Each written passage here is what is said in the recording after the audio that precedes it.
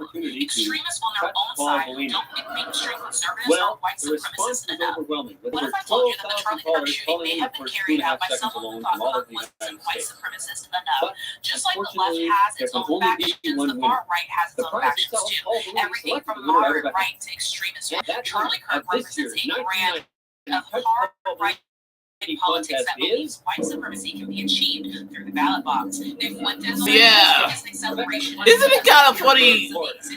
They did it, but we're the ones getting blamed for everything that happened with this dude. Because they found out that he had a transgender lover, and they still blame it on the left. But he's one of them. He's one of them. He's one of them. The dude is one of them, but you're still trying to blame us. You're still trying to blame us. He's one of you, but since he fucked a trans woman, he's one of us. It's like y'all's a bunch of assholes that are using him as the face of your hate campaign against everybody you hate. Everybody, including this Sonic and IDW artists who did nothing wrong but had an opinion. Y'all's going after her. Y'all's going after her because y'all's a bunch of assholes. Y'all's a bunch of assholes. No, I'm serious. All y'all's a bunch of assholes. Y'all's a bunch of assholes. I'm serious. Y'all's a bunch of assholes. Y'all's a bunch of assholes. One person lost their job because of dumb reasons, because y'all's a bunch of SJWs. No, I'm calling y'all SJWs. It's like, literally, I'm calling you SJWs. Orders. And now you're going after her for having an opinion about what's his face. And then you got fat ass here, Grum, also saying that, bringing up old tweets of hers and using her tweets to ruin her career because y'all suck ass. No, I'm serious. Grum suck ass. Grum sucks ass. When the last time Grum ever did something that's a hit as a gaming career? No, I'm just saying, when is he gonna release his game, Grum? No, it's like this motherfucker never ever does nothing gaming related, but he's always there trying to ruin anyone in the gaming career company that is better than him as a gaming creator.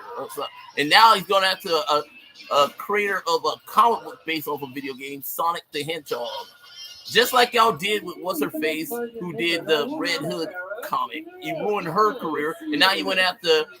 Now you're going after the voice actor of Ghost of Yuna because she's a target for your agenda. So it's like, once again, it's like, right now you also went after the person of Helldiver fame, and then you also went after this person, a bunch of people that y'all hated a long time ago that you could use Charlie Kirk's death as a way to ruin that person's career. No, it's like y'all using him as a way to ruin people that y'all hate's career. So everybody gotta lose their jobs because some dumbass died, and I'm sorry for his death, but it's like right there, y'all's a bunch of assholes. Y'all's a bunch of assholes. Y'all all deserve an ass kicking. No, I'm serious. That's what's gonna happen. Y'all gonna get an ass kicking.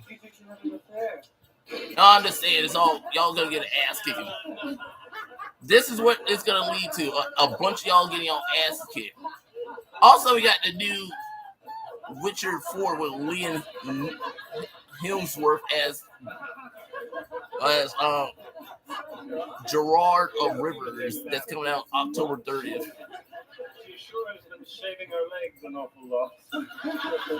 On Netflix. What are you doing? It's kind of sad that Henry Cavill is out.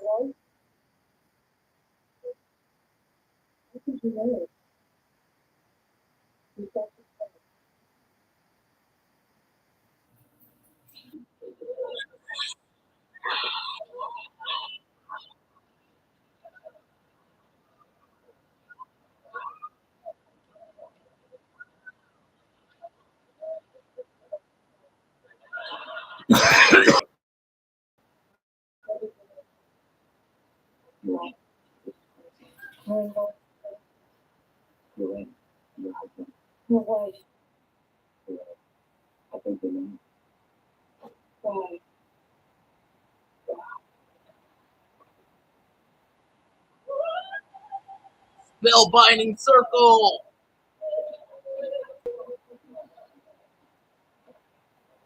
In the gut. Motherfucker stabbed her in the gut. Got her heart.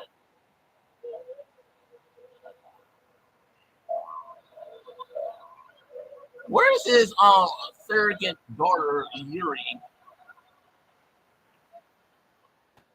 October 30th. Yeah, I'm gonna say it. These motherfuckers gonna bash this season 4 of The Witcher. No, they're gonna continue calling it a girl boss series because themselves is a bitch. All of y'all's a bunch of bitches. No, I'm just saying, all of y'all's a bunch of bitches. I'm serious. All of y'all's a bunch of bitches. All of y'all's a bunch of bitches. I'm literally gonna say that the Chuds are a bunch of pussy ass bitches who always got a code inside for what their daddy told you to. Yeah, it's like y'all a bunch of Nazi bitches whose whole career is basically doing what Donald Trump tells y'all to do.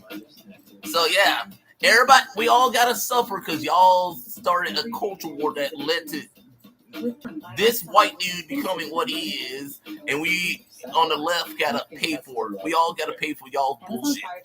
No, seriously, we on the left gotta pay for y'all's bullshit. We all gotta pay for y'all's bullshit. Oh, how about Vegetaria Foresteria? Nintendo. I like how y'all gonna use him to tell Trey and Matt Parker they can no longer do that joke. But we still can make fun of Donald Trump. We can still make fun of Donald Trump. Thursday Night Football on Prime. It's on. This week, an AFC East rivalry event as the Miami Dolphins battle the Buffalo Bills in a big division showdown. You should have done second evaluation. Can you believe this? If you believe that there are demons walking amongst us, you should Stream have Thursday Night Football. Dolphins, Bills because you at are 7 injured p.m. Eastern, yourself only and on everyone Prime. around you. Because what happens if you suspect someone in real life FTP? What happens then? It's something I dream of. Now, I don't know if this was in I was reference just to a young being girl Latinx or coming it was from in the reference village to without shoes. being Jewish. I came to know Or that thing is, sky it is the certainly limit. wasn't a reference to me being trans because you referred to me as her. As a matter of fact, I I've dare had to try. hundreds of thoughts in my comment section today, and not a single one has misgendered me. And when I say bots, I mean actual bots, and I mean conservatives, because I don't think any of you are capable of saying anything that you aren't able to say. You know, like a bot. Get it? Yeah. Also, as it turns out, young folks know. As a matter of fact, most YouTube dogs can never tell. Okay. Have a good night. I'm a hot take, but like hi, I think you heard the question. And my hot take is, if you believe demons in the year 2025, you should have done a psych evaluation. If you believe that there are demons walking amongst us, you should have your head checked. Because you are a danger to yourself and everyone around you. Because what happens if you touch someone in real life? What happens then?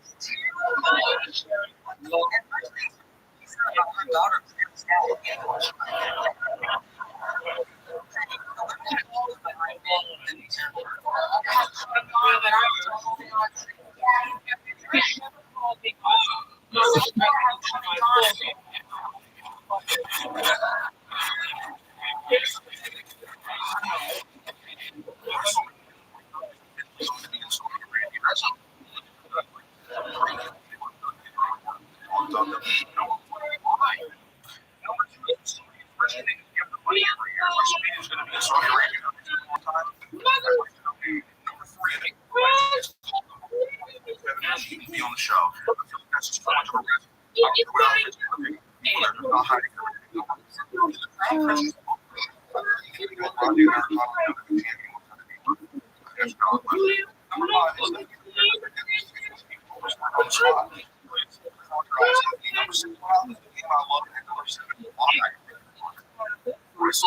You want to know why it's going to be in Saudi? You know why WrestleMania 43 is going to be in Saudi?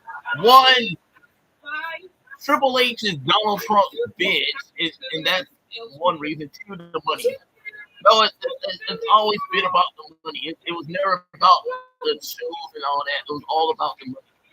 It's all about the money when it comes to WWE. It was never about the fans. It was all about the money. That's why WrestleMania 43 is awesome. It was supposed to be in Vegas, but the money is better off in Saudi. They don't really have to do much. They just do. You get the dress. The women dress up not so poor ass looking, and that's it. That's it. They don't really have to do nothing. Do what they did with Crown Jewels and stuff. It's like the same shit. Rename it WrestleMania 43 and it's the same show. Because Trump America.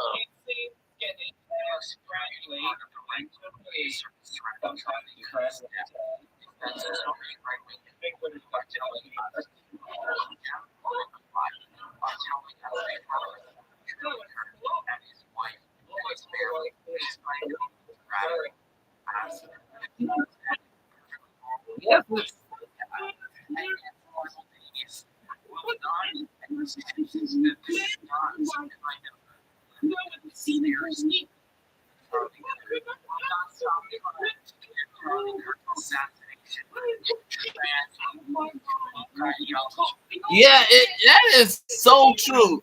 It's so true. They're so saying we should do all that, but at the same time, Donald Trump, all of them are using his death to target their enemies. No, all you chuds are going to hell because y'all using him as a measurement to target the people you hate the most. You are using him to target your enemies. It's like in every one of your YouTube channels, your tweets and all that shit, y'all using Charlie to target all your enemies. Because it's like when I go on Cosmic Book News, I go on all y'all's website. It's like even that part place is like right here. It's like literally. For a while, I'll make myself useful. I can handle cash. It's like right here. You went after this chick because she's a trans person who said something negative about Charlie. She lost her job in her Red Hood comic book that could have been awesome is no longer a thing because y'all's bitch asses cancel culture. You got that. And now you went after the voice actor of Yima from Gozyuger because she said something, so she's probably gonna lose her job. And then you're going after Trey and Matt Parker for that. And then you got both Elon and J.K. Rowling's gonna use it to target trans people again. And now you're going after Jim Kimmel for mentioning him. So yeah, y'all's the SJWs now. Y'all's the SJWs. It's like literally y'all's the SJW trying to ruin people's jobs because y'all's a bunch of bitches. America is in shambles right now because of y'all, and everything that happened in America is because of y'all. Is like right there. It's like literally everything's bad because of y'all. And then you go on Phantom Post.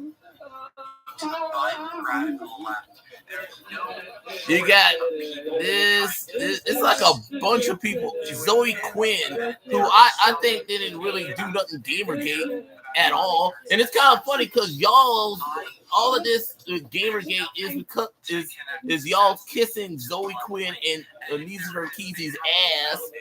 with the whole y'all stole their title. Y'all stole her title. You stole Zoe Quinn's title of Gamergate. No, I'm serious. All y'all stole her title of Gamergate. So anything, she should. Zoe Quinn and Anisa Sarkeesian should sue all of you for ripping off their title of Gamergate. No, I'm serious. Zoe Quinn should sue all of you assholes for using the title Gamergate. Because didn't she and Anisa Sarkeesian came up with the title Gamergate, and everything Gamergate is theirs, but y'all's using it to make everything controversial right now.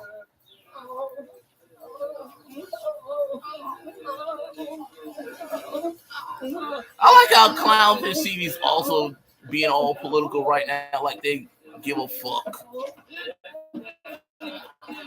Yeah, every last one of y'all being all Nazis right now, and that's how you make your money, being all Nazis. Y'all all a bunch of Nazis. You got nothing interesting to say, but y'all's a bunch of Nazis. Y'all's a bunch of Nazis. You ruin everything. Everything's ruined because of y'all. America's in the shithole because of y'all's motherfuckers. Nazis. I did not know there was supposed to be a Doctor Who crossover with this. And it's kind of funny because there was one in the comics, IDW comics, Doctor Who Star Trek crossover.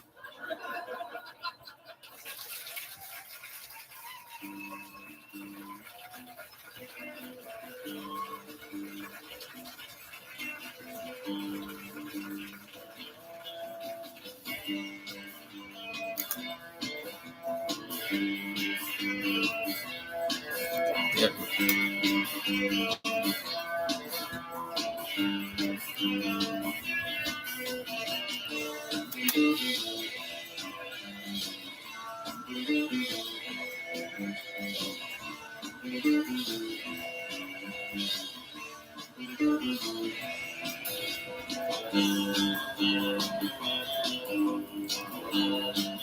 So yeah, let's go. So yeah, America's garbage. America's garbage.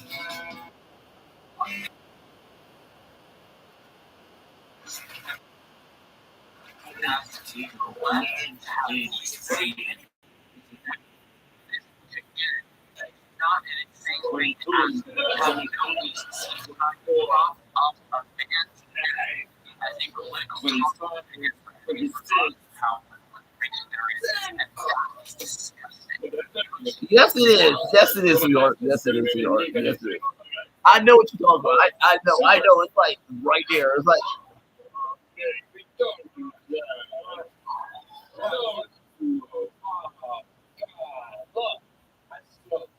Therefore, I'm smoking. You know what I'm going to do? When you don't smoke. Okay, look. It's not pretty. Okay.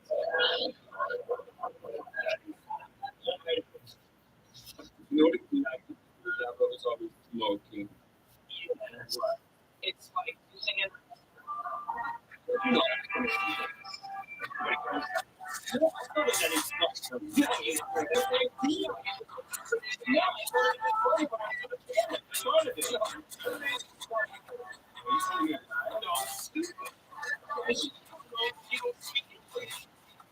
Don't call me stupid, all right? I'm stupid. I think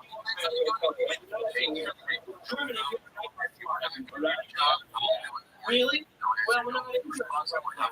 And right now, to me,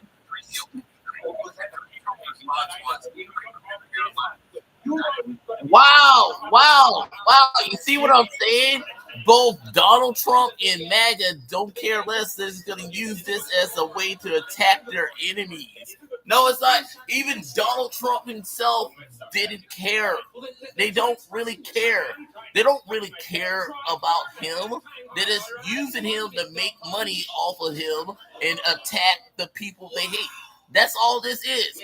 So in a way, this is showing the world that y'all's a bunch of Nazis. Y'all all a bunch of Nazis. All of y'all's a bunch of Nazis. all y'all's a bunch of Nazis because the person that did it was one of y'all. Instead of y'all solving it and saying we should do all this to make sure this never happened again, no, we're gonna use that cracker to justify y'all's hate on the left, and you're gonna continue attacking the left because that's all y'all motherfuckers got. That's all you chuds got. That's all you chuds got. That's all you chuds got. This is all you motherfucker got is hate. Hate and more hate. That's all MAGA got. That's all Donald Trump is. A hateful bastard. He's a hateful bastard who really doesn't know how to run a country. He doesn't know how to do his job. He's a fucking hateful bastard.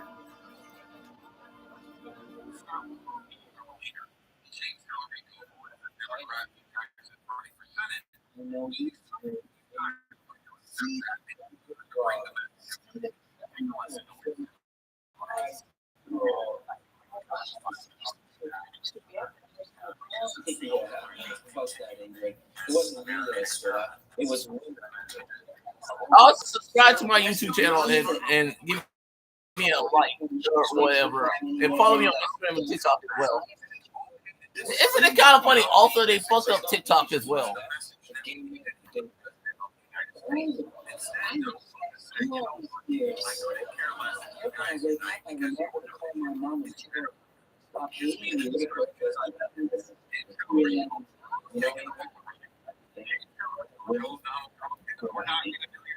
Release the Epstein file.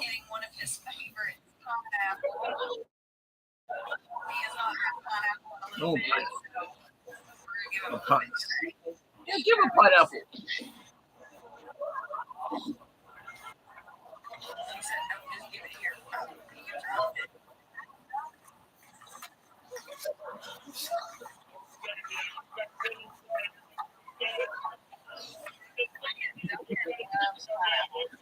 Who doesn't like pineapple?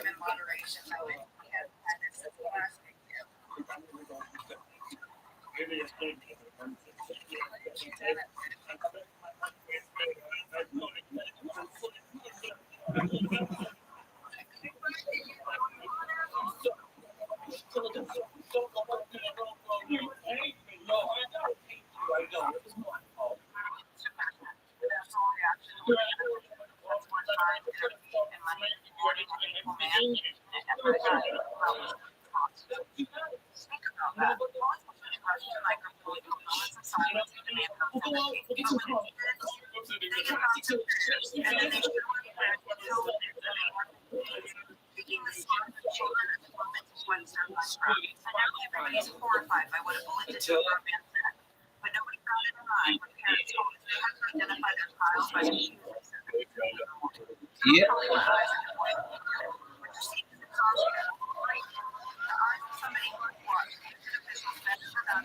Yeah, it's kind of funny because the dude that morning basically wouldn't give a rat's ass about anyone else and has no sympathy in it. We have to have sympathy for a motherfucker who's a Nazi motherfucker. No, I'm serious. Like, we have to get sympathy for a Nazi and make him the reverse of Martin Luther King. No, we have to make him the reverse of Martin Luther King now because the white man wants to Martin Luther King and it's this dude. And I'm like, God damn, that's a giant dunk on Martin Luther King. No, it's like a big dunk on Martin Luther King Jr.'s legacy. It's you took a giant dunk on Martin Luther King's legacy by doing this with Charlie Kirk. No, I'm serious. Charlie Kirk is a big dunk on Martin Luther King. Because Martin Luther King did what he did out of freedom for all. Freedom for all. Charlie is a motherfucker that doesn't give a fuck about anyone like that and just did it for the money. That's it. He's a podcaster who got lucky that everybody's around him is a fucking retard and made money off the hate. Just like all of y'all. So it's like we're reporting the death of a guy who's an asshole. He doesn't give a fuck about anyone but the money and says he was a Christian when he wasn't. But it's like we have to because America sucks. I'm just saying. I'm just saying the truth will come out. The truth will come out in over time. The truth will come out. I'm just saying the truth will come out. The truth will come out, and y'all gonna have to pay for it. Damn, those girls. I'm serious. I love gym girls. I love gym girls. Gym girls are awesome.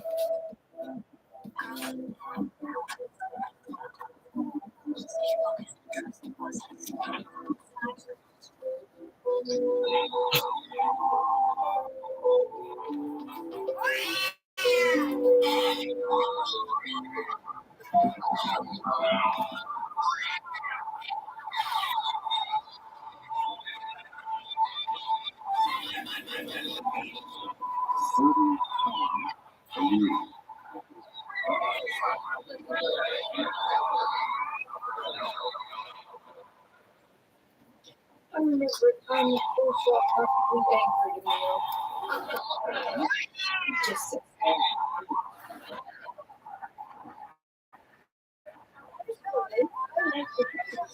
No one realized that Tyler had exposed tree line as a real reason from other chance. And the attack to a terrorist group.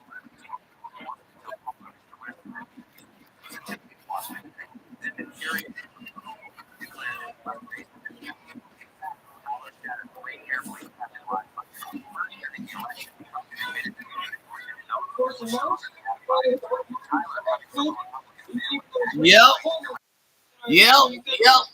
The kid who did it was one of them, and they went out of their way to find out the dude that is one of them is in love with a trans woman, so they're gonna use that trans woman as a way to reverse it and make it about the left and keep trans people. There you go.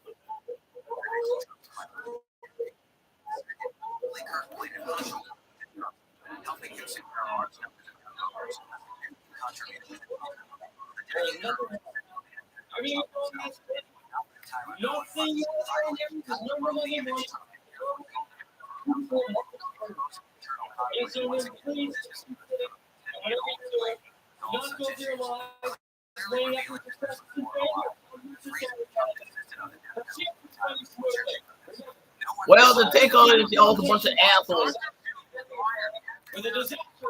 Dude.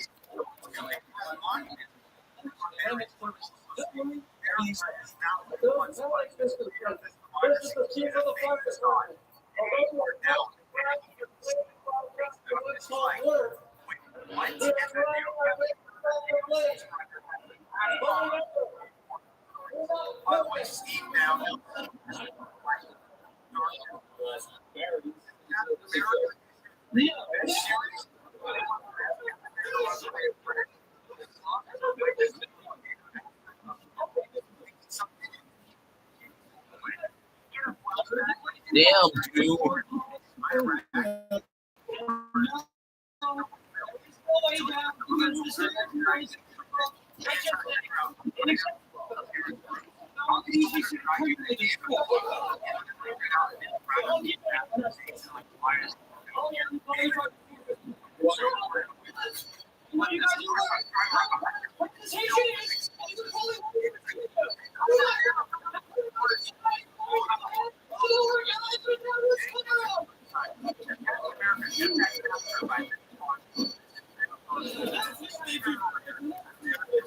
That's the attitude burger, dude. Waiting for them.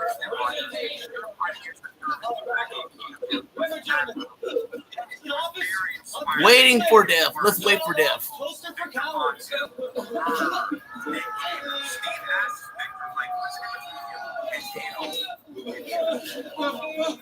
Gentlemen, do you realize what just happened? That was one of the guys in the firm of Jensen and Bronson. Congratulations. We no longer have any competition for the Woodbury cans.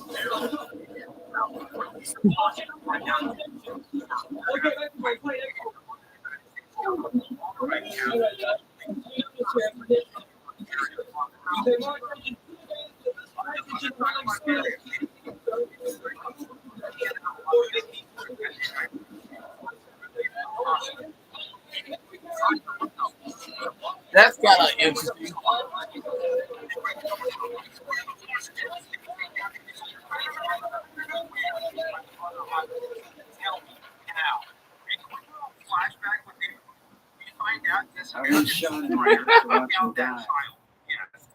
And I got distracted.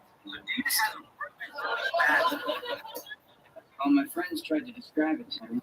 It just isn't fun. Oh, well, ignore me.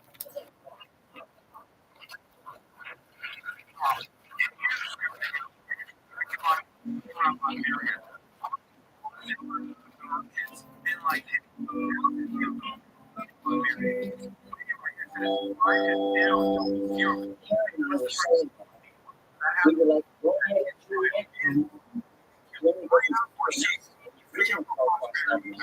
is that we saw other. The other thing Romeo and Juliet is that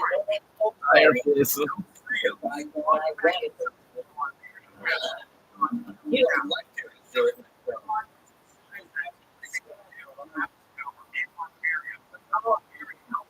Damn. For those less than glowing terms, you know, and say, gee, less than perfect. Seeing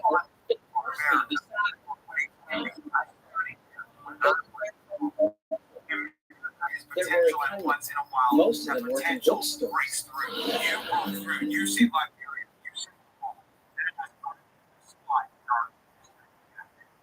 explains that democracy, that America uses these words for control. These words used to have meaning taken, now they use for the atrocities that America has caused. Now America is the enemy. Trying to distract you. See something. You're right. I have no idea. Trust and believe in the good people of this world. Not just America. And what he knows, you're the bad one. David Coulthard was talking to Steve on the radio. Yeah, trying to something.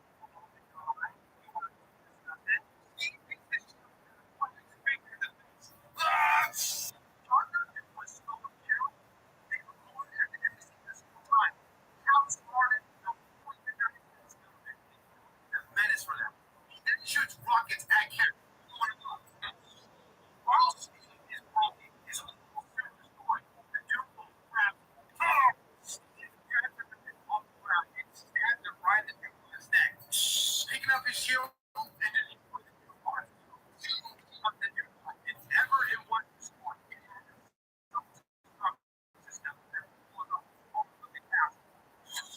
something's happening right now. And we have to go back that day. Actually took out the army for taking that child. You know, he's still that thing. With the iron fist. Right here. Dude, this new world is darkness. More big to the public. I can't beat it. Doom is right. I have to be the light. See, he's right here.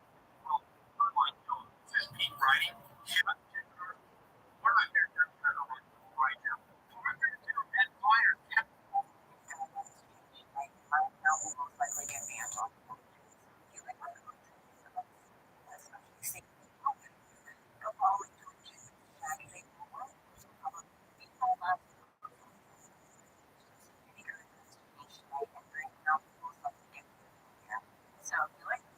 Wow. Wow, Trump. Wow, y'all the cancel culture. You fucked up TikTok to a point that is all far right bullshit. It's like you made TikTok into Twitter. You made TikTok into Twitter, where the only type of people allowed to be on there is racist bastards. Wow, it's like wow, America sucks. You wonder why we were okay when it was owned by the Japs. Because when the Japanese owned that part, it was like awesome. But now that it's American, it's America. It's like garbage. No, it's like literally think about it. TikTok, Twitter was awesome back in the day, and ever since Elon Musk bought Twitter is garbage. And now that Trump somehow got his hand on TikTok is garbage. So anytime a far right motherfucker gets the hand on something goes, it becomes garbage. It becomes garbage. Y'all are a bunch of motherfuckers.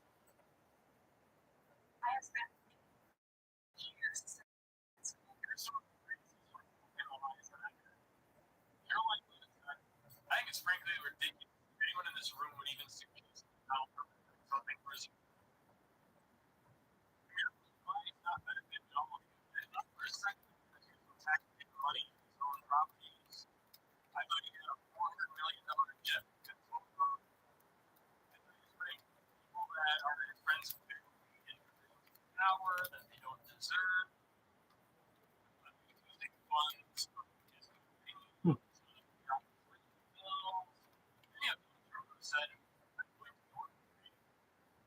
I'm not going to have time to go. For a second there, he really worried that spending 21% of his presidency. And there's one thing I know about Donald Trump, is that he loves to go as much as he loves to lie. And Secretary Scott Bessent, who said, thanks to Donald Trump, you'll have a better life than your parents.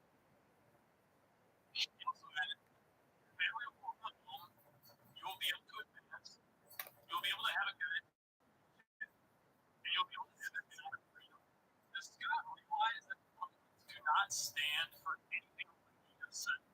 Republicans are actively trying to pass laws that not only take away economic freedom, but take away freedom in general. If you want to know what that would be happening, here's my favorite quote. Donald's closest friend for 2 years. Can you guess who said that? Yeah. It's not a lie.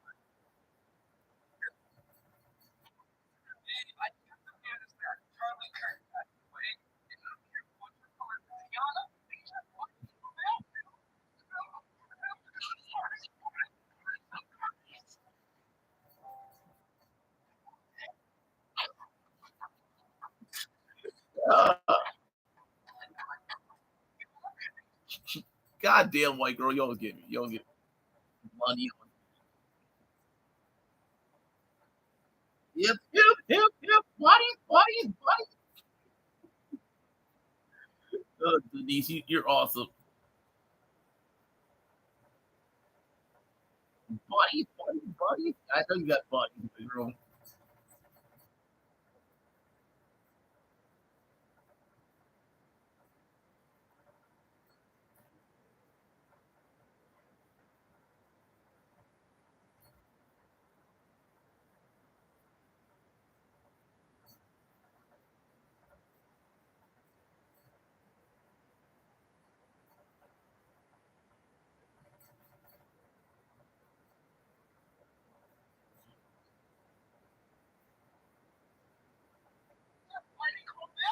Amazon offers.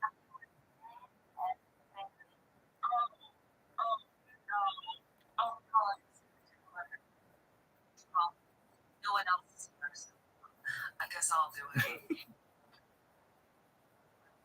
Yes.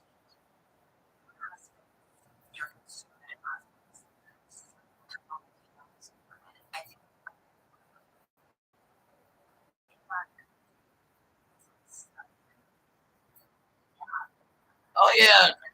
I like how King of the Hill's back and as much is taking place years older.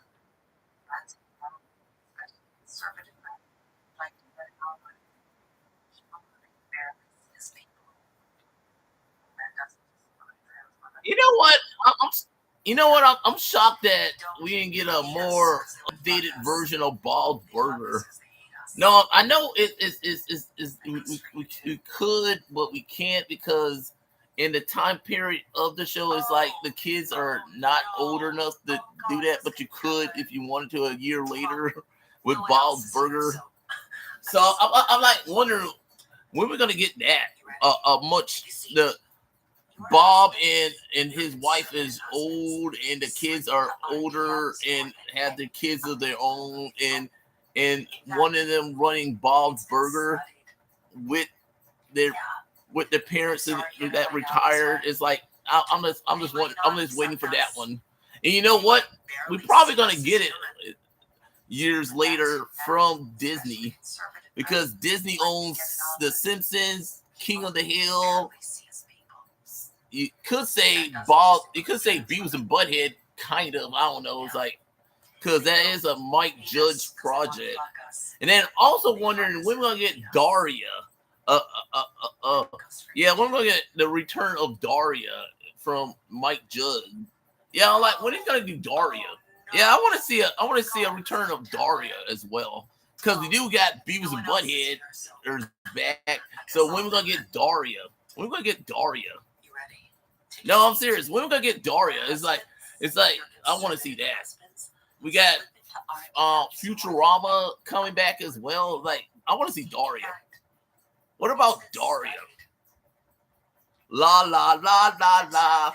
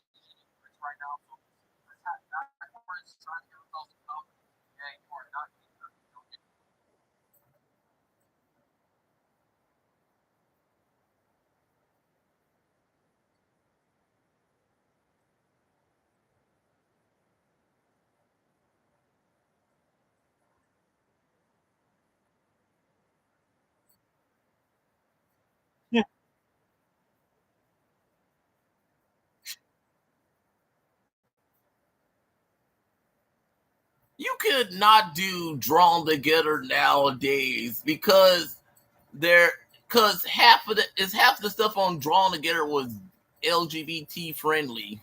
No, I'm serious. You couldn't do what's his face, who's a gay version of Link nowadays, and you couldn't have Foxy Brown and the princess make out with each other because the far right libertarians have problems with that. No, I'm serious. Just think about it. And Hero could be Hero, but the wannabe Pikachu could be Pikachu, and the pig could be the pig.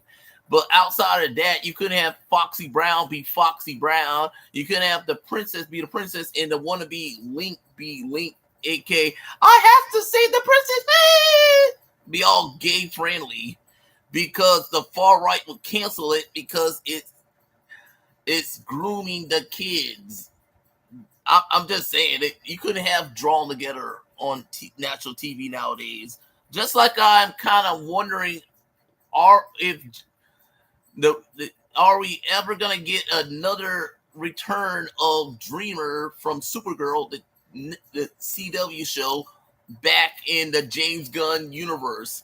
Because you could, and I don't think we will. Just like we might not see Batwoman ever again get another shot at being live action in a DC project, because both of them are LGBT characters, just like we never will get a live action Jonathan Kent. I'm somewhat gonna say that, because they're all LGBT characters.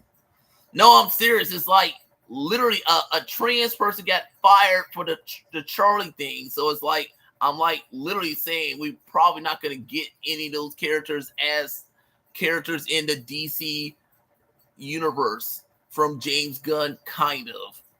Maybe. I don't know. We probably will, but it's going to be controversial if James Gunn does it. AK, look at Peacemaker. You had John Cena make out with a bunch of people at an orgy party on the latest episode of Peacemaker, and that was controversy. Having the former champion fuck a trans woman, that was controversy.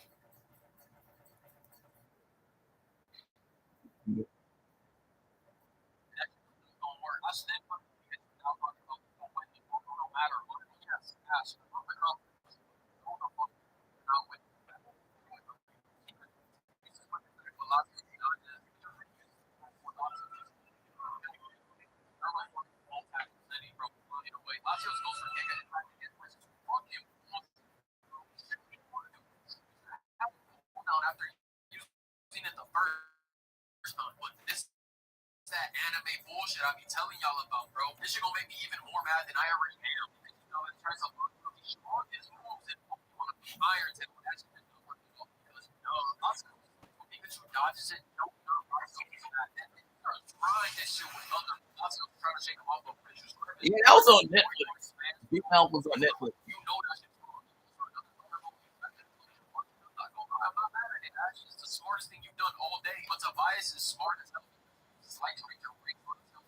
So, you know, if you're you can't see that away from the battle out the window. Because Tobias is after. He does this shit. Bro, this is level, bro. Because you know, get one serial form because it does not do anything. Lots of them all has and tosses off its like 500%. Free fall all the way down. But the rise is nice, so like all the yeah, you gotta look through the trying to wait. I don't know which is worse if I'm being real. Either way you're getting because you tackle mid-air running. That's why I said we probably more likely gonna get Daria back and this stuff back. No, I'm serious. We're probably gonna get a return of Daria more than anything nowadays.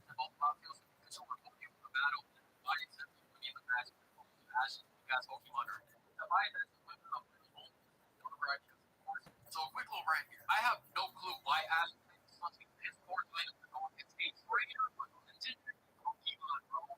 Zeztz, Pikachu, and Heracross were great picks. Great picks. Love them. Torkoal and Slimo. Dog shit. Charizard, Verde, Rhyhorn. No, I don't care if Verde has into the match. I don't give a fuck. I need all hands on deck. It doesn't matter. This is no play. Whatever. Yeah. Just a few days ago, Donald Trump claimed that during the Biden administration,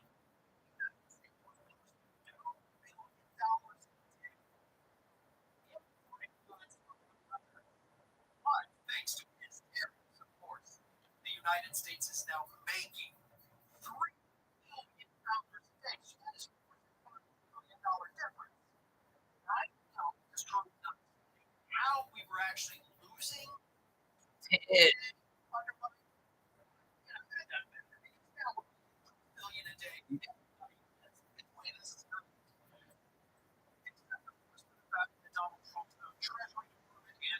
I know, awesome.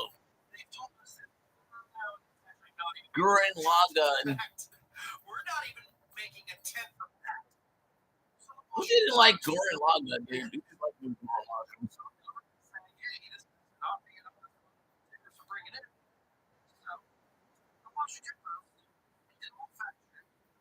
Beavis and Butthead. Oh god, I can't believe that's back. It's like still the same.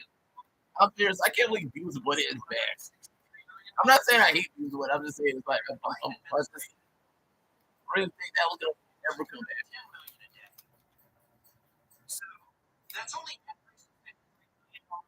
which yes, it's like a lot of money. When you're talking about hundreds of millions of dollars in trade, $50 million a day is peanuts. And it sure as hell isn't anywhere near the $3 billion a day Donald Trump says we're pulling in.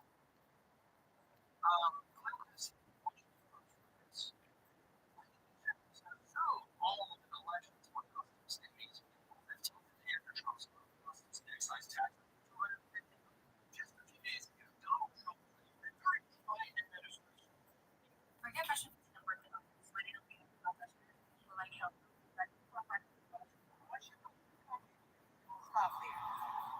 you hear what I said, friend?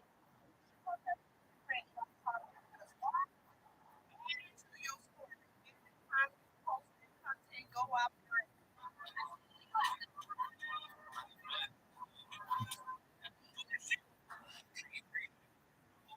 Appellate court of the United States Supreme Court refusing to give it guidance because it's excluding the shadow pockets and benefit the executive branch and Donald Trump. It doesn't opinions anymore. It doesn't bring guidance anymore. It doesn't establish that's useful anymore. It gives the lower courts a one paragraph decision they have to decide. that is now that frustration is up and really out to the open. That's the or just not speak to NBC about their frustrations of feeling backed up by the United States Supreme Court, that they're leaving them twisting in the wind, and they can't do their job. And now Because the Supreme Court is Donald Trump's bitches. I'm serious. The Supreme Court is Donald Trump's bitches.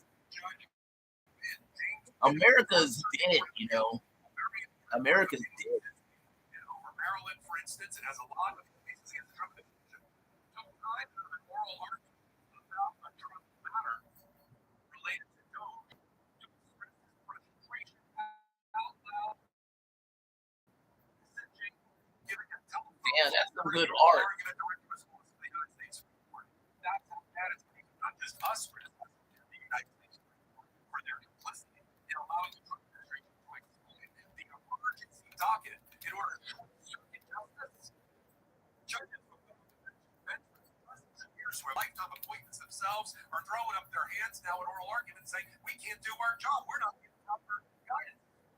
We talk about it on legal aid after on this side. I do have a clip from Judge New York. How did we get here? Never before in the history of the United States Supreme Court. And I'm not being like, never before in the history of the United States Supreme Court has MAGA It's taken all that's happened. Hey,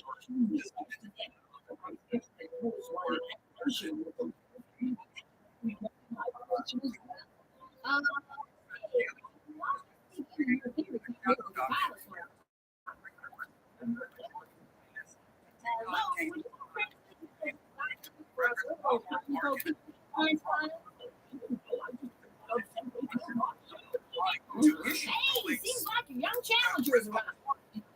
our Constitution.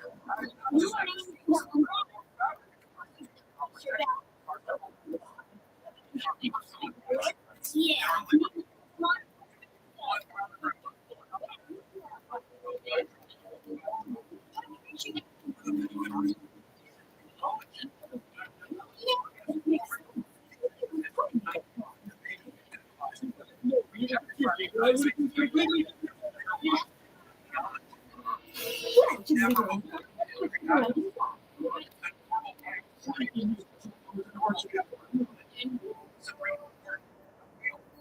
Is that it's sort of parroting through a process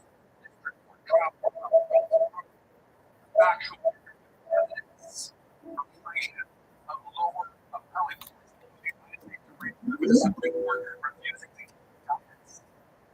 That's exploiting the show of talking to benefit the executive branch of Donald Trump. It doesn't establish precedent that's useful anymore. It just makes the law more efficient. Come back. That is how that situation is Agenda down their throat, last week we which had seems to be this NBC about their conclusions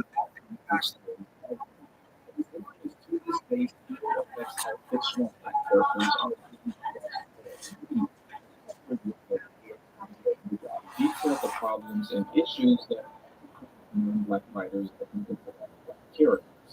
Far too often need black experiences or not do enough research to capture the media different forms of blackness that exist, which in turn ends up with some really and sometimes offensive results.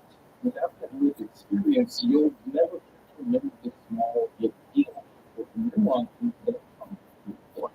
We are creating either a character of black people or a two-dimensional character whose only personality is that they're black. This was simply a specifically black story, a love story where the main character just so happens. The former involves the character's blackness being integral to the story itself.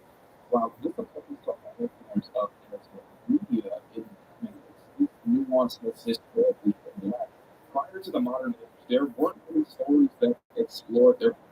Yeah, they do it all the time.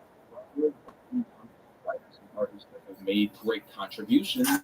These things are used to happen. It's the industry with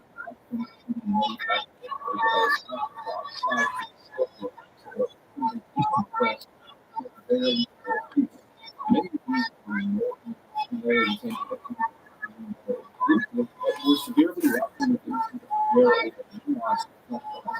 Publishers simply didn't write carefully with arguably being the right. But for the select few, it could be years before many people were who wrote about their wow. That's ridiculous. That's way too much. Way too much. Way too much for any single character to hold. If you write a white paper, who's that guy? And so, 1987. Yep.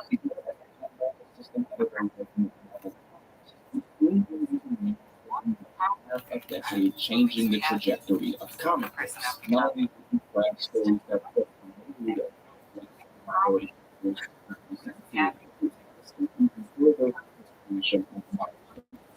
a black-owned comic book company dedicated to But black-owned company that's various morals of the white man's agenda, aka young repertory to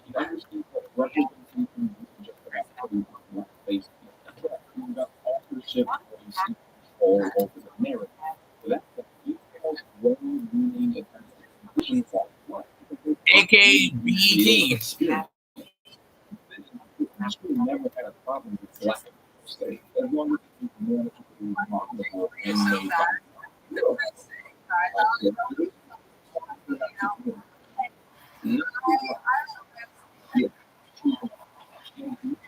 this argument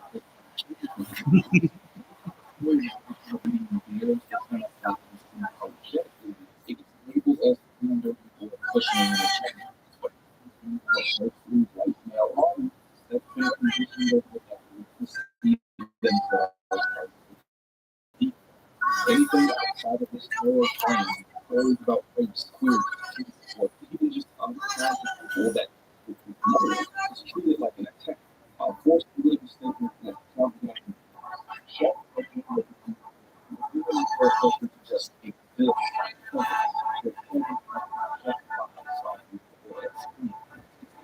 Kind of idiotic logic that remains the majority of this group. Again,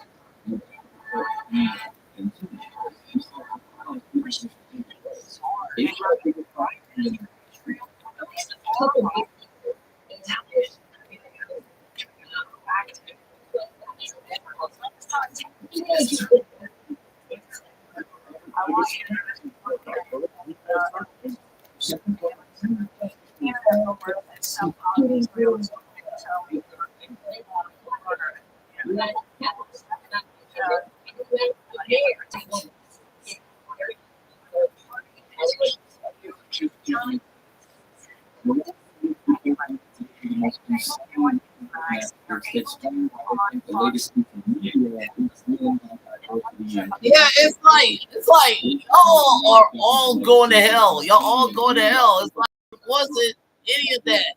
The dude was one of you. The corporate who did it was one of y'all.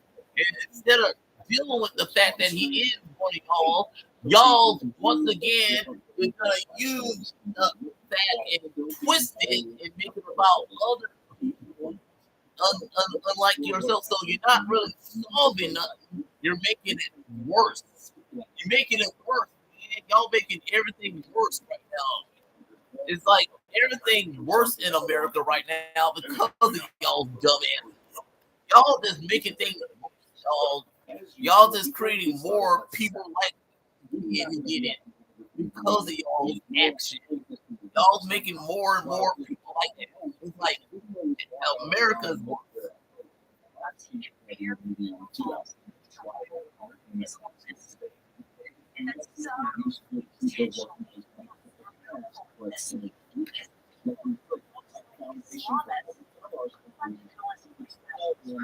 What those stories are going to say. Because at its core, their philosophy wasn't just about it's about showing how humanity away from the board. If you're looking for more conclusion just biography, then in addition to this video,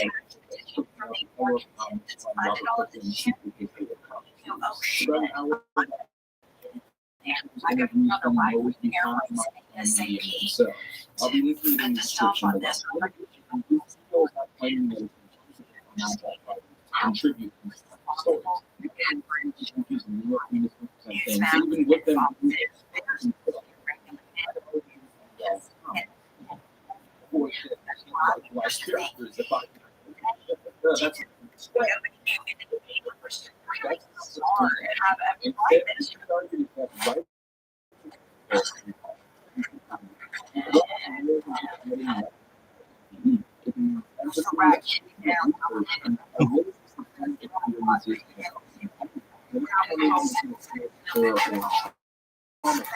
the issue isn't who is allowed to write, but it's the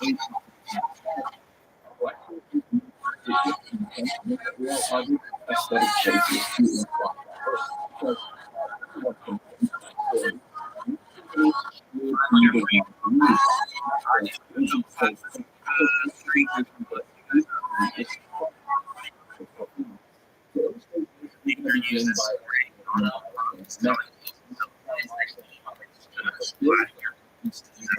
but also can you even do something like this today? Well, yes. You just need the right pick. We're 8 months into his presidency, and the war is getting worse. I know it is. It's like Expressing doubts over his ability to influence the Kremlin leader. because he was a bitch. Donald Trump is a bitch. In milestone media so impactful was their ability to craft a myriad of different black stories while still being bold, unapologetic, and uncompromising in the process. And do you follow that? Because Donald Trump's a bitch, dude. Donald Trump's a bitch. Writing with a purposeful lens. Yeah, he is. He's a bitch president. Donald Trump's a bitch president, dude. Donald Trump's a bitch. Everybody knows he's a bitch.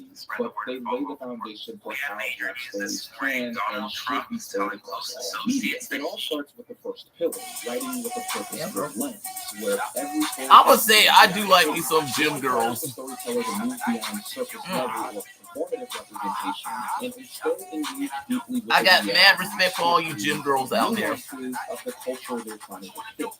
This approach isn't just about having black characters in a story, but instead about centering their experiences as complex human beings shaped by unique social, political, and cultural forces. Without this lens, you risk black characters falling into stereotypical molds. The angry thug, the magical Negro, the sassy sidekick, the hyper-masculine caricature stripped of any sort of vulnerability. Lazy tropes that reduce black people to one-dimensional cliches. In comics, this problem reached its peak around the 70s. You get black characters, but often only in certain roles or without fully fleshed out identity. You see Falcon only showing that he's getting his own forward issue with Luke Cage and Black Lightning both started off as the streetwise vigilante trope that came with the black exploitation. Imitation AAVE in an attempt to make it sound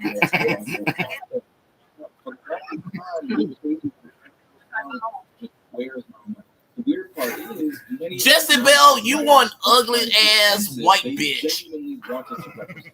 No, I'm calling you what you are, Jezebel. You one ugly ass white bitch. No, I'm looking at you. You want ugly ass white bitch. Let's get to the shit. Despite this, there was still something missing.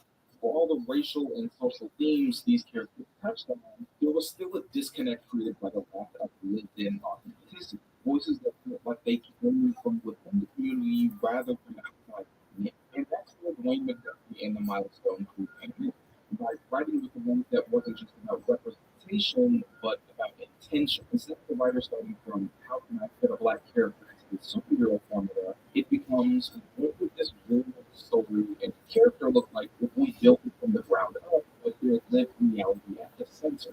For the most of Milestone, this is something they wanted to do from the very start. When the crew first began drafting, it's because she's a busty white woman with titties, and Kamala is a woman that doesn't show off her bustiness. You ugly ass white bitch.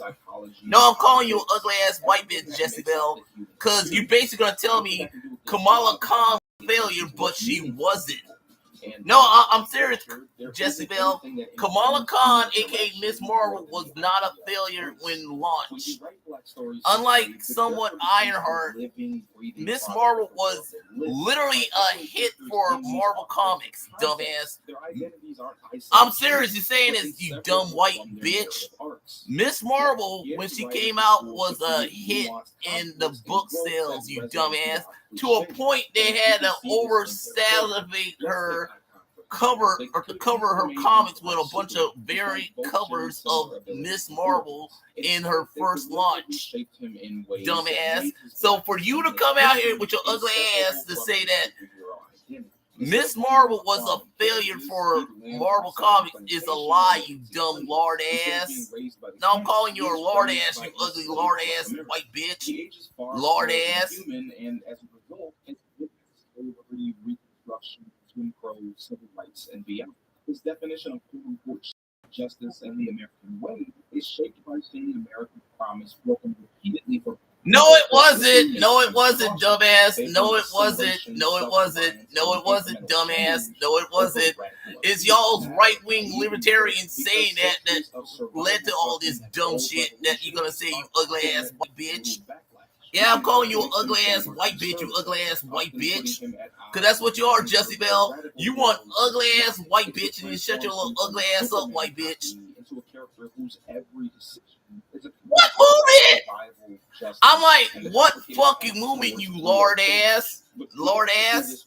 I'm calling you lord ass, lord ass. You're lord ass, you ugly ass white bitch. Uses his intellect to create weapons and technology that aid his crusade. Again, the writers didn't want to just create a Black Tony Stark or a Mr. Terrific clone, but rather a character whose intelligence and worldview was he really? Yeah, you can say that in the comics, yeah, but in the MCU with Brie Larson playing her, it was more like she was gonna help the Avengers take out Thanos. That's what she was, literally. That's literally was the promotion behind Carol Danvers. She was the latest line of new members of the Avengers team that helped them take out Thanos. That's it. That's what the whole marketing was with her movie Captain Marvel was. She's the latest line of new Avengers to help the Avengers take out Thanos. That's it. That's all Kevin Feige marketer is. Was the latest of new members of Avengers team to help take out Thanos coming from Infinity War. That's it. That's what Brie Larson was as Carol Danvers. She was there to help the Avengers take out Thanos. That's it. Everything else is garbage, lies, and bullshit from y'all motherfuckers because the white man can stand that Brie Larson told a white man to go fuck himself.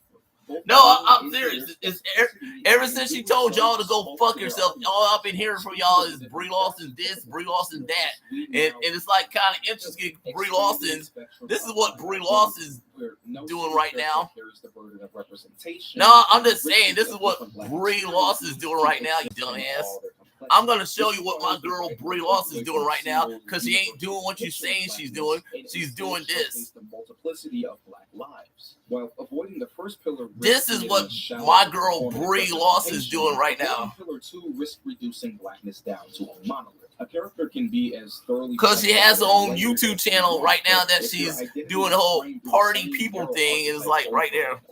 It only reinforces the harmful idea that there's only one way to quote unquote be black. It's how you wind up with the same recurring roles across the no-nonsense stoic, the silent muscle, the stone-faced leader. Oh yeah, here she go. Brie Larson. She put out a latest party people video out. So yeah, this is what Brie Larson is doing right now. It's like party people. She's celebrating her own party people campaign. That's what Brie Larson is doing right now. This is what Brie is doing right now. She ain't doing anything what they say she's doing. She's doing this. This is what Brie Larson is doing, hanging out with her best friend when traveling. This is what Brie Larson is doing, party people. This is what she's doing, people. This is what Brie Larson's ass is doing right now, party people. This this is what Brie Larson is doing right now. Individual personalities, but not beyond the no nonsense, always super. Just relaxing and having fun. But plot was found by a very So I'm basically saying Brie Larson doesn't have to do much to irritate the MAGA crowd because they're a bunch of pussy ass, lying ass motherfuckers that are gonna spread lies and hate forever. No, that's what they do. They spread lies and hate on social medias like YouTube forever. Their own hateful agenda to ruin the fandom because they're a bunch of assholes. So yeah, this is what Brie Larson is doing right now. And I'm like, good on you, Brie. Damn, Brie, you look good.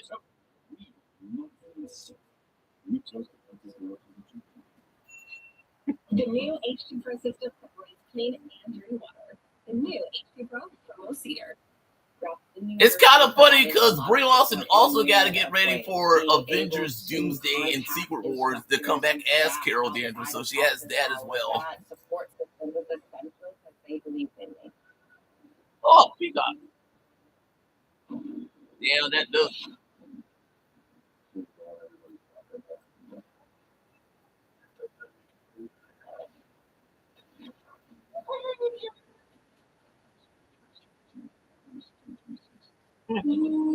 Pita bread, huh? Sushi. It's been a while since I had ate sushi. And I never could find a restaurant that can serve sushi that is good. I can never find a restaurant that can serve sushi that is good for me. I'm serious. I would love to try some sushi, but I want it to be good. Last time I ate sushi, it was like, not good. So yeah, if anyone wanted to give me some sushi, just make sure it's good. I don't want no bad sushi.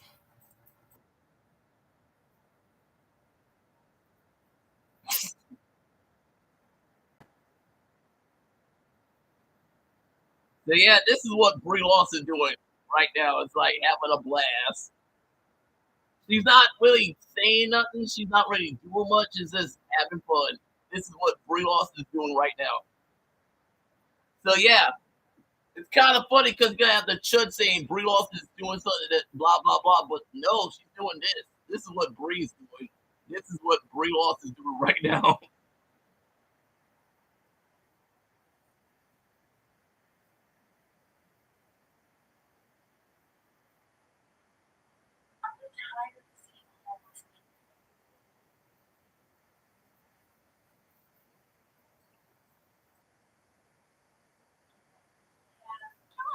Military legit or something that I just killed. That is very pro-life of him. And then Wow, you people are evil. Y'all some evil motherfuckers, MAGA. Y'all some evil ass motherfuckers. Y'all some evil ass motherfuckers. Party people. Yeah. Hey, Brie, I love to eat your food, baby. I'm the same, baby. I'm the same, baby.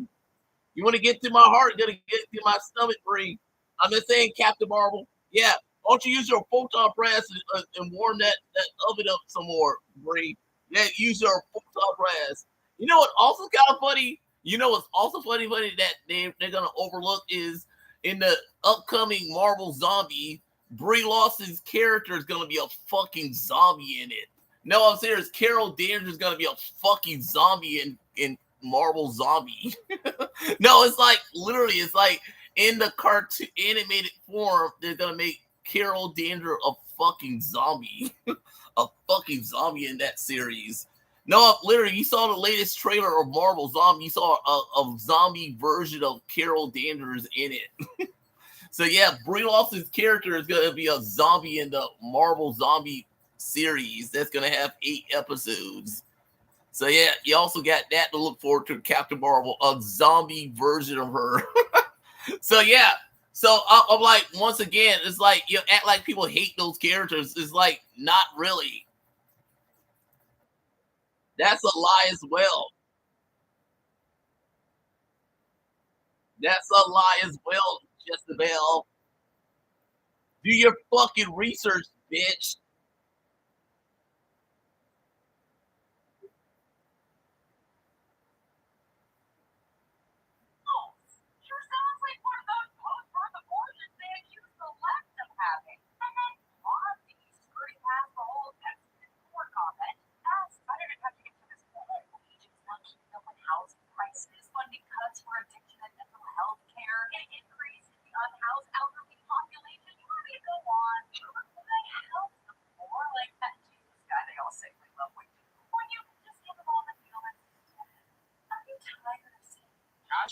Dragonite is a legend. Hey, Pokemon people, look at this. It's massive.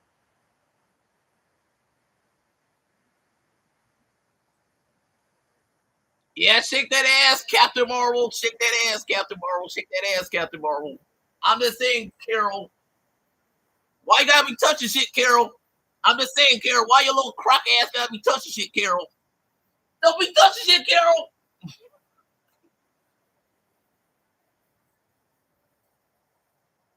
Konnichiwa. I'm like, literally, it's like these motherfuckers telling me I'm supposed to hate on Brie Larson, dog. No, I'm serious. Magda trying to tell me I'm supposed to hate on Brie Larson. It's like she's hanging out with her best friend party and AK party people. I'm like supposed to hate this. I'm supposed to hate this chick. I'm like, why should I hate Brie Larson, man? White girl just having fun in life and y'all making up lies about her every chance y'all get. No, I'm serious. The chuds are making up lies about Brie Larson. Is not true. You do your research on Brie Larson. It's like literally none of you motherfuckers did your research on any of this stuff. The comic books, the MCU, all this shit that you making up lies about. It's like you're trying to make a divider of the Marvel Cinematic Universe and the Marvel Rises. And I'm like, motherfucker, the reason Marvel Rises is a video game is because of the MCU, dumbass. Because every chance you play the video game, you get a bunch of skins from the MCU. It's like, shut up, you ugly ass white bitch, lard ass.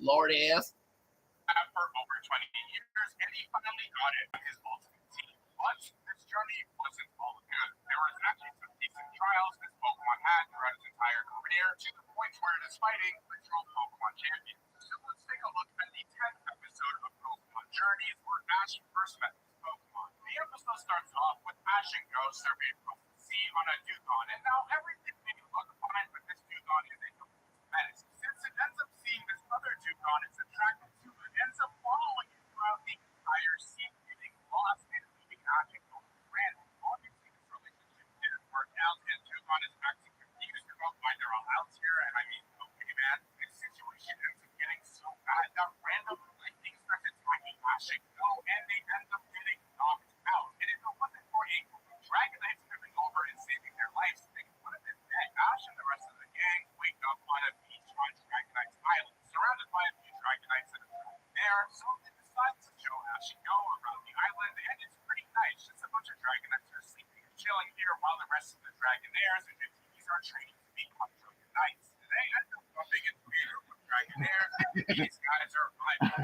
Really shooting the warps around, and they end up starting to hit, which causes them to fly because of the move Dragon here. Now, Ash and Go are pretty amazing at this, but Ash notices that the Dragonair that was showing them around is pretty sad about this. Ash really doesn't know why, but before he has any time to process this, Go's body starts stripping because his favorite artist must be Hoeru. Everybody lets them know that it's actually the cheating suit that he's wearing and brings him over to the king where a bunch of Dragonaires and teens are set. Ash ends up realizing that he really likes this species of Pokemon, and while he finishes touring the islands, he sees a bunch of Dragonites getting ready to fly away out into the storm. He's pretty impressed by this, but then the Dragonair that was touring them around was struggling to fly. The reason why it was sad earlier is because it doesn't know the move Dragon Dance with the rest of the people on the island. There's one of the only Dragonairs that can't fly with the rest of the companions, and it feels down.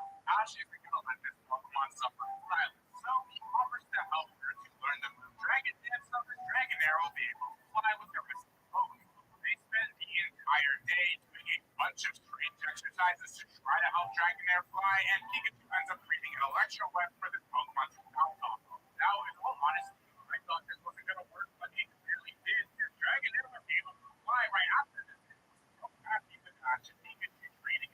All this is all going on. Team Rocket was in the distance doing their usual shenanigans, capturing a Dragonite, and Ash, Dragonair, and Go ended up confronting them. And this situation got so bad where Ash and Pikachu were falling out from the sky, about to land in the ocean, and Dragonair used all its strength to try to catch Ash and Pikachu, and in the process, it ended up evolving into a Dragonite, and it defeated Rocket. After this, Ash was really proud this Dragonair Dragonite asked Ash if he could join his team, and Ash agreed. And it was then this Pokemon was a pretty good member of Ash's journey squad. But I'm not kidding, because a few episodes later, Ash.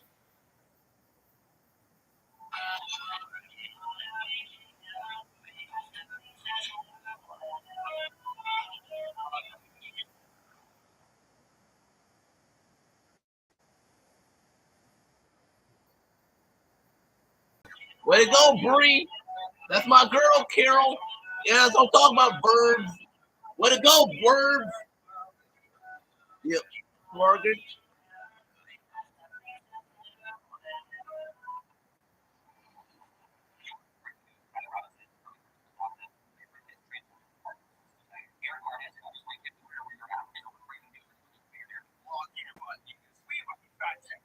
I'm like, why is that a thing? Why is that a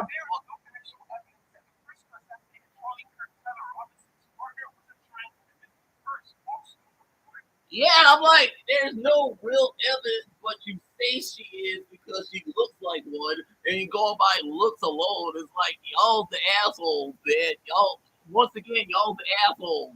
Once again, you're making up bullshit to fit your narrative.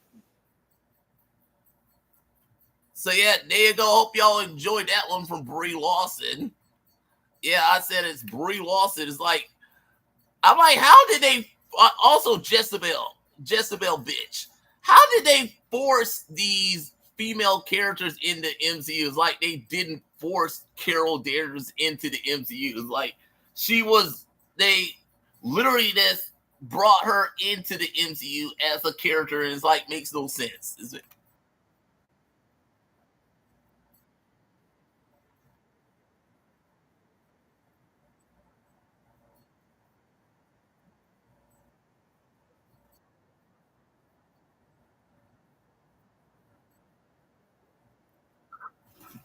No, bitch. No, they wasn't, bitch. The reason you didn't like Ironheart is because she was a black girl in armor, you dumbass. No, I'm serious, you ugly ass white bitch. Y'all made it all about that. You all made it all about that, just like you did with the whole Charlie thing. When you found out that the guy who did it has a transgender girlfriend, allegedly, you made it all about that. It wasn't never about that. It was never about that, Jezebel. It was never forced onto them. It was like they happened to be that, but not really.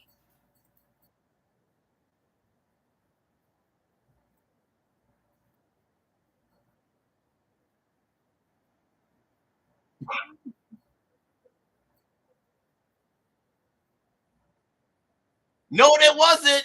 That was not a thing Kevin Feige did. That was not a thing Kevin Feige did, bitch. That was not a thing. That's what the judge told your ugly ass to think, you ugly ass white bitch. No, I'm serious, you ugly ass white bitch. I'm just saying. That's what the judge said. That's what the judge said. But really, if you do your research into all of this, that was never a thing, Jezebel. That was never a thing, Jezebel. That was never a thing. This is what's wrong with America now, aka thanks to y'all, thanks to Donald Trump, thanks to all of this. This is why all of this is a thing. It's because y'all's bullshit. Y'all's lies and bullshit, you ugly ass white bitch. What?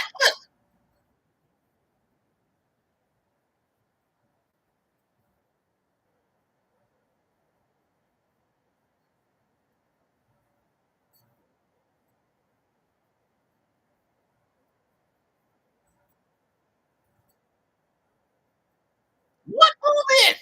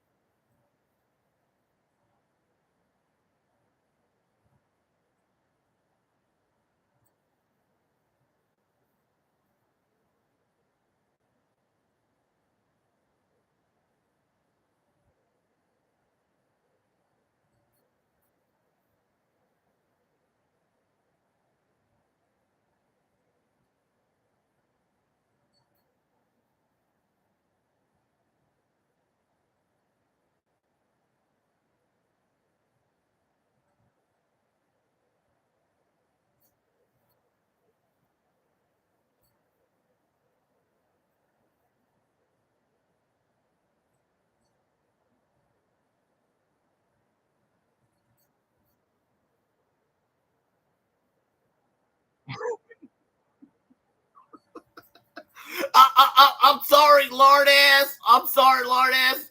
When has Kevin Feige made it about that? It's like literally, I'm like, when has he ever made it about that, lard ass? Oh, I'm all for non-white characters. I'm sorry, lard ass. I'm lard ass. Lard ass. I'm sorry. I'm sorry, lord ass. I'm sorry, lord ass. Lord ass. Lord ass. Lord ass. I'm like, lord ass. It's like you are so up the Chud's agenda that you are coming out here and telling me this is what the MCU was all about. But the truth is, while they reference the culture that the characters are from, but it was never about that in the first place, kind of. And if it was, then why is that an issue, you racist? No, I'm serious, you little Nazi ass, ugly ass white bitch. No, I'm serious, lord ass. Y'all's the Nazis, man. Y'all's the Nazis.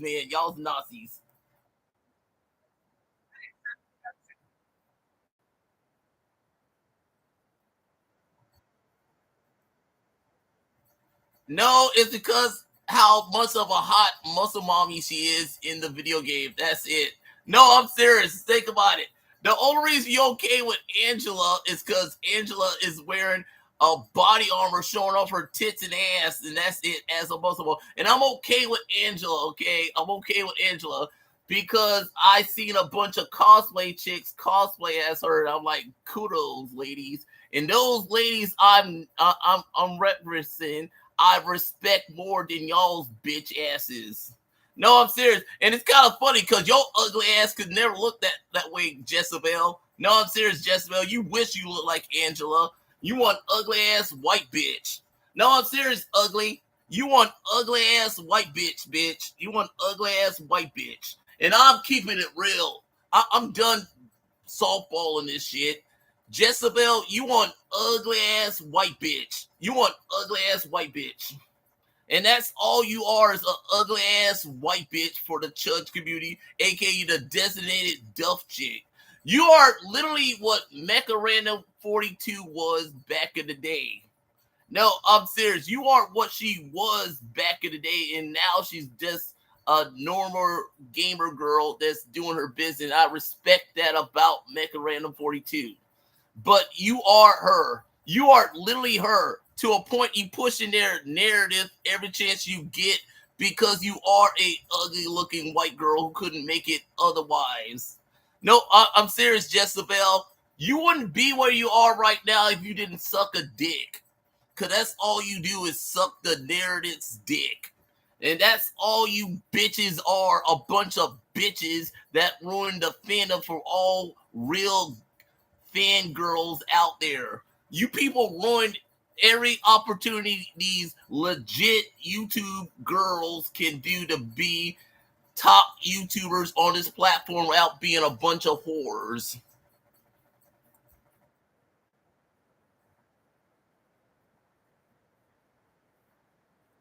Then why was you against She-Hulk in the show She-Hulk, attorney at law, who also was like that in the MCU? No, I'm serious. Think about it. Angela's not different from She-Hulk. No, I'm serious. Think about it. She's literally a girl boss whose whole agenda is I want to kick my brother's ass, aka Odin's son, aka Thor. No, I'm literally saying that. That's how she got introduced in the Marvel comics. She was literally tasked to kick Thor's ass in the fucking comics. Yeah, she was a Todd McFarlane thing in Spawn, and even then she was there to kick Spawn's ass. Yeah, I'm serious. She's literally a girl boss. She's literally a girl boss. Yeah, I'm serious. Think about it. She is everything you hate about Marvel Comics, but you're going to use Angela as a way to attack the MCU because you're a dumb, ugly-looking white girl who doesn't know what you're talking about. No, I'm serious, Jezebel. Angela whole narrative in the comics, both Spawn and Marvel, was she's there to kick the ass of the guy character in both universe. Both Spawn and Thor. She literally kicked both their asses. So why is it okay? Oh, it's okay as long as you somewhat show off your tits and ass and I could jerk off to you. That's it. As long as she wears that armor and shows off her hot muscle mommy titties and ass, she's okay for you. No, I'm serious. That's it. As long as you could jerk off to Angela there, she's okay. It's okay for her whole narrative. I want to kick my brother's ass. And she has billions of times in the fucking comics. If you read the source material of Angela. No, I'm serious. If you read the source material, both the Spawn universe and the Marvel comic universe, she kicked both Spawn's ass and Thor's ass in the fucking comic, you ugly looking bitch. No, I'm serious, you ugly looking bitch. It's like, if you read the source material, Jezebel, you would know that she's not what you say she is. She is a hot piece of ass right there. I'll give you that. Angela is a hot piece of ass, and I love the look of her in Marvel Rises, and I like playing as her in Marvel Rises, but she is just like the characters in the Marvel Cinematic Universe, a girl boss. So what's the difference between Marvel Rises and the Marvel Cinematic Universe? Absolutely nothing, you dumbass. It's the exact same narrative, you dumbass. You fucking dumb, ugly-looking white bitch. No, I'm calling you an ugly-looking white bitch, you ugly-looking white bitch. It's the exact same thing, dumbass. All of y'all bunch of dumbasses. Your whole narrative's fucking retarded, you dumbass. You're a fucking ugly-looking white bitch. You need to shut your little ugly ass up, you ugly-ass fat bitch.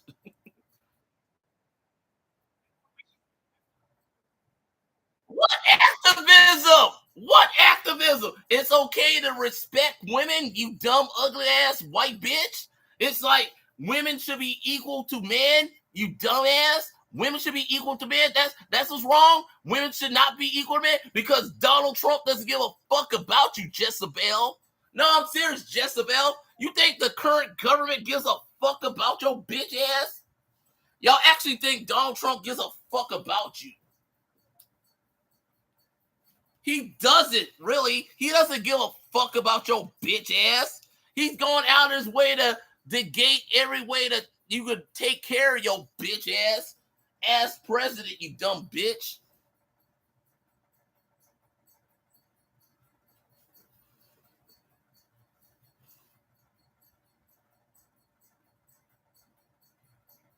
But the FBI has yet to say any of these things. In fact, yesterday, the governor of Utah and Kash Patel, ahead of the FBI, never mentioned a transport or transformer during the Utah.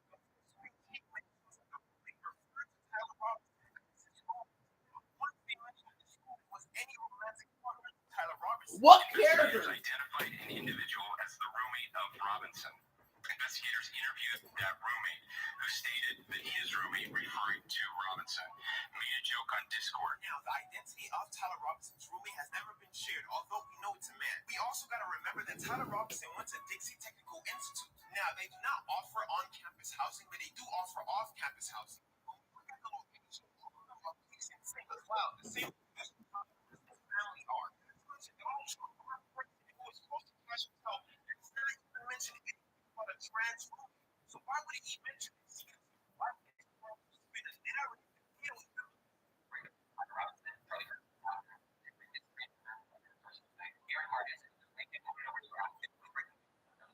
lock in for a name?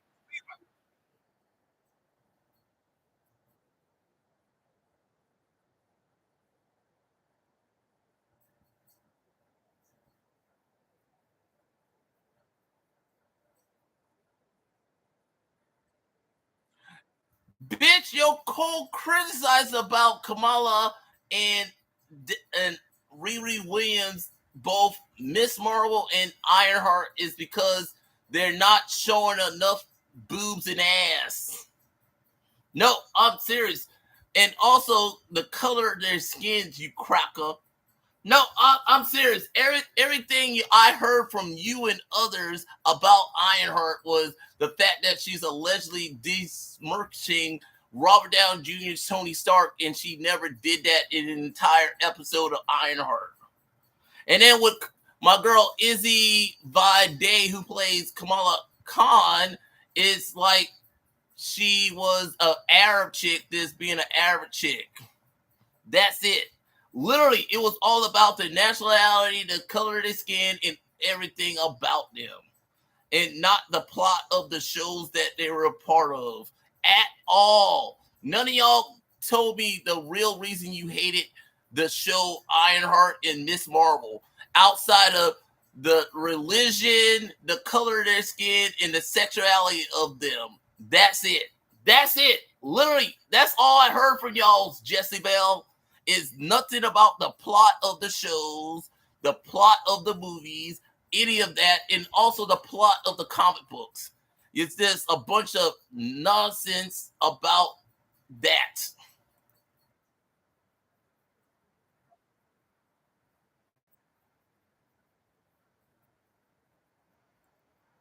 Yeah, you being a racist. You being a racist, Jezebel. You being a racist. No, I'm serious. Is y'all being a bunch of racists. No, I'm serious. Everything that's going on in America right now is because y'all's a bunch of bigots. No, I'm seriously saying that. In 2025, that's literally what it's all about. Bigotry, sexist, and homophobic and transphobic from all of y'all. All y'all's being all the isms. Y'all's all the isms.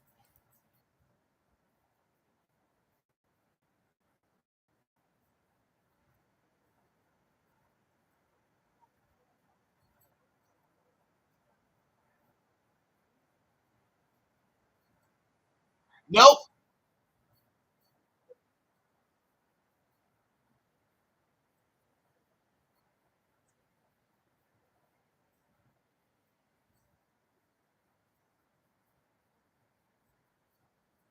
How was it not a good character? How was Kamala Khan, Miss Marvel, not a good character? How was Designee as Riri Williams, Ironheart, not a good character? What made her not a good character? Both Miss Marvel and Ironheart, not good character. And then also what made Haley Seinfeld as Kate Bishop not a good character? What made Florence Pugh as Elena not a good character? My girl Zaya Woods as American Chavez, not a good character, outside of the fact that you hate her as a Latino character who happen to has a same-sex couple moms. I'm just saying, it's like, I'm like, what are you talking about, Jezebel?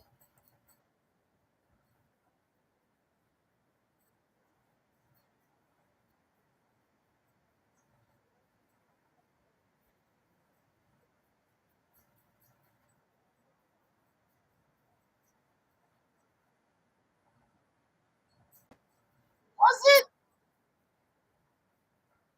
Yeah, because y'all made it about that, you ugly ass fat bitch. No, I'm serious, lord ass. Y'all made it all about that. You motherfuckers' whole platform is built off of hate, Jezebel. Your whole platform on this platform is you being an ugly ass white bitch who's a bigot. You are a ugly ass white bitch who's a bigot. You're an ugly ass bigot, Jezebel. You are a bigot. You can't deny your bigotry, Jezebel. You can't deny your bigotry, Jezebel.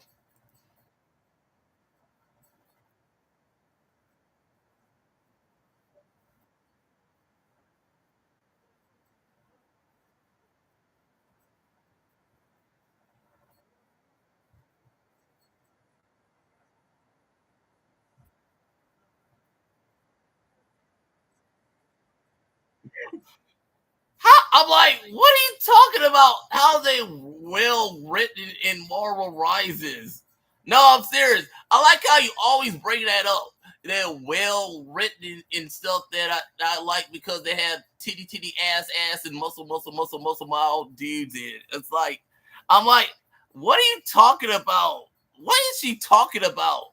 No, I'm serious. What is this ugly ass white bitch talking about?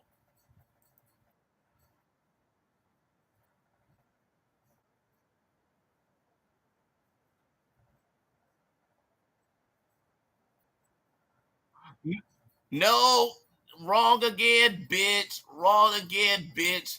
All I see out of Angela is a nice, juicy muscle mommy ass and some titties. No, I'm literally saying that. That's literally what it is. It's like Angela in that game is another chick with nice tits and ass. That's it, dog. That's literally it. Nope, that's literally it, dumbass. It's literally it because whenever Marble Rises do that, that's all I hear from y'all is titty titty ass ass ass ass. AKA Sue Storm from the Fantastic Four movie got her skin in there, and all I heard from her is titty titty ass ass ass. Same thing with my girl Emma White, aka the White Queen, ass and titties, ass and titties, ass and titties. So yeah, that's what it is. Ass and titties, ass and titties, ass and titties, ass and titties, you ugly ass white bitch.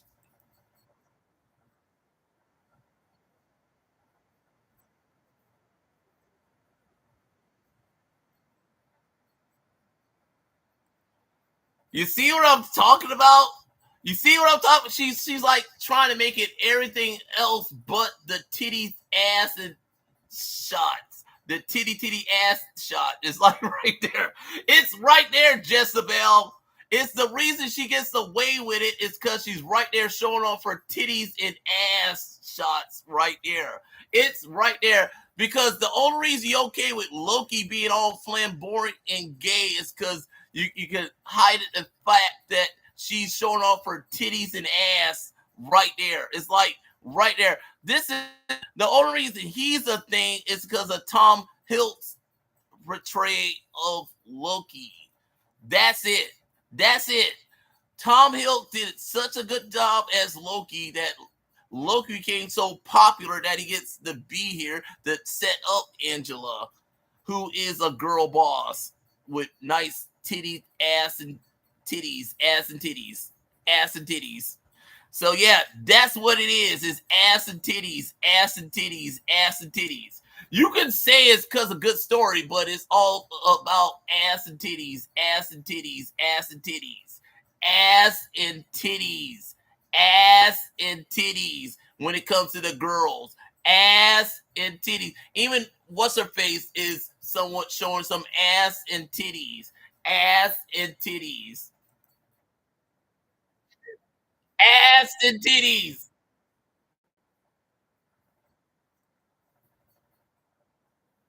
Ass and titties, ass and titties, ass and titties, dog. Ass and titties, ass and titties. Yeah. Yeah, you can say that, but if you put her in the MCU, you're gonna say the opposite because she's not all about the ass and titties, ass and titties, ass and titties, ass and titties, Jezebel, ass and titties, ass and titties, ass and titties, Jezebel, ass and titties, ass and titties. You could make up all these lies all you want, but we all know why it's okay for her to do all that she did in the comics. It's because of ass and titties, ass and titties, ass and titties. And you not that bitch. You want ugly ass white bitch.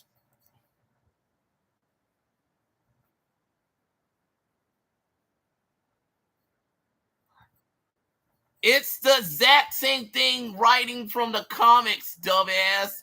It's the exact same writing from the comics, and then also the same writings they do on the MCU, dumbass. It's just ass and titties, ass and titties, ass and titties, dumbass. Ass and titties, ass and titties, ass and titties. I'm not the only one thinking that. It's like everybody's thinking that when it comes to the ladies in this video game, is ass and titties, ass and titties. It's not what you say it is. It's ass and titties, ass and titties. The ass and titties, ass and titties, ass and titties, ass and titties, Jezebel, ass and titties, ass and titties, ass and titties. No, it's because of ass and titties, bitch. Ass and titties, ass and titties. No, it's ass and titties, bitch. Ass and titties, bitch. Ass and titties. No, ass and titties, bitch.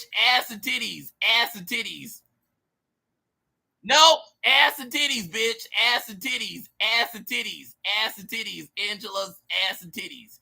And this is me respecting her as a Muslim woman with ass and titties. Ass and titties. Ass and titties. Ass and titties. Jezebel. Ass and titties. Ass and titties. Ass and titties. Ass and titties. Ass and titties. It's like you try to make some logical way that you don't want to say what it is because you such a dumbass, lying ass, ugly ass white bitch. It's not saying the reason you okay with it is because of ass and titties, ass and titties, ass and titties, ass and titties, ass and titties, ass and titties. Just say it. It's okay for you to say it. Ass and titties, ass and titties. Just say ass and titties, dog. Just say ass and titties, Marvel Rises. Because all the girls in there are about ass and titties, ass and titties, ass and titties. Ass and titties, ass and titties. Just say it. The only ones that are not are the young ones, aka Spider Girl, who's basically a young girl, and you can't do that with her because she's a young girl. Outside of that, the grown ass adult ones are about ass and titties, ass and titties, ass and titties, ass and titties. Ass and titties, ass and titties, ass and titties.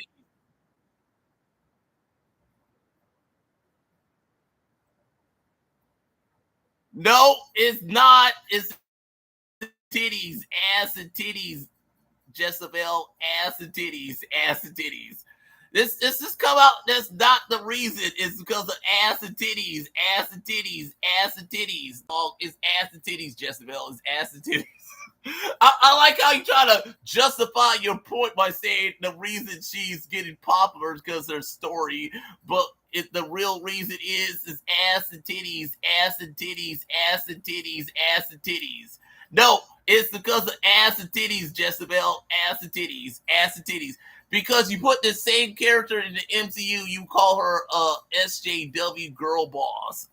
Because she wouldn't be about ass and titties, because you could not have her be in the MCU about ass and titties because it wouldn't make sense for her to be about ass and titties. Okay, it could, but it's like you could, but I don't know, but yes, you could. It's like I don't know. It's like that's the reason you like her is ass and titties, ass and titties, ass and titties, and it's okay for that character because that fits her plot point in her story that she would be about ass and titties.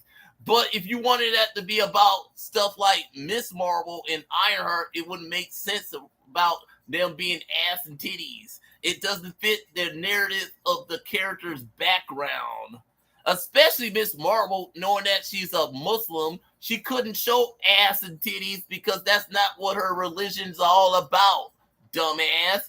And it's somewhat different from Ironheart is because she would, but not really. It all depends on the what she felt like dressing up like. So it's like, there you go. I would say Designate character would be all showing off something like that, showing some skin here or there because she is ghetto. So I could say that Riri Williams would not that much, but somewhat because she is ghetto and you in the hood, you would show off some skin. But other than that, it's the exact same thing as Marvel Rising, but you're not gonna say that because you're a dumb bitch.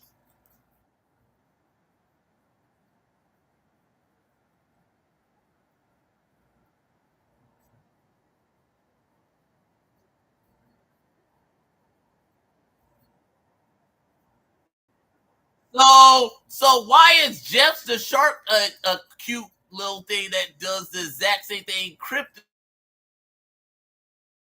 No, I'm serious, Jezebel. What makes Jeff the Shark better than Crypto from Superman? No, I'm serious, Jezebel. What makes Jeff the Shark acceptable, but Crypto from Superman isn't? No, I'm serious. They both do the exact same cute things in both genre of comic book lore, and both live action and video game form. So why is it okay to have Jeff the Land Shark but not Crypto in Superman? Now I'm serious. What's the difference? What's the difference? They both the same narrative. A cute little pet that could kick your ass.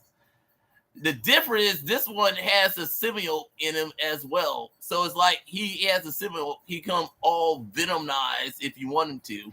And I like Jeff the Land Shark. And also, he was Deadpool's pet, but he's also the owner of Gwenpool from the comics.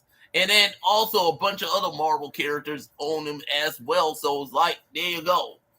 Jeff the Land Shark has a tie to everybody in Marvel Comics and now Marvel Rises. But he came from Deadpool that led into Gwenpool in the comics. Jeff the Land Shark.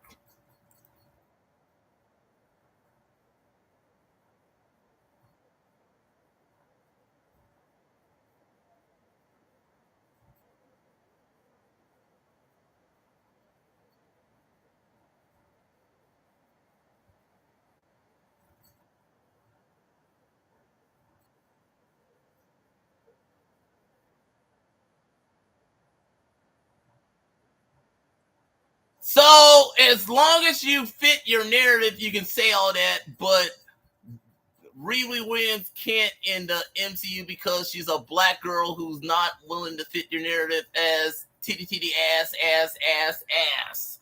No, I'm serious. You basically proved my point again, Jezebel. You proved my point again, Jezebel. The whole narrative about Ironheart makes no sense. It makes no sense, dog. It makes no sense. If you think about it, it makes no sense. It really doesn't make no sense. It makes no sense. It literally doesn't make no sense why you hate Ironheart. No, I'm serious, Jezebel. You just point out an Asian chick, aka what's her face there, as a character that also did the exact same thing Riri Williams did in the comics and in the MCU, but it's okay as long as she looks cute and you can justify her being a thing in the video game, but not if she was in the MCU, because it'd be like, I don't know, it's dumb.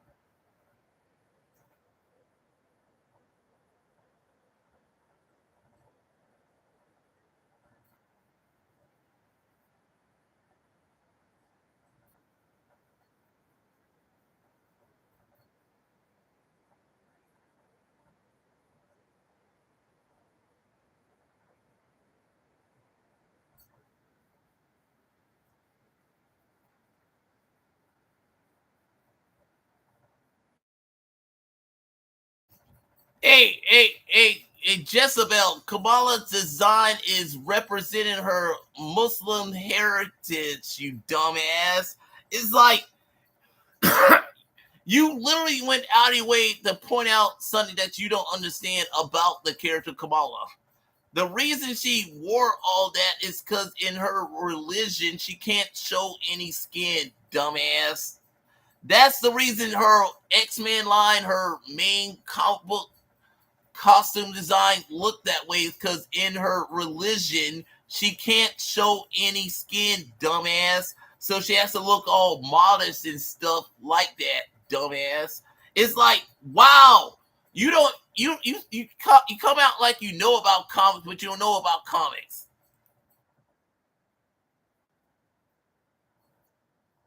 Yes, it does. Yes, it does for that character, Kamala Khan. It works for that character, Kamala Khan, because of her religion's background, dumbass. It works for her because that's what her religion maintains for her as an Arab woman. She has to look that modest because that's what her culture is, dumbass. If you knew about her culture, you wouldn't be saying that. It's like, literally, do your fucking research when it comes to certain characters, dumbass. This is why I hate MAGA. Y'all's a bunch of dumbasses that act like you smart and all, but you don't know shit. You don't know shit, and you're not gonna go out of your way to do the research to do it because you're all a bunch of dumbasses.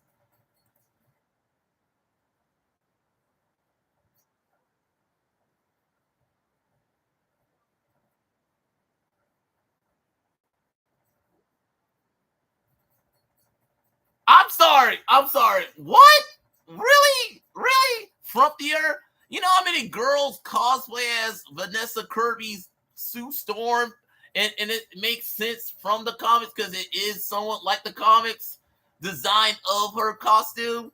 And Elena is so popular, I don't know what is.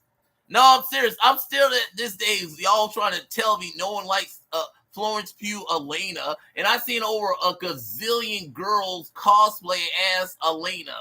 Same thing with Brie Larson's Captain Marvel design. It's like, you know how many women cosplay as that version of her, and then the upcoming Dove Marvel version of her is like a whole bunch. Literally, I'm like, what are you talking about? And this design is more combat design in her in the comics. And I'm like, that's what she's wearing, a Star Force armed battle suit. That's what that is a battle suit. She's basically a warrior in a battle suit. Literally, she's a warrior in a battle suit. That's what Carol is, a warrior in a battle suit. And Sue Storm is just wearing average clothes that fit the narrative of the mission in the Fantastic Four First Step movie. So I'm like, what are you talking about? And Elena is wearing her spy suit that isn't about her tits and ass, so that she wouldn't be just like her sister, her adopted sister Natalia. So it's like she is, but isn't like Natalia, but she is, but in a much combat ready way in her suit. So I'm like, once again, what are you talking about? What are you talking about, Jezebel? I'm sorry. Florence Pugh is way better looking than your ugly ass, Jezebel. No, I'm serious, Jezebel. Florence Pugh as Elena is way more attractive looking than your ugly ass, you ugly ass white bitch. No, I'm serious, you ugly ass white bitch. I'm sorry, how generic is this? It's not generic. It's like, you so a dumbass, ugly looking white bitch. You need to shut your little ugly ass up, white bitch.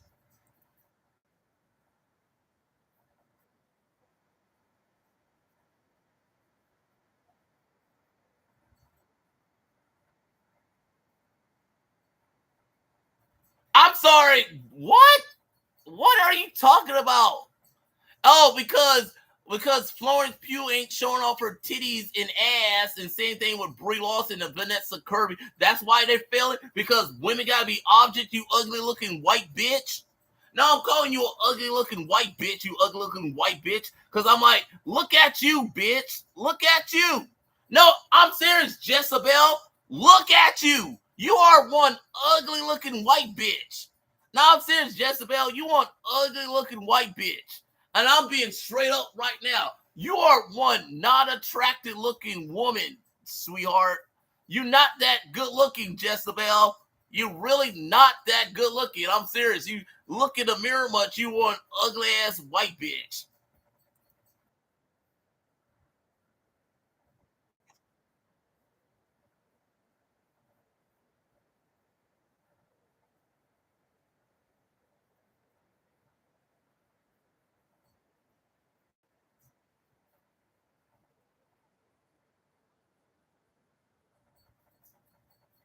Yes, we have. It's called She-Hulk, Attorney at Law, dude. Yes, we have. It's just her battle suit wasn't that revealing yet. But we literally have, because every episode she was fucking a man every chance she get. She-Hulk. No, I'm serious. She fucked Daredevil. She fucked this other dude. She fucked a bunch of dudes. It's like, I don't know how many times in that episode of She-Hulk and Attorney at Law, Jennifer Walters didn't get fucked, dude. I'm like, what are you talking about? The only issue I had with the show is the special effects of her. That's it. That's it. Other than that, it was an okay show. But y'all had issue with it because it was making fun of y'all's asses, and that was it. So I'm like, once again, Jezebel, what are you talking about? We did have a muscle mommy. It's called She-Hulk. Literally, She-Hulk was a muscle mommy. Literally, she was a muscle mommy. She was right there. Y'all hated it because she was making fun of y'all's asses. So I'm like, once again, what are you talking about?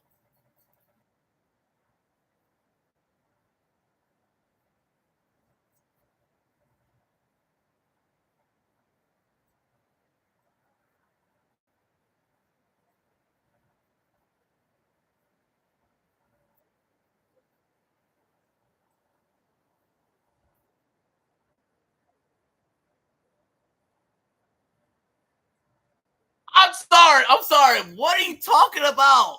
No, I'm serious. Once again, what are you talking about? Bland and unattractive of what? You know how many girls cosplay as these female characters from these video? And then also my girl Tessa Thompson, who played Brunhilde Valkyrie, is as muscle bound as Angela in Thor: Love and Thunder. I'm like, what are you talking about? No, I'm serious. She literally wore a Asgardian armor that shows off her guns and shit. And I was like, what are you talking about? Literally, what are you talking about? And then also Natalie Portman as Jane Foster's Mighty Thor wore something that's way as too in Thor: Love and Thunder. I didn't even like the movie, but I noticed how Natalie Portman looked great as Jane Foster in the movie. And then also Tessa Thompson looked great as Brunhilde in the movie. But you're not going to reference that. You're not going to reference any of that, dog. You just literally pick and choose what you want to showcase as not that attractive looking about women in the MCU because you're fucking retarded, Jezebel. Your ugly ass is a retard. It's fucking retarded what you're saying here. It's like fucking retarded. What are you talking about?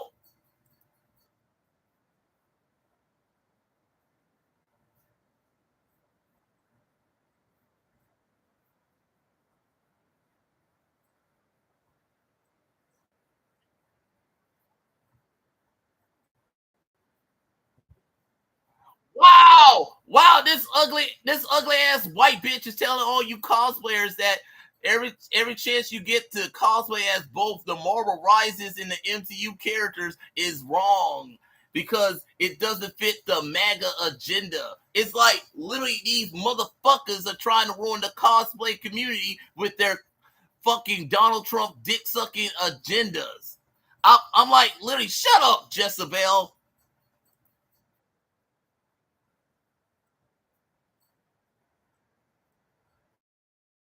No, they made sure that the design of the characters look makes sense in the MCU, you dumbass. It wouldn't make sense to have them look like the Marvel Rises character somewhat in the plot of the story of the MCU, dumbass. It kind of does, but it kind of would. It's like you can do both, okay? It's like you can do both, dumbass. And it's kind of funny coming from an ugly ass white bitch like you, Jezebel. No, I'm serious, Jezebel. It's kind of funny coming from an ugly ass white bitch like you, Jezebel. No, it's really funny coming from an ugly ass white bitch like you, Jezebel. It's really funny coming from an ugly ass white bitch like you.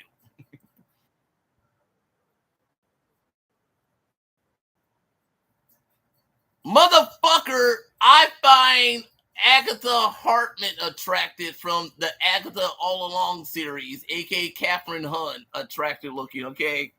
And then I also got what's her face? Amy Plaza, who played the Lady Death for that version of her, was attractive looking as well. And the same thing goes with Elizabeth Olsen as Wanda Maximoff. No, I'm serious. I can say that. I like the design of Elizabeth Olsen as Wanda Maximoff. I can say that she's an attractive woman, and her look as the Scarlet Witch was gorgeous as fuck, dumbass. So I'm like, what are you talking about? No, I'm serious. You seen the look of the Scarlet Witch, man? The Scarlet Witch herself. The Scarlet Witch. Literally, Scarlet Witch herself debunks you. Let's go. Let's like look up the Scarlet Witch. And she is gonna be in Marvel. Yeah, right here, the Scarlet Witch. Elizabeth Olsen Scarlet Witch, who's gonna be the main villain in Marvel Rises. This is what it's like. You can't tell me a bunch of cosplayers doesn't like cosplay as the Scarlet Witch from the MCU, aka Elizabeth Olsen Scarlet Witch. It's like you telling me this is not attractive looking. Even the one that is a zombie, I'm serious. Is also an awesome look for the Scarlet Witch. I'm sorry, you dumb ass white bitch. I'm like, literally, what are you talking about? I'm like, literally, what is she talking about? I'm sorry. She's trying to tell me Elizabeth Olsen's Wanda Maximoff isn't attractive looking. I'm like, literally, that's what her ugly ass is saying. Is Elizabeth Olsen Scarlet Witch isn't attractive looking? Okay, I'm sorry. It's like, I'm like, bitch, what you talking about? And that's just that version of her. This is the main version of the Wanda Maximoff.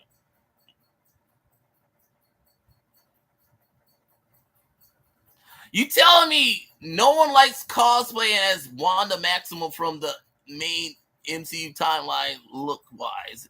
You telling me Elizabeth Olsen's hot ass as Scarlet Witch isn't that popular to a point that people still to this day think that she's coming back, and she probably is coming back for either Avengers Doomsday or Secret Wars.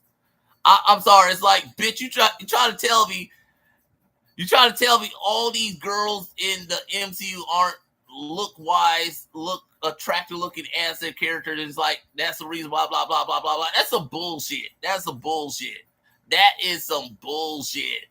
That is some bullshit. I'm looking at all the Elizabeth Olsen Scarlet Witch looking. I'm like, what are you talking about, bitch? I'm like, what are you talking about? Literally, I'm like, what is she talking about? I'm serious. It's like, look, I'm looking at multiple looks of Elizabeth Olsen at Wanda Maximoff, and I'm like, what is she talking about? What is she talking about? What was so bland about the look of Wanda Maximoff in the MCU? No, I'm serious. What was so bland about her looks in the MCU? I'm like, literally, someone tell me what was so bland about the Scarlet Witch's look in the MCU. No, I'm serious. So someone justify that for me, man. Someone justify that shit. No, I'm serious. Justify it, motherfucker. I want y'all bitch asses to justify that bullshit logic she just went to. Jezebel. I'm like, really, Jezebel, you like telling me Elizabeth Olsen look is not popular? Especially in WandaVision, her look in it ain't got my girl Catherine Hunt's Agatha.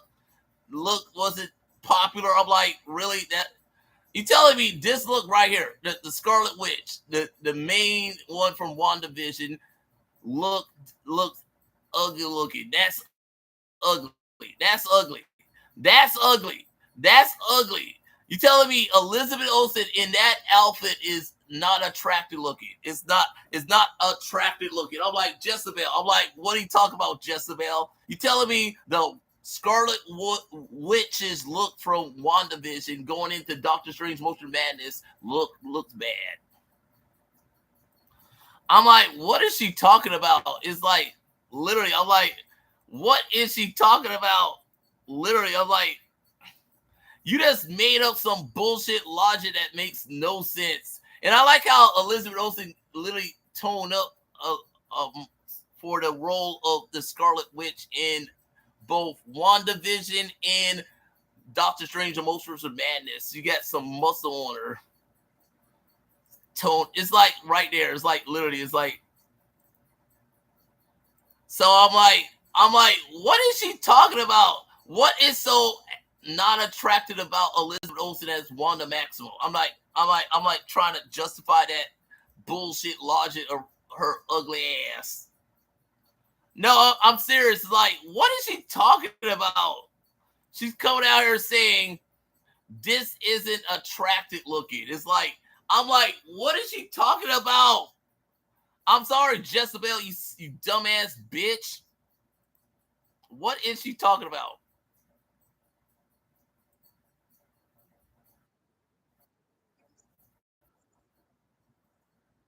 I'm sorry. What? I'm like, what are you talking about? What are you talking about, Jesse? No, it's not.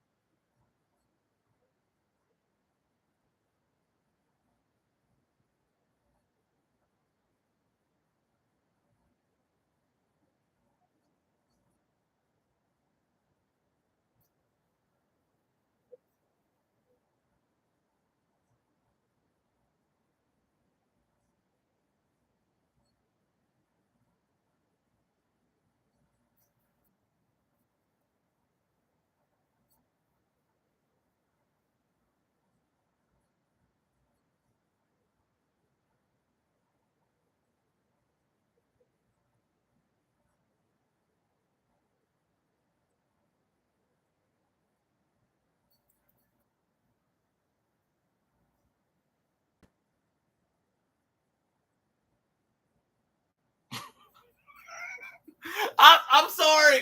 Why? I'm like, really, really dumbass. Why is like, what the fuck are you talking about? What the fuck are you talking about? Oh, why would we need comic book in the Marvel Cinematic Universe when we got the video game? I'm like, without either of those two, this wouldn't be a thing, Jezebel. You dumbass.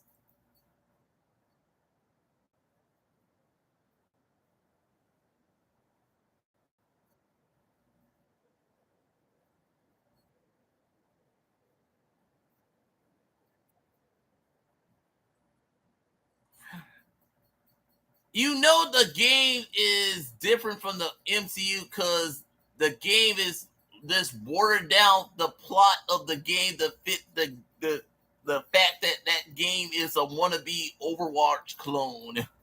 No, it's not. It's like it really doesn't really have a plot. It just has some backstory to most of the characters because you have to have backstories to the characters in the game that fit the narrative of the video game. While in the MCU, you have to also do that, but you also got to introduce story arcs to the plot of the storytelling of the movies and stuff and TV shows that goes along with it. They also got in the comics, you have to do the exact same thing. It's like they're all the same, dumbass. They're all the same. It's all the same, you dumb, ugly ass white bitch. So everything you say here is fucking retarded. It's fucking retarded, you ugly ass white bitch.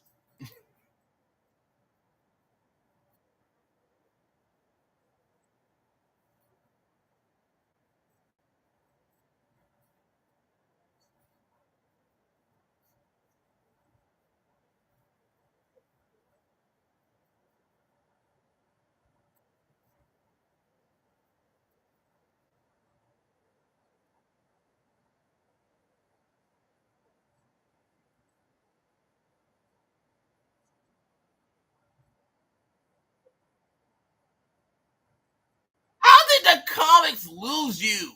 It's the exact same thing in the comics that is in the video game, dumbass.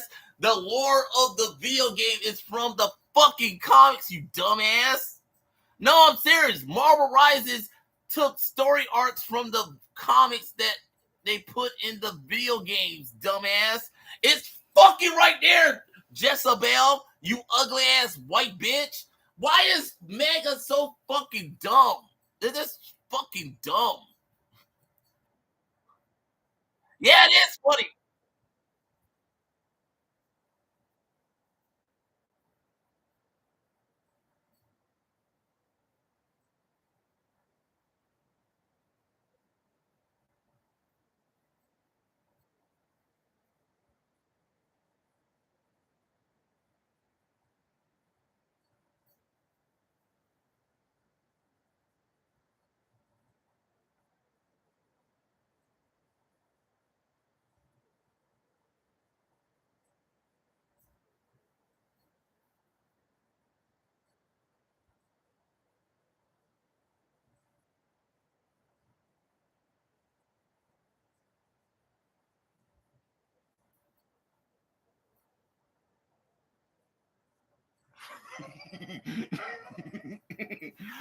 Fuck you, bitch! Fuck you, bitch! No, I'm fucking saying it. Check this shit. First, if you fuck with me, check out that podcast. Fuck you, There bitch! is no actual evidence that the person. Fuck you, bitch! Fuck you! Ironheart got a show because she deserved to have a show. The reason you hate it, the reason you keep on pointing out Ironheart is because you're racist and you're sexist, you ugly ass white bitch.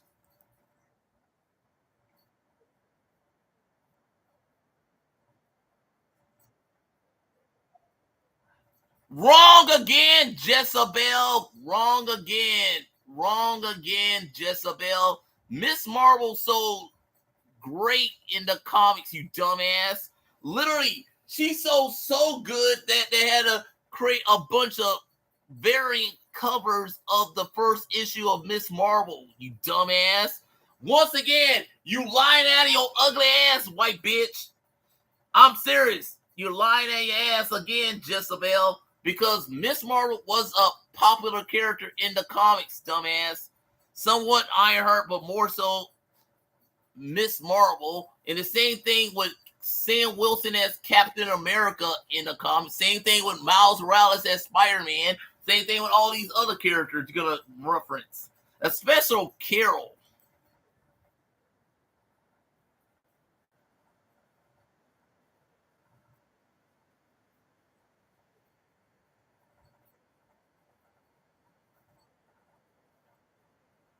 How they force these characters at you, dumbass? When did they force Ironheart on you, dumbass? When has they forced Ironheart, dumbass? You... Assassinated Charlie Kirk. I'm like, God, I'm so wrong.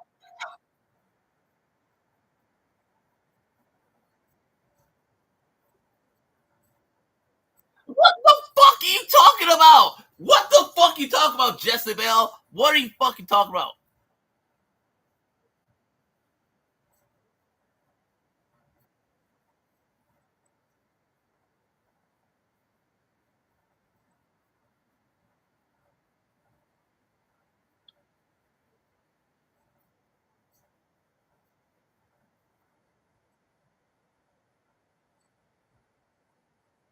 Not really, dumbass. Not really. Not really. You're lying out of your ass, Jezebel. You're lying out of your ass, Jezebel, because you don't know what you're talking about, Jezebel. I could debunk you to cows go home, but it doesn't really matter because America's fucking retarded. This is why I'm for education and against what Linda McMahon is pushing.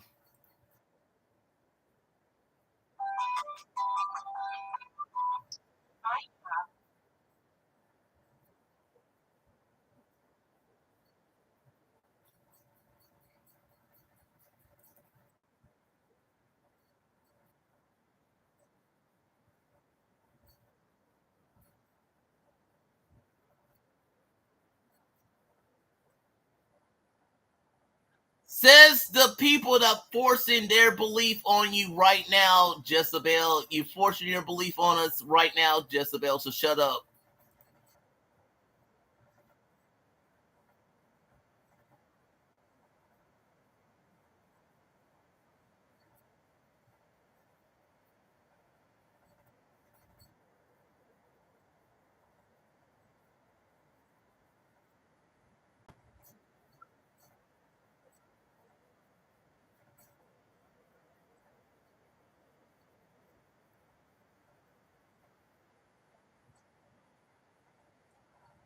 what are you talking about? When has Kevin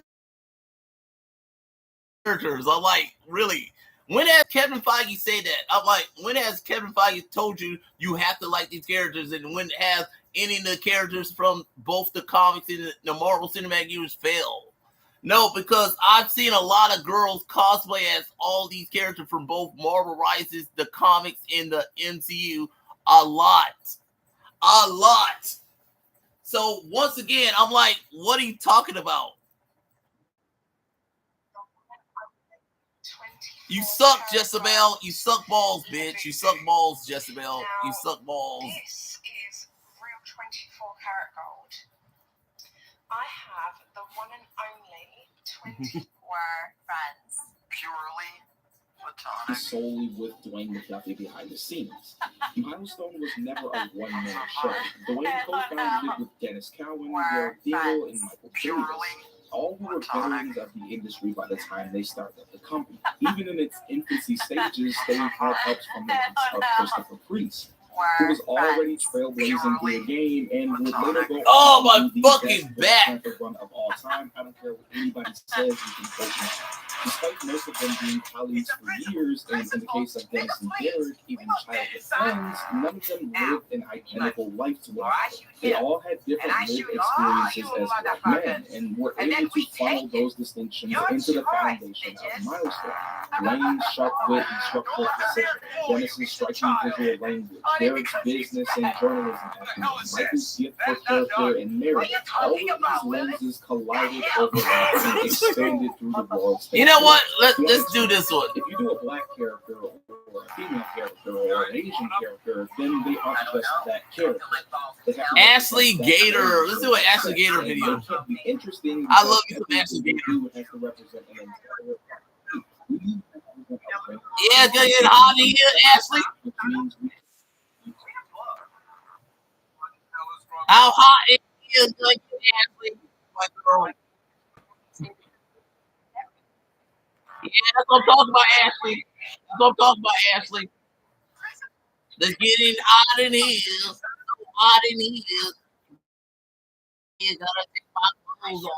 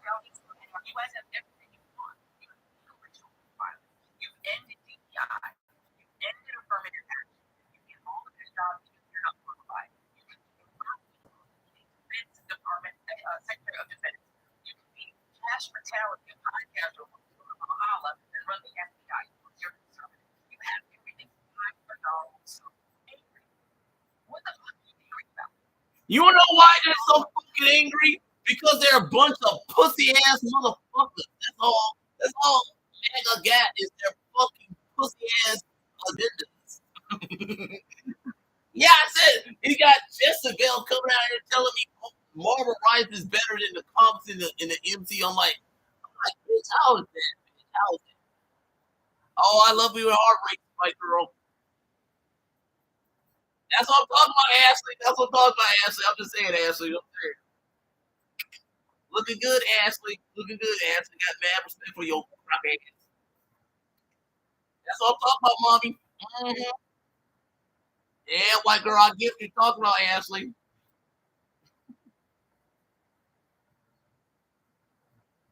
You know, I still drink that drink, the Wilson's drink. Yes, it is. It's a great vibe. It's juicy fruit there, Ashley. It's juicy fruit. Okay, I get it. I'm the same white girl, you juicy fruit girl, juicy fruit. Greenies, greenie. Go Green Ranger, go. You got the Power Rangers colors, dog.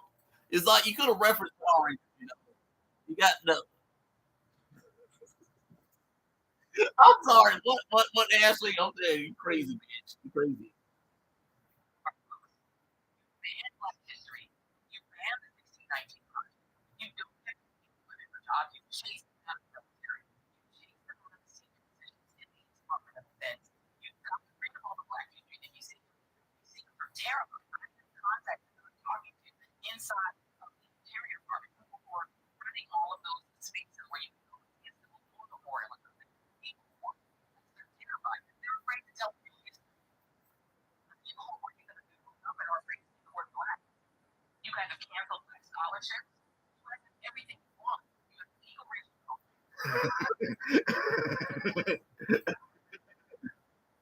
Yeah.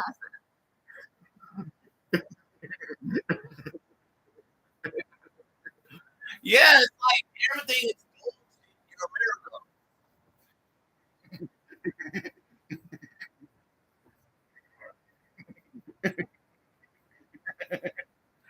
It's like that's why we.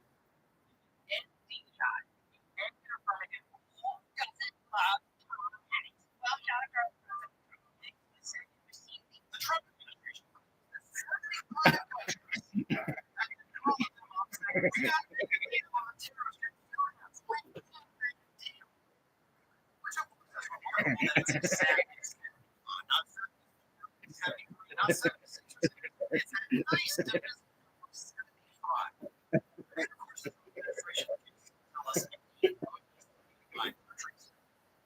Have they told us your every detail other than the number 75, which means it's totally illegal, right? We'll call them. And it's the country that has the ability to sue the United States more than all the other countries combined. And it's the one that's already levied the highest tariffs on us. The highest tariffs. There's no other. China. I heard it from the grapevine. About the tariffs.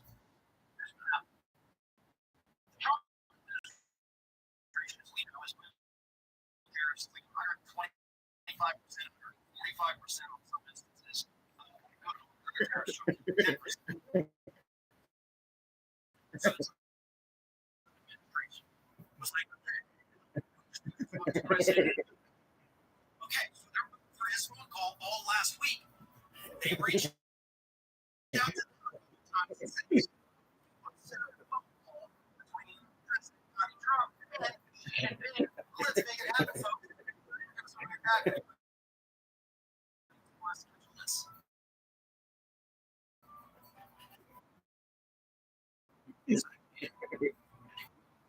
Then they waited. And instead of getting a phone call back, like, let's set up negotiations, China announced more tariffs on U.S. goods coming into their country. It was the end. They just keep raising tariffs on goods from the United States because why not? In fact, when the Chinese foreign finance administration no longer make economic sense and will become a joke in the history of world economy. With tariff rates at the current level, if the U.S. government continues to raise on China, Beijing, this country, Donald Trump told me,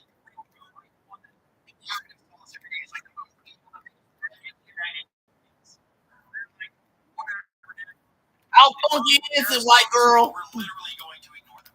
There is no longer a market for literature. Yeah, no autos. The girl is interested. I'm going to ignore it.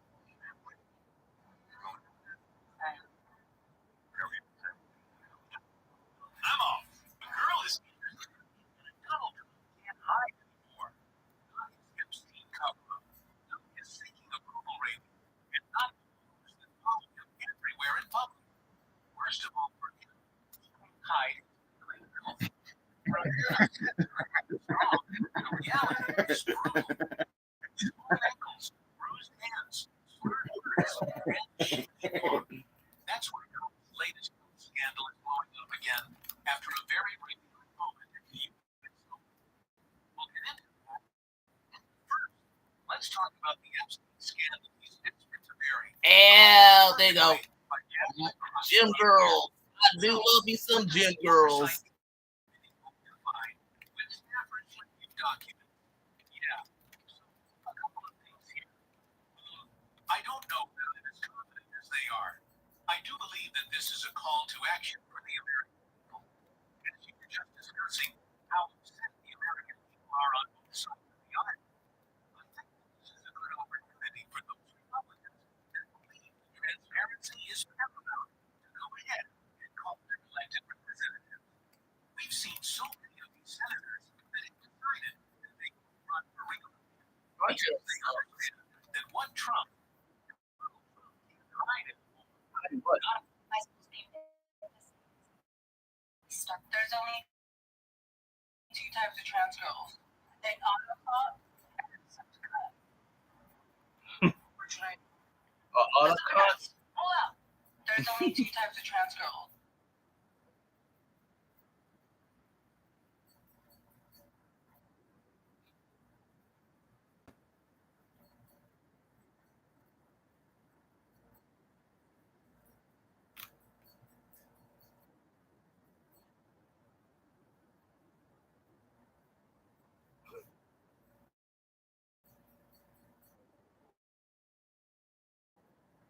Bestie, good on you, girl.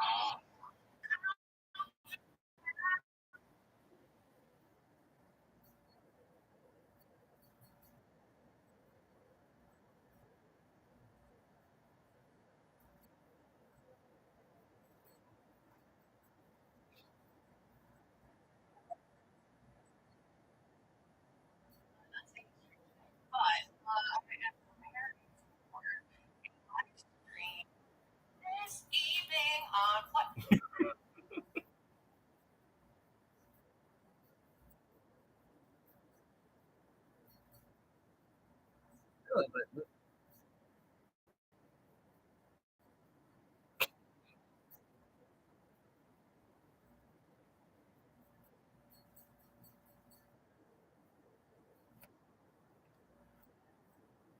The world we've seen before. Good on you, Ashley. Is stacked. His name is not that's 12 years a slave and then calling stacked 12 stacked more than just miles Interior Tim in general.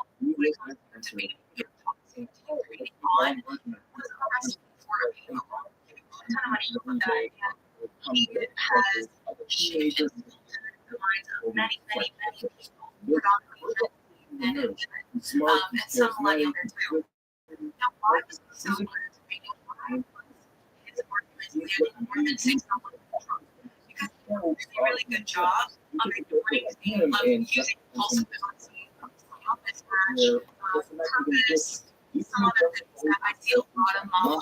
I guess no one learned something from Bailey Statlander. I'm just saying, you learned something from Bailey Statlander, didn't you? If we have guns, Your girl Bailey, huh? You learned something from Bailey You got the sticker check from Bailey. I'm just saying, white girl, you stole that from Bailey Statlander. I'm not saying I hate it. I'm just saying. He's like, just like we have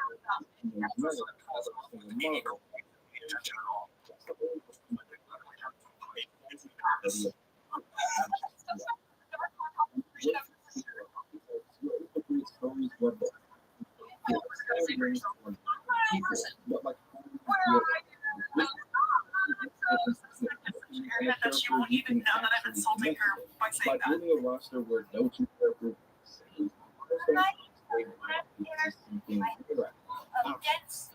can't get a single character. This is the black and spectrum of experiences and worldviews that it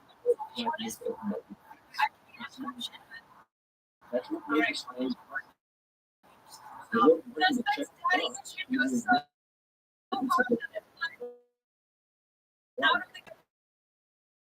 that being said, shifting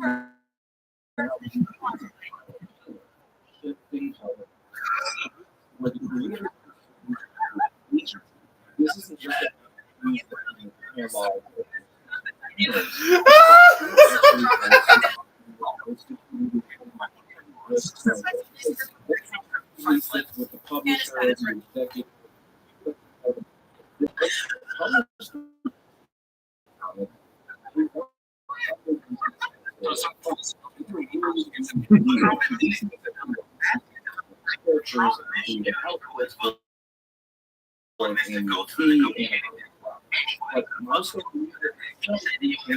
That's what I'm talking about, Ashley.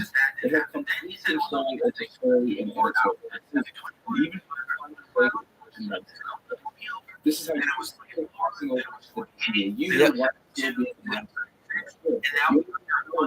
Yeah, you're kind of right about that.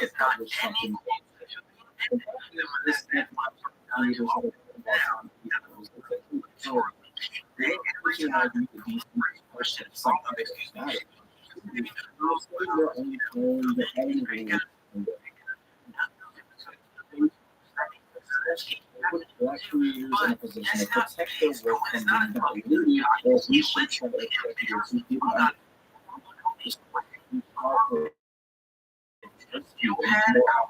precisely because this is what in action. It's not just about being allowed to tell stories where these stories taken away scripted. Was, and it's still an issue. He's still happy now you can privately tell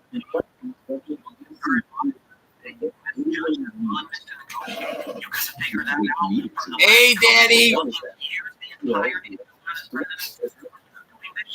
I'm sorry, that's kind of funny. It's kind of y'all two are funny.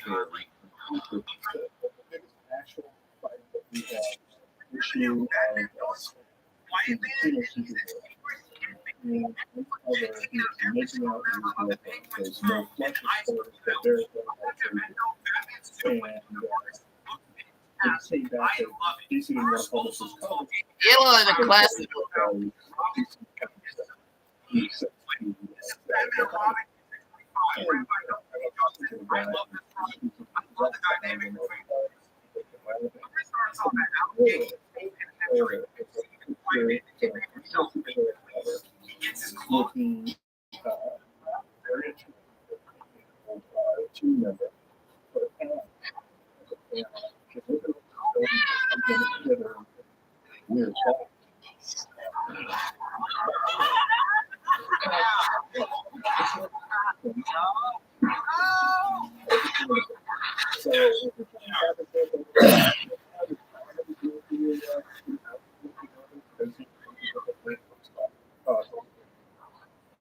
So,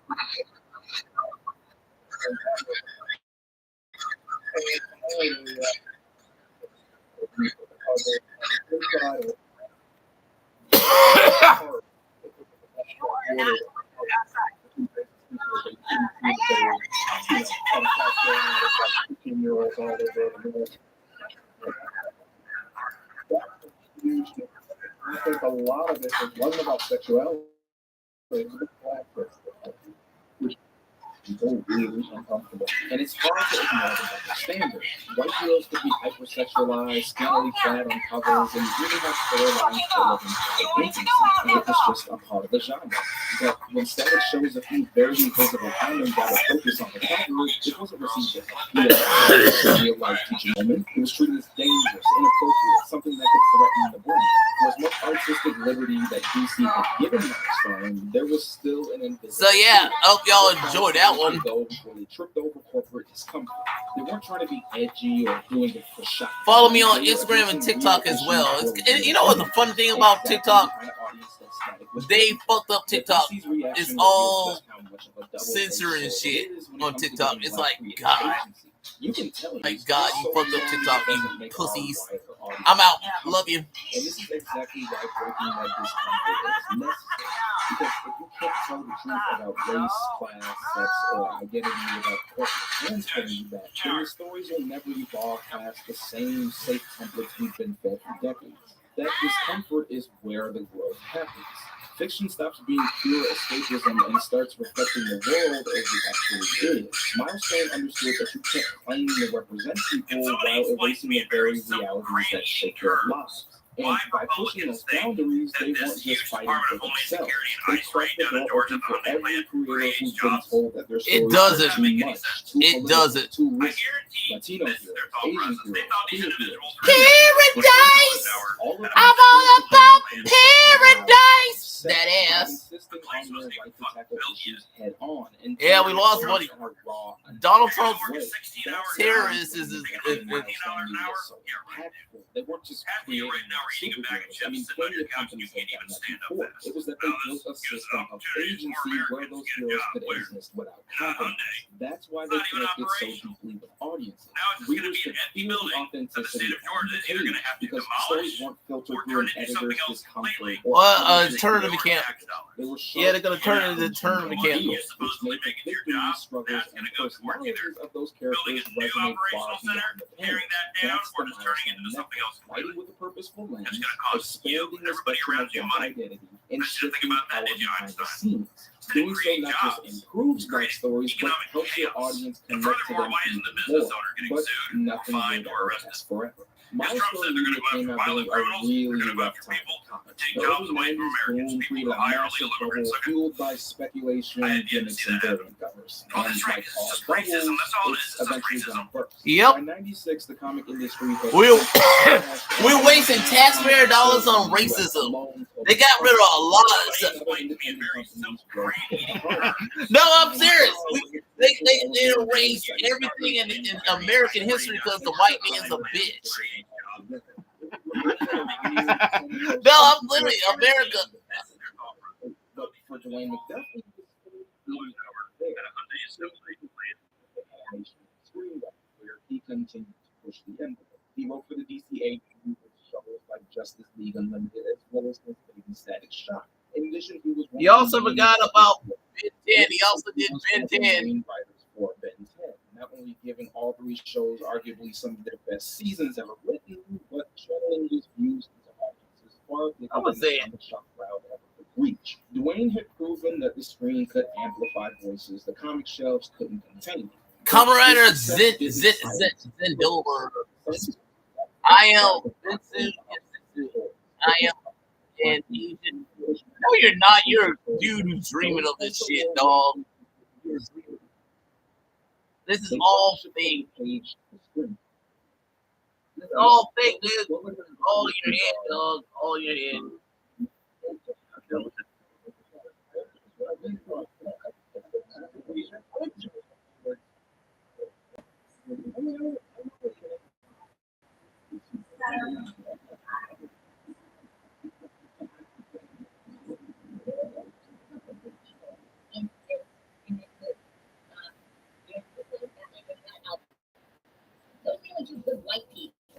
The rest of the really three other major things that I would consider like overlapping with people were black and Yes. you had Catwoman, the man was a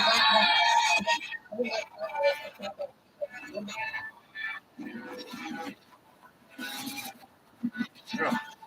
Oh boy, I'm so glad we figured out that the little was that. Shows and stereotypes. I think that's everyone's happy now, right? Oh my god. In our previous chapter, we saw a milestone book of industry mode when it came to black characters, with Blaine Duffy in particular taking this approach with him from the screen. And it was the type of battles he faced weren't really hard. The same that listed milestones to reactionary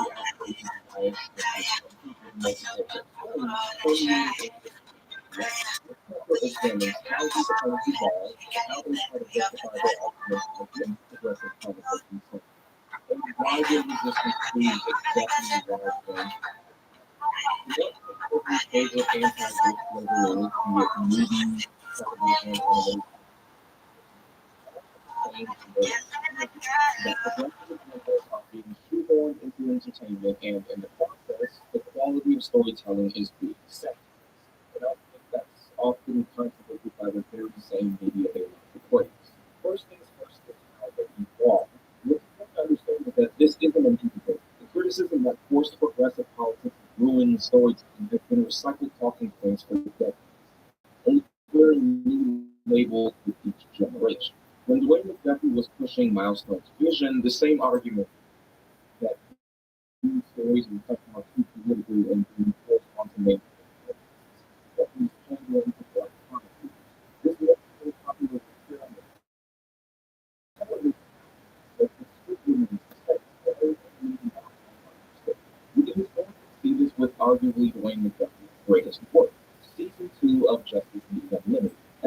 I'm using my master's in management today because I am a project leader, so I go back to all of the project management that I learned and then incorporate them.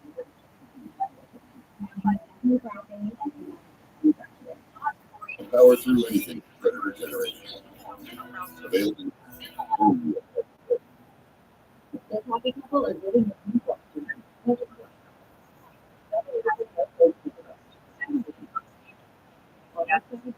Fire. Behind the scenes, preserve his legacy. America is telling their 3-year-old daddy on a side note about that he's somehow responsible. Jackie instructed their 3-year-old brother a casket instructed him, John, daddy now and say goodbye to him. No blueberries, just reality, but I guess since Charlie Kirk is certainly no JFK, he had to bury an Erica, not a Jackie. Erica Kirk is not Jackie.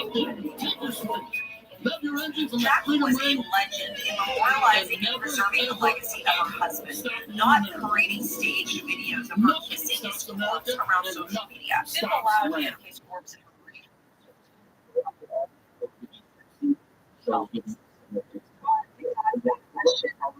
Always been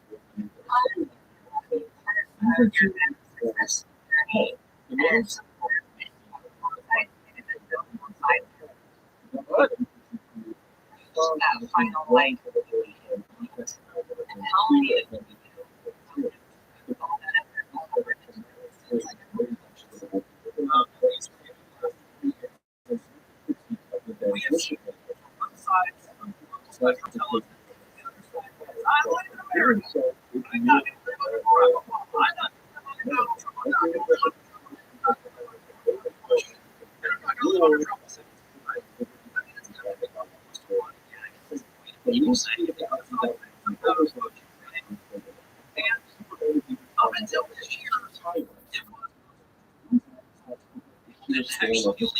Country because of who the president was.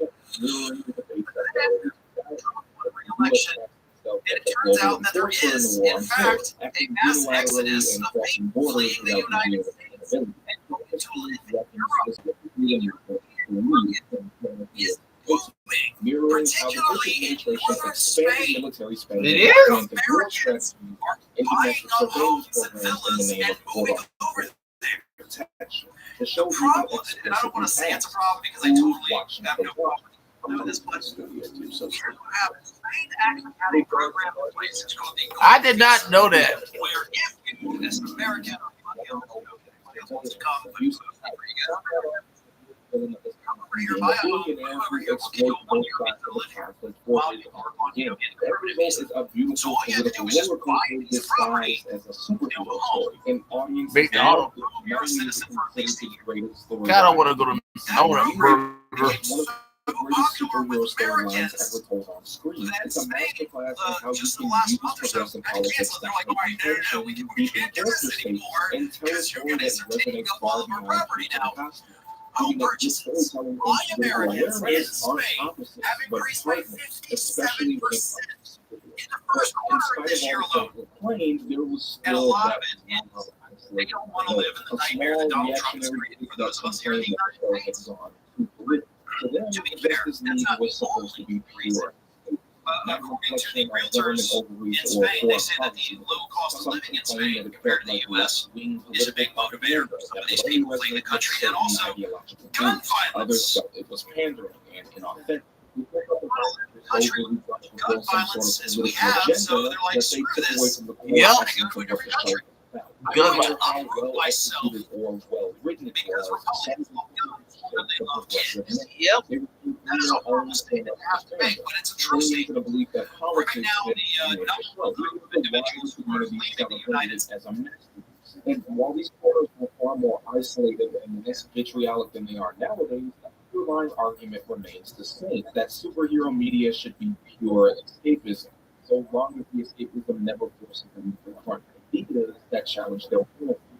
Consider how well or gracefully that be. The second a narrative settles the status quo, they identify with being storytelling and stuff being propaganda. There's this theme from the episode Clash that these folks love to cherry pick and post out of context. And it's the scene from the beginning where Superman and the original members are chastising Captain Marvel for getting involved in politics. I bet it does. I can't even get it more than one Captain Marvel. When you joined, you became something more than just a hero. I know that, sir, but you became a symbol that represents all of us. Yes, sir. We don't favorites. We don't sell the odor Order it! on television. Order We it! don't get politics. Yes, sir. And we certainly don't endorse supervillains for the profits.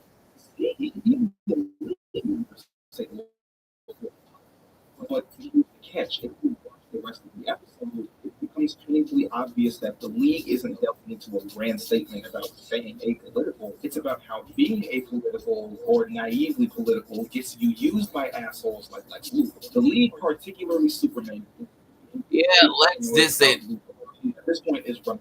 He then uses that to engineer publicity that both make himself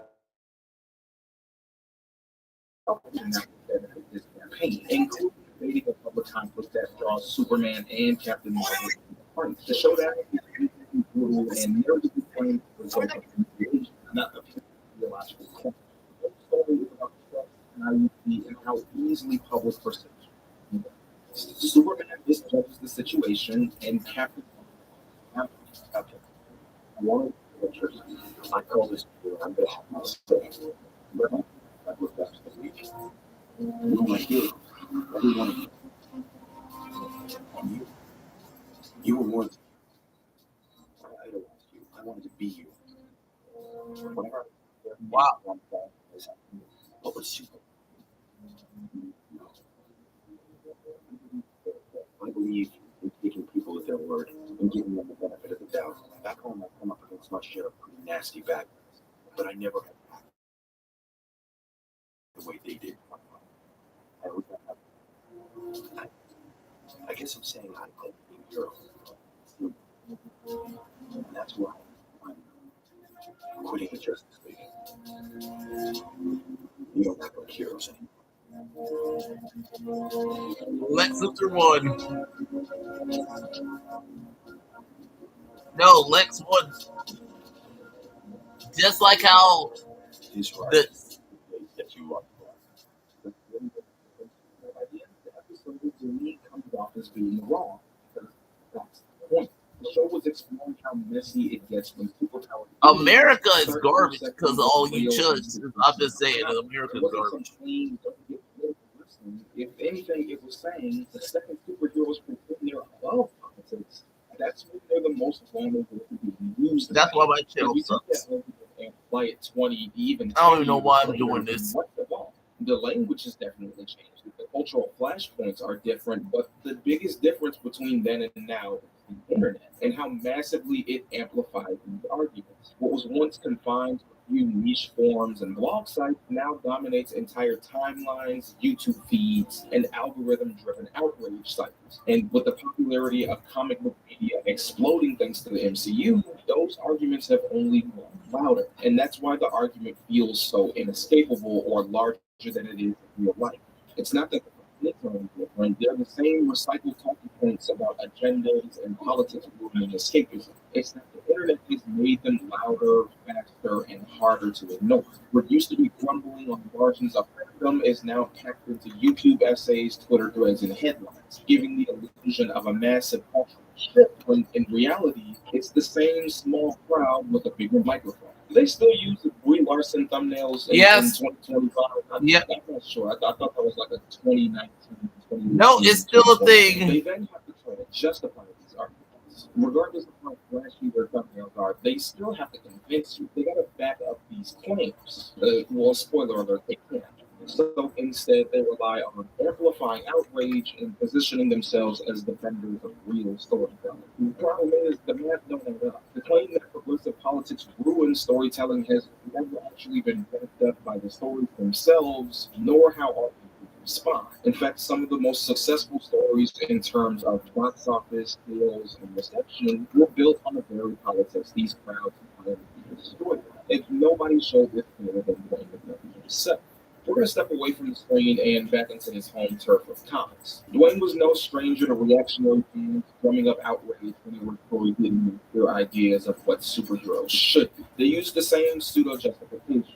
Take one panel, one scene, one character choice, or one storyline out of context and spin it into an existential threat against the media. Let's take his Fantastic Four run, for example. McDuffie put Storm and T'Challa on Martin's first family during Reed and Sue's hiatus. Critics accused him of shoehorning black characters into a traditionally white lineup. A lineup that had been no stranger to substitutes when need be. Outrage posts and fan letters framed it as Marvel feeding into quote-unquote diversity quotas. But here's the thing. Sales were steady. Critics praised McDuffie's handling of Reed and Sue's absence, and in retrospect, it's one of the most seamless roster shifts in Fantastic Four history. The audience didn't feel a sacrifice in the quality. They continued to buy the book. But then you have to remember, the outrage wasn't about story quality. It was about discomfort with change. Or let's take a look at his Justice League of America run. Now, this run is pretty controversial for a couple of reasons. DC had heavily interfered throughout the run,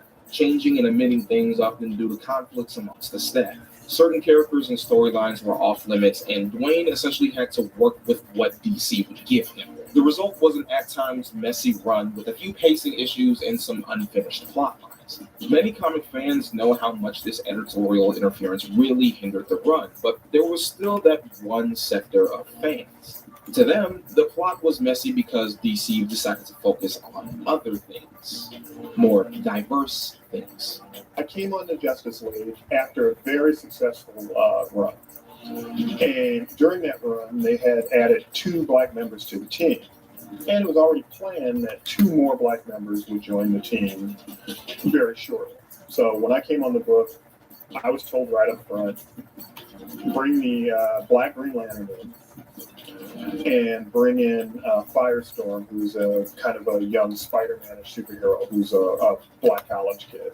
And I'm like, oh, great, okay. And before I knew it, I had broken what I call the rule of 3. And that rule is, in popular entertainment, if there are 3 black people in it, it is a black product. You can have 2 black guys, although it's a stretch. If you have 3, it's a black show. And suddenly it was a black show. And somebody, I think the artist did a pinup with all the black characters. and somebody leaked it and said, that's the cover. McDuffie's going to turn the Justice League all black. He's getting rid of the white guys. You know, never a plan, never even considered, but it freaked people out, so they're reading this stuff looking for proof.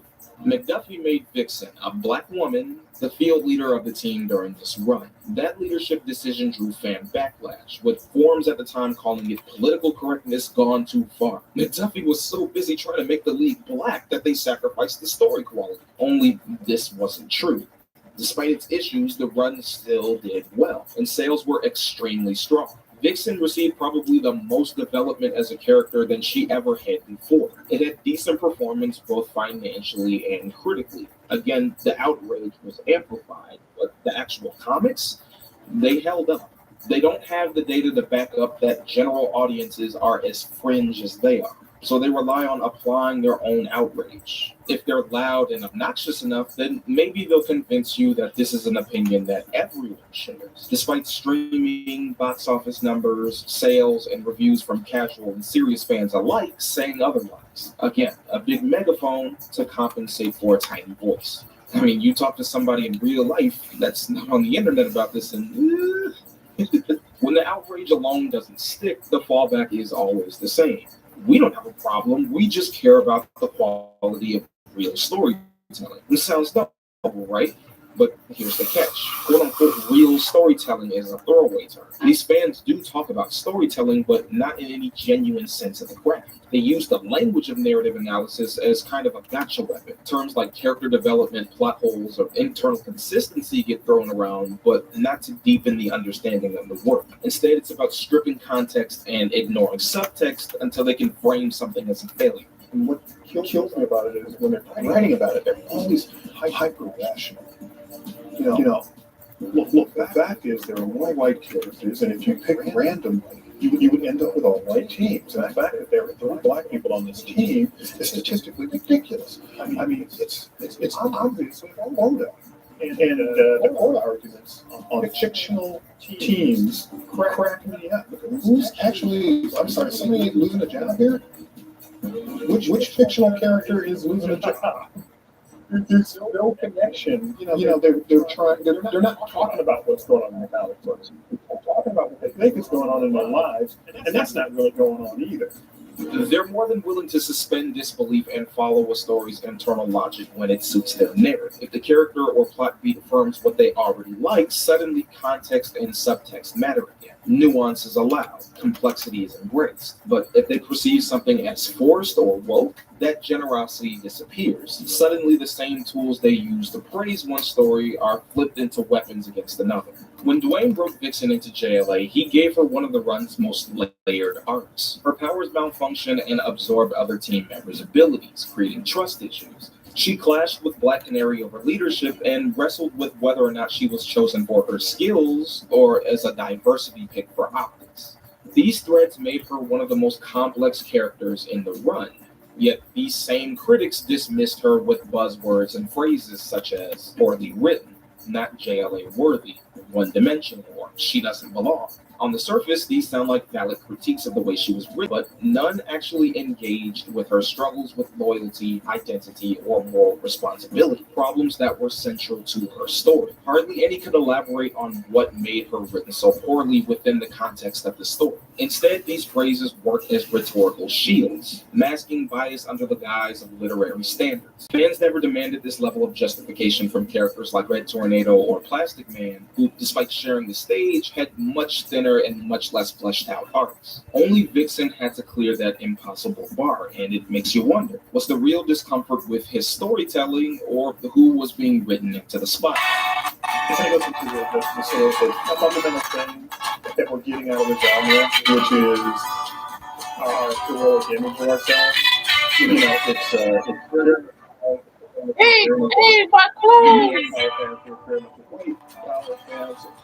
I'm like, what the hell? If I write, as I have many times, a story where Daredevil, who doesn't have power, gets to drop on board. I'm like, you got a new base, technology and shit. So clever. I like how they did that special with and showcase all that shit. ahead of time. It's like, yeah, it's impossible to do For that Comrade too, man. It's like, Zinni. I write Batman all the time. In and out with 7 guys who, by any logic, should be able to, eat his lunch without even working up a sweat. And he's constantly outmaneuvering them and outfighting them and outthinking them, and we think that's so cool. But when black characters do much less relative to where their positions are, it makes the readership uncomfortable because they're not. That's what DC Power Vitamin B3 boosted for.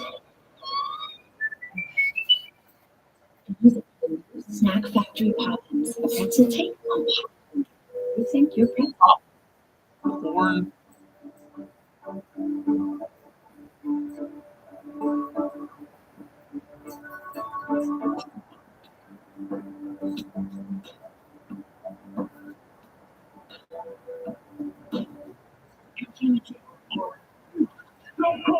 Come back. In 1941, he wrote a book on the form of death.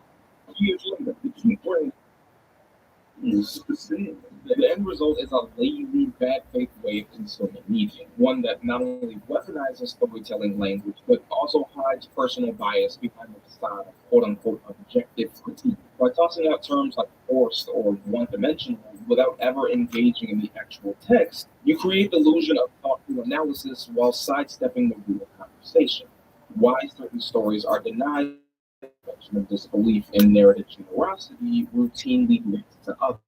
But at the end of the day, regardless of how long this anti-progressive argument has existed or how it tries to present itself, one thing remains certain. It proves that he was right. That Black and other marginalized stories would always be treated as intruders in superhero space, no matter how well they were written. Because the pushback wasn't about storytelling quality, it was about who was being given narrative importance. He knew that the second you give a Black or minority character depth, agency, or narrative centrality, people would invent reasons why it quote-unquote doesn't work. He called it years before this current culture war garbage that we have today. The belief that diversity in media will always be read as political, while the endless recycling of white stories will always be read as neutral. That's why his work wasn't just about representation, but exposing the bias built into the very reception of these stories, on both an audience and corporate level. Audiences loved Dwayne's work, even his most politically charged story. They loved the clever plotting, the fast-paced action, the layered character interactions, but the moment he struck a nerve, the moment a story forced them to confront perspectives and realities they hadn't been in agreement with, that love turned to a battle. The same readers who praised the intricacies suddenly claimed it was too political or overly agenda-driven. Complexity that fit their comfort zone and aligned with their politics was celebrated. Complexity that challenged their assumptions was weaponized against the story. On a corporate level, the pattern was eerily similar. Editors and executives embraced Dwayne when he delivered stories that filled their pocketbooks, whether it be sold-out books or viewership records on TV. It didn't matter how progressive his politics were, so long as he brought the dollars in. That is, until he challenged them directly. The minute Dwayne challenged DC themselves, whether it be in his work or in interviews, he too saw the consequences of what happened when you were too quote-unquote political. Remember that infamous Justice League with a Miracle Rifle? Yeah, well, in May 2009, Lying in the Gutters, which was a comic humor forum, ran a compilation of 2 years worth of Dwayne's answers to fan questions on the DC Comics discussion board. Throughout it, he how stressed and frustrated he was with DC editorial interference when working on the title. But comments about how certain storylines had been scrapped and abandoned. I never use certain characters for no reason other than them being unavailable. He details how he was through their interviews. The anonymous storyline he wrote was about him not having to tell the stories in his book. Now, Zeztz, multiple secondary sources including review responses. One was fired from the Justice League of America, citing that legal sensitive information Dwayne said, it was my own doing. I was together during a compilation of 2 or so reviews of my questions on the DC discussion. I felt my views had nothing to do with the ability of my Good boy! Good morning, writer! Zed. I care. carry out your mission. I like how you did transform on his motorcycle like that. They have no problem with them. They have no problem with putting and sad traffic, justice league, and legislature. So they have no problem with whatever they need to show off how aggressive they were. But the second he pulled back the curtain, the second he spoke honestly about what it meant to work with his machine, the arbitrary restriction, the systemic barriers, the type of stories he believed in, suddenly he spoke. And everything here is because the story is or even because it used this by his own so the problem is that what is that the quiet laugh. Yep. Tolerance works exactly like condition. So long as the risk is too close to home, there's actually rather than systemic issues, so that it doesn't think back to that. That if you tell the truth, there, you cross that.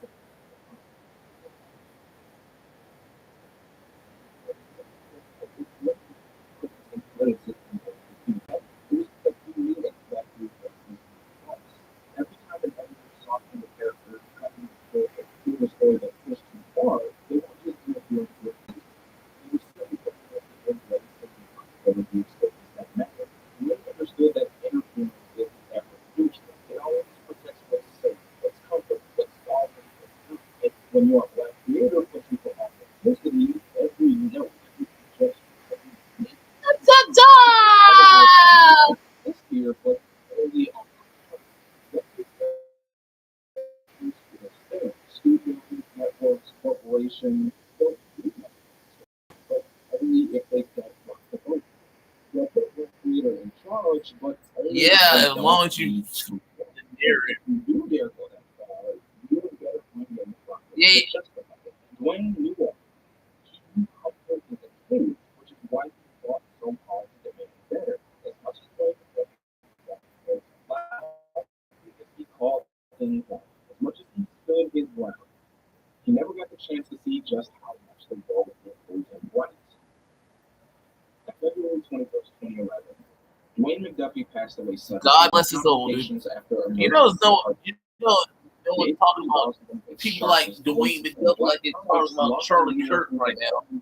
No, I'm serious. No one's gonna talk about a person of color in his net, unlike the white man.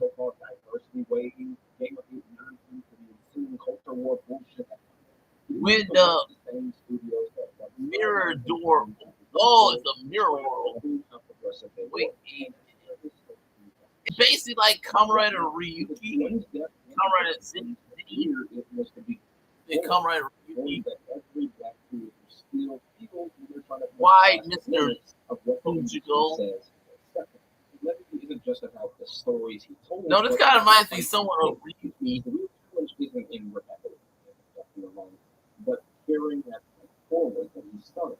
Well, how do you continue the creators who now stop the ball mirror? Comfortable. And most importantly, when is that fight actually over? What are you supposed to do when you have the weight of the world on your shoulders? Plant your feet.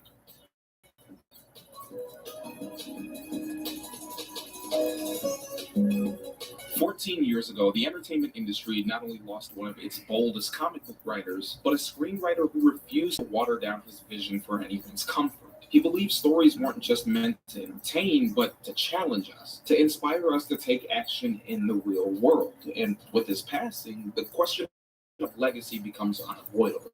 What happens to a movement when its loudest voice is suddenly gone? Well, someone else steps up. That's what. Yeah, he's a black man doing it, not a white man doing it. Yeah. But how did you? And of course, it's carried in. Video has been about Milestone Media and how they managed to accomplish before going to what if something carried on? blueprint that was laid out by them and built on top of it. I'm like drinking tea right now. In 2020, Reginald Hudlin, along with original co-creators Tywin and Derek will revive the company with Milestone. Takes the same characters from the original Milestone run, only reimagines them in the modern way instead of the 90s. The characters were already released. Whoa, damn, y'all!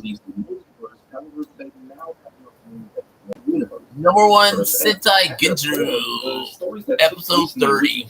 That were never just about capes and power. They were about survival, resistance, and the lived reality in America. Static wasn't just another black cube of electricity powers. He was a teenager navigating gang violence, police profiling, and the weight of systemic neglect. Icon and Rocket weren't just black Superman and his sidekick. They were a direct challenge to respectability politics and the idea of what a black hero should even look like. The crazy part is, those themes haven't aged out. The same conversation Milestone was happening in the 90s. Mass incarceration, systemic inequality, economic exploitation. Those exact same conversations are, if anything, they've only become more pronounced and amplified in fact. One, due to social media, and two, black audiences are far less willing to accept watered down versions of the truth. Let's start with Static Shadows at the Coast by Nicholas Draper IV and Vita Ayala. They could have easily just retold the same story from the original one, you know? It's not kind of funny because Vita always gets attacked by the chuds a lot. Struggle of a teenager dealing with superpowers is still there, but no, it's like literally people like Vita Ayala get that environment and system neglect and shift the code. It explores just how easily those same destructive forces can consume you if you don't have a strong support system in a community. The same can be said with hardware versus icon. The writers use time travel as a plot device to explore the nature of social progress, specifically asking how slow or rapid is it supposed to be. We get some icons slow, methodical approach to issues clash with hardware's steadfast, direct way of having systemic issues. Again, same theme, but new compelling stories. Baku, Zabi, Blood Syndicate, Shadow Cabinet, they're all they just wrapped up year 4 of a multi-season storyline that's been running since the pandemic. And when you actually read them, you see that the spirit of Milestone has left. However, there is one big problem. One with the audiences that goes unaddressed to every single time we have this conversation. And that being, you guys can be some pretty big hypocrites. There's a common trend where comic book fans of underutilized characters will beg and complain about their favorite characters not being utilized, and then literally proceed to not buy the book publisher by the media company. People purpose of the complaint and shock everyone in the book. One step forward, and we never think. Remember we discussed this thing? We all do the exact same thing when y'all complain about her being media. But then later that first soul of the book we started being well written and avoiding the issues we discussed. We had the same thing with Cyber, Blade, Black Lightning. The hype was loud on social media, but when the actual issues hit the shelves, the sales didn't make the noise. And that's the reality. Publishers look at those numbers. If you don't listen to that guy doesn't exist, and the cycle repeats. And I feel like a big reason why this happens is we keep forgetting that superhero fans are not the same as comic fans. You have people out there that are huge MCU fans and will have seen every movie and show, but have never.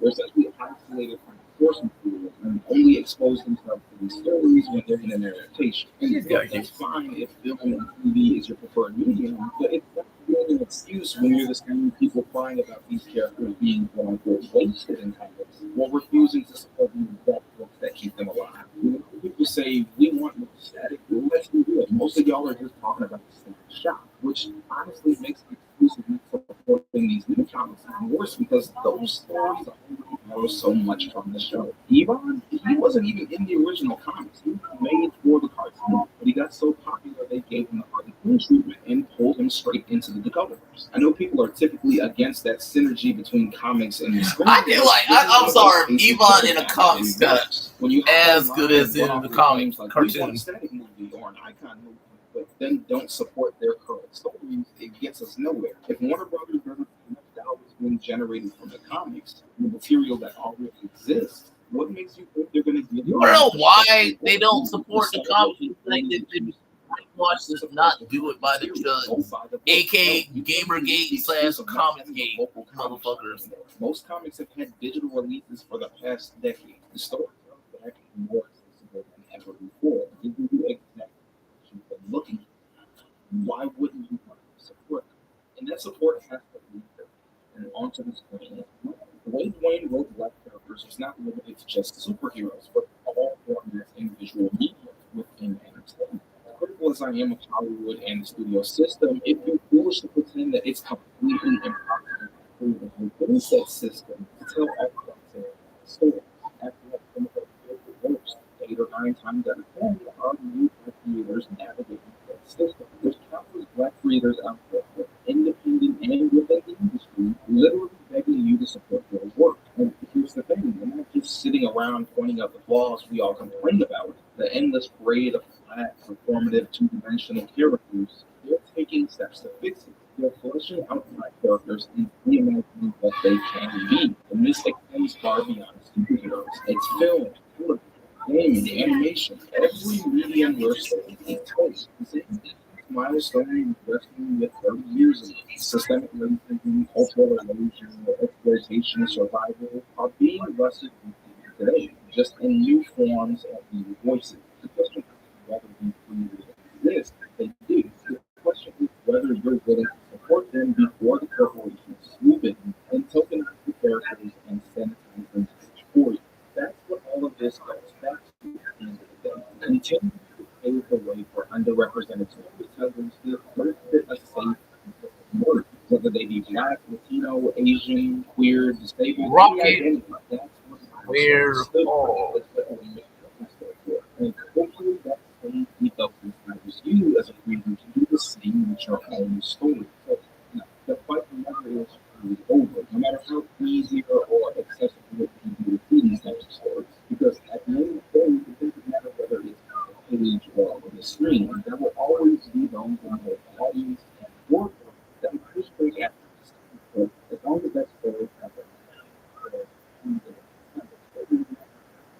that showing us that our stories don't need permission to exist. And if those stories are being too Black, then so be it. Because that's exactly why they need to be told.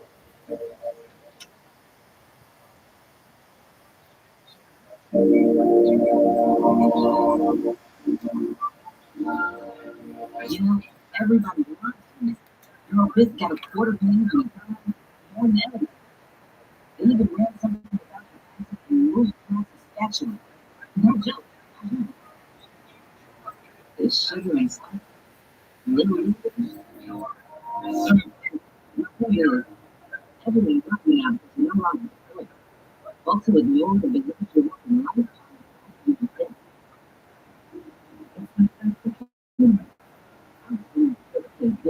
The same point. Just when the fans figured out you were deep too. I mean, the job too subtle. Those people who despise you get to tell you story. They will hide and subtract and see their own paperwork. That's welcome to the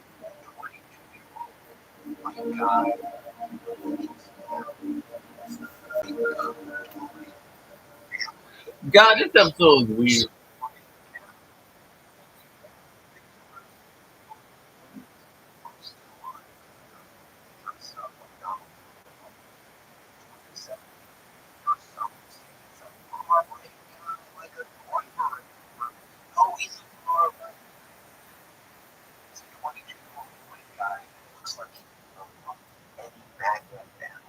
And that is narrative shattering.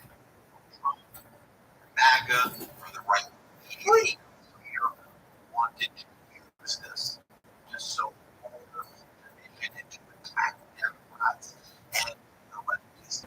So what are they doing? They're going to go back to the well and try to blame transgender. And I want to expose for you the anatomy of how they go into this. Some of the most dastardly, insidious ways. Yep. This is how they build these now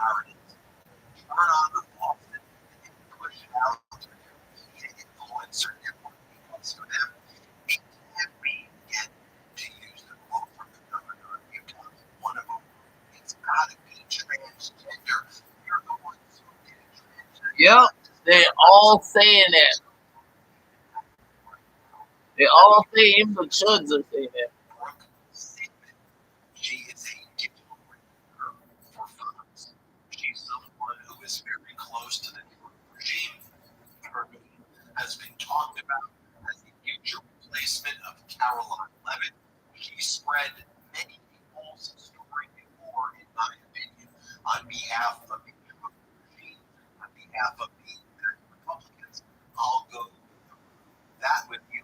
I want to show you the quid pro quo that kind of takes place. I'm going to get you a source, but you got to say something nice about me because I'm getting a little bit screwed right now for the way I handle this. In my opinion, that's what Cash Patel said. He was at Rayo's Italian restaurant when he was blaming other people for the shooting. So it was a crushing blow to the Trump regime and state regime media known as Fox.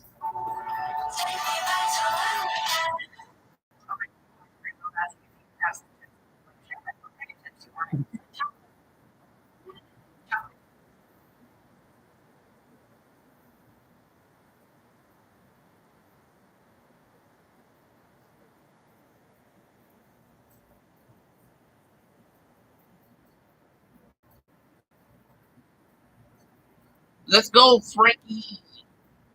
Queen Cola Frankie. Why shows like that?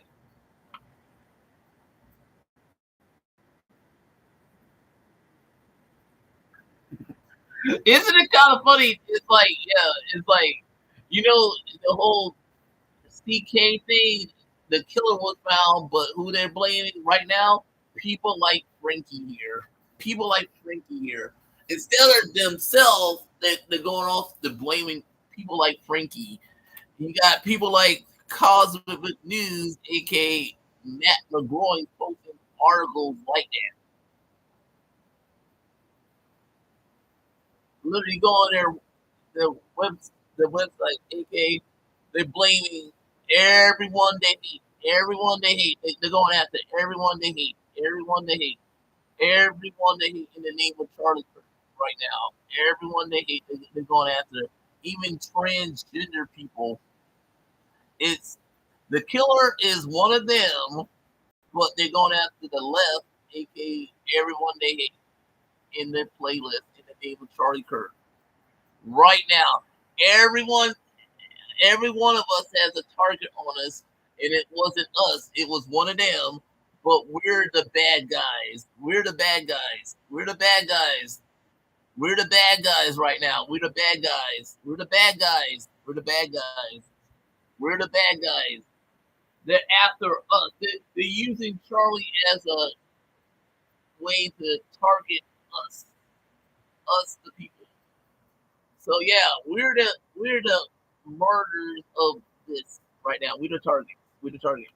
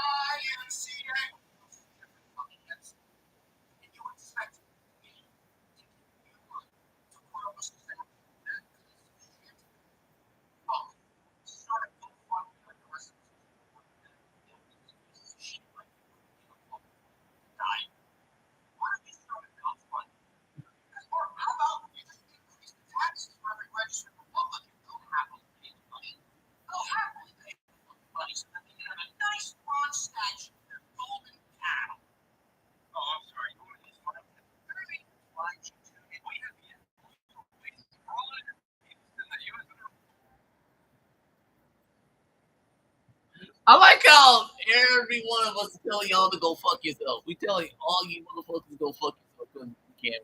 No, oh no, that's just telling you to go fuck yourself.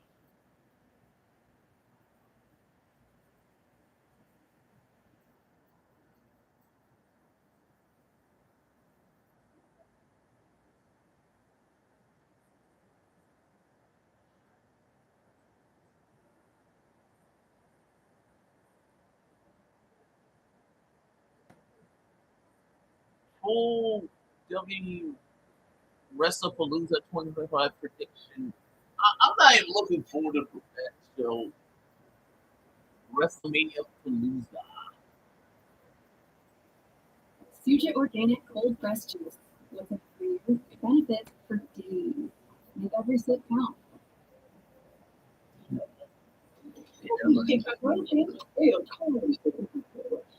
A minute. Get out. 10 minutes. And you can stay in your car while we do it. Yeah. You only with episodes. Oh, you said free? Yeah. Deal to that. How much? Yeah. And the 50 pressure too. I mean, y'all are well, I'm gonna eat you up like grocery cigars, like grocery cigars. It turns out that the What's new up? Avengers reveal was something that was in the works for a long time, and everybody working on the film knew that this was the end goal. So, I think we're all on the same page, right? Like, we all knew that that's what they were doing the moment it had Thunderbolts with an asterisk. We were all like, you know, that Avengers, yeah, got it. Nikki Bella becomes longest reigning. That title sucks. No, seriously, Nikki Bella sucks. No, seriously, Nikki Bella sucks. The only reason she became that is because of AJ. Everybody knows that. Here it is. Yeah, right. Sunday, they literally started to change up the organization, called it the UFX, Thunderbolts, the UFX. I'll just say everybody knows that.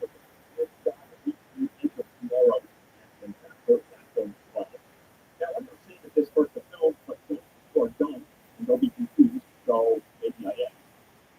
10 years ago, became the longest reigning in WWE. Yeah, because of EJ.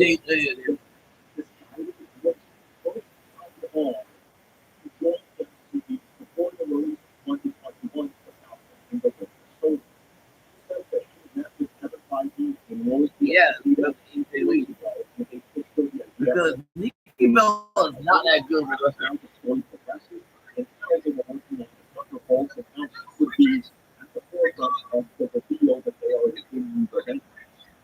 And again, this goes all the way back to late 2019, early 2020.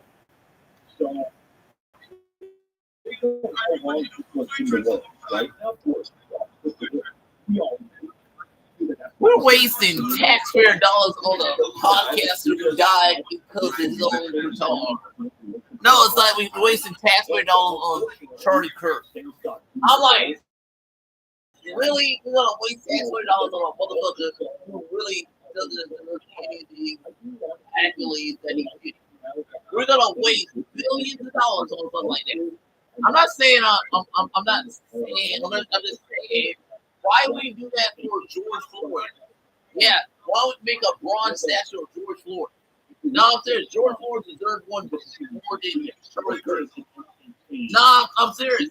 His death was more beautiful than Charlie Kirk.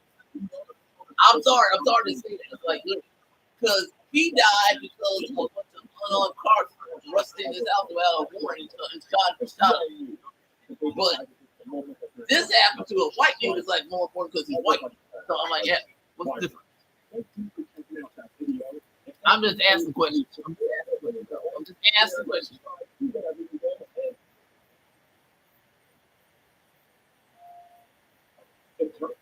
I'm just asking questions. I'm happy that he did it, but it's like I'm asking questions. I'm just asking fucking questions. Ask questions. Just asking fucking questions. I'm just asking questions. Take it easy.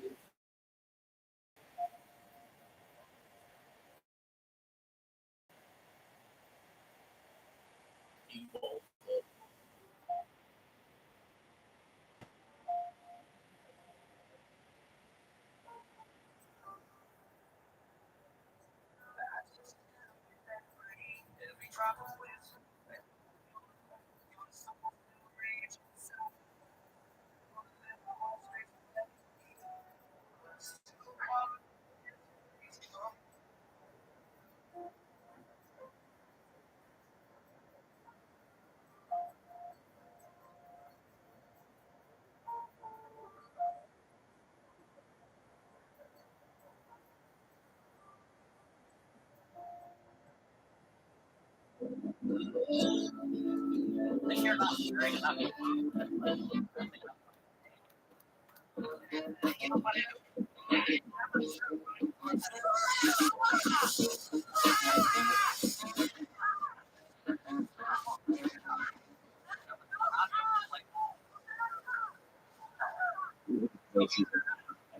suppose.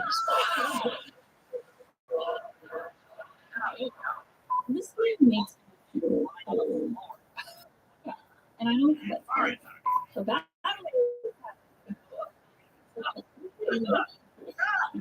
Just waiting to hear your little line. how did that behave? Who's winning? Your impression. Also, I supposed to get ladies again. No,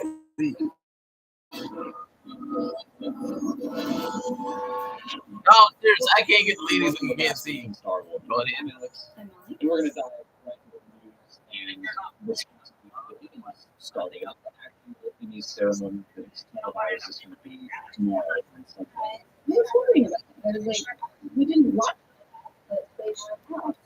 So has that always been the case? So these are the creative arts Emmys, and I think they hand out some of the awards early to keep the televised broadcast moving along a little faster. So then we won't see like a acceptance speech from Michael Wilkinson. I don't think so. It does make sense. But still very happy with the ones that they did get. Yeah. Yes. So Indoor has already won 4 Emmys, and there are 4 that I'm really happy about. Outstanding costumes, outstanding production design, picture editing, and special visual effects. I'm really hoping that we would get Emmys for Michael Wilkinson and Nicole. So I'm very happy about those 2 especially. Same, yeah. Like, the whole cast and Tony Gilroy, they've all talked so much about what a big task it was to do such a huge production for this season, and the costumes and all the extras was a lot of work. Way to go, Frankie! What's up, Frank? Yeah, this feels like unworked for both seasons, basically. In my heart, it is. Yeah. Just everything they did in that season was on the same. Yeah, because he's such a dumbass. This is the Cass McHale is a dumbass. He only got his job because he's willing to be Donald Trump's bitch. Special visual effects. Just like everybody else in his staff team's a bunch of bitches. Sure. Island, knocked it out of the park. That's all megas are, a bunch of bitches. I got to speak with Lou Cole during season 1.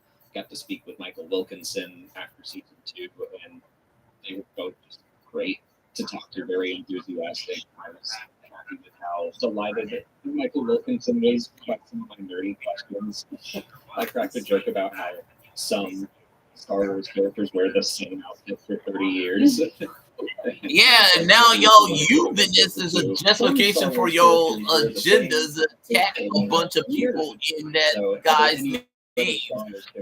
So yeah, y'all subversing and using it for money and profit to make money off of his death, and also to hate on people. No, I'm serious. MAGA are the biggest assholes of all assholes. Assholes. You're assholes.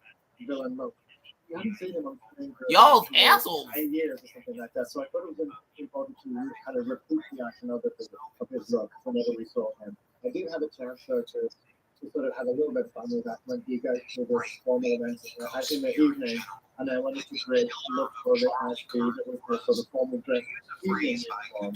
I created another costume that was made out of creamy fabric.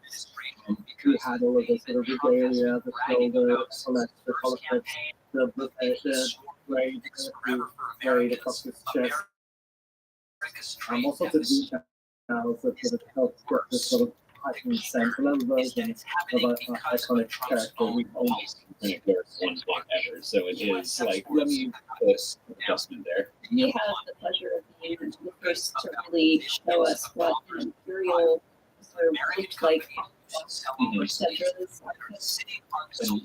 talking about like all the different shades of white that ISB had, and I was like, wait, what? That's something that I probably noticed subconsciously, but it made me feel like Jerry in Parks and Rec when John Ralphio. Yeah, isn't it kind of funny? Everything wrong in the country right now, we're losing money over is all over white people shit. White people shit. Everything gotta be white people shit.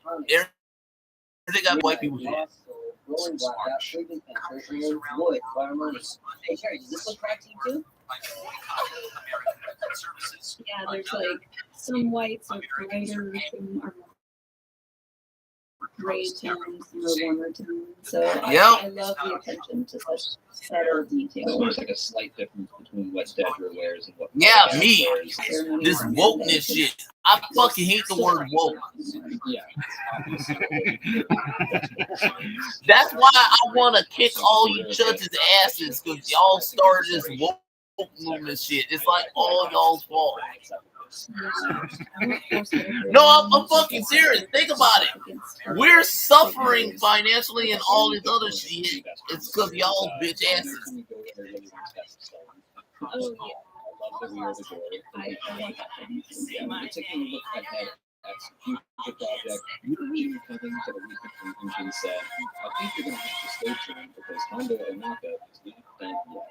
Apparently confirming the return of Hondo, which isn't. Yeah, he's voiced Hondo. Yep.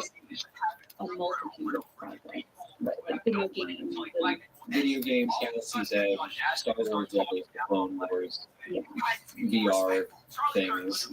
So this can really be about any project, but we've theorized a lot in the past about whether or not we'll just see Hondo. Yep. You know how many times I've seen Candace Owens and Kanye West wearing a shirt that says "White Lives Matter" over the George Floyd death? Yeah, it's like a bunch. It's like a bunch for all of you. Calling us woke for doing stuff like that. You called us woke, dumbass. I'm not saying I'm against y'all doing what y'all doing. I'm just saying why y'all get to do it when we didn't get to do it for George Floyd. Now I'm serious. Why didn't we get a statue for George Floyd? No, I'm serious. Why didn't we get a statue? And also, why in Florida, Robert DeSantis went out his way to get a bunch of workers to erase that memorial to all those people who got gunned down at that club that were LGBT people? No, I'm serious. Why is that? Why is that? No, I'm serious. There was a crosswalk that in memories of those people that y'all erased with taxpayer dollars. Literally, you literally did that, and then when they went back and tried to repurpose it, you went back and erased it again. Literally, you went out of your way to erase a memory of a bunch of people that got taken out at a club to feed your narrative. So I'm like, once again, why is it okay for y'all but not us? Motherfuckers. Why is it okay for y'all but not us? I'm just saying, it's like, why is it okay for y'all but not us? People would be like, well, Honda's alive. Where's he at? What's he doing? So I think about that, motherfuckers. Think about that. And then if it's so, then Robert DeSantis has to repurpose that crosswalk. The crosswalk that had that rainbow flag on it. No, I'm serious. You have to literally redo the crosswalk. No, I'm serious, Robert. You owe the Floridians that crosswalk. Oh, you're not? Because you put all the money into those tournament camps you did because you like sucking Donald Trump's dick? Dumbass. Maybe they have some history. Yeah. No, I do think Ahsoka makes sense for its live action debut. And maybe we did call him in the like New Republic drawn movies. Man, I want that so bad. Because I feel like there's a lot of things happening in Ahsoka, and probably in season 2 they're going to be very deep and serious, and like, we need some kind of humor. And we need him to come in and maybe loosen up the other kids. I think that's a good point, just to provide some. I also just started reading the original Ron movies. Hondo's kid kind of took the place of character, someone who helps rally the scoundrels and the criminals that help fight against the Empire. I don't know if Hondo has charisma and that much influence, because everyone seems to be annoyed with him all the time, but he could be involved. We also got the trailer for Beyond Victory, the upcoming mixed reality virtual reality game. A mixed reality place. It seems like it's doing a lot. Yeah, I mean, you can play a game, but you can also like put models around your room and stuff. Yeah, there's like little toys, like action figures. Yeah, you can set up scenes like around your room, which is kind of cool. You got to play it outside the country in Japan. They did offer for me to play it too, but I didn't want to get too much time, and I just got more eager to go do other stuff. Yeah, they had a demo set up at Colors, so I gave it a try.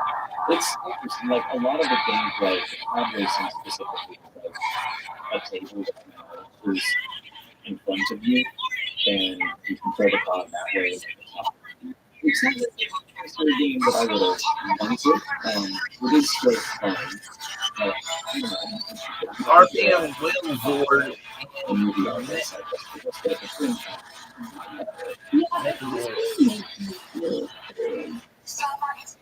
And I don't love that. Because well, I mean, VR to be purchased and played at home have been around for a while, but every time I've tried it, I'm like, this is uncomfortable, and like, it feels like I just go on, and I don't was concerned like about just go and play like on the Switch or PlayStation. And this is the point of a mixed reality. It's taking the VR and like breaking it apart and making it different. Like, a little bit overwhelmed by the idea of how this works. But with that said, anyone who is really into VR stuff, really like it. Because it is different. Yeah, definitely everything is really really liked it. Yeah, it's uncomfortable. I can only play it for a little bit of time. I was pretty into that one. Tales from the Galaxy's Edge, a little less so. I remember that one going my head more for some reason. But yeah, I mean, it's just not my style of game. Like, some VR I feel is great, but I haven't really touched mine. I've got the vibe that I haven't touched in like 5 years. Yeah. So I think this game is really good for into the other people already have the Metaplex for you. So you have to check it out. But if you're curious about that, there's probably going to be more gameplay with these stuff. I mean, I'm sure people will prefer the gameplay. I'm just probably going to watch the story. Yeah, we're not, like you said, we're not going to buy one. I think I have a friend that might have We one, might so try I could try to follow it and give it a go. Because I had several people comment on Instagram post about it. They were like, I'm thinking about it, but I can't wait to hear you talk about it.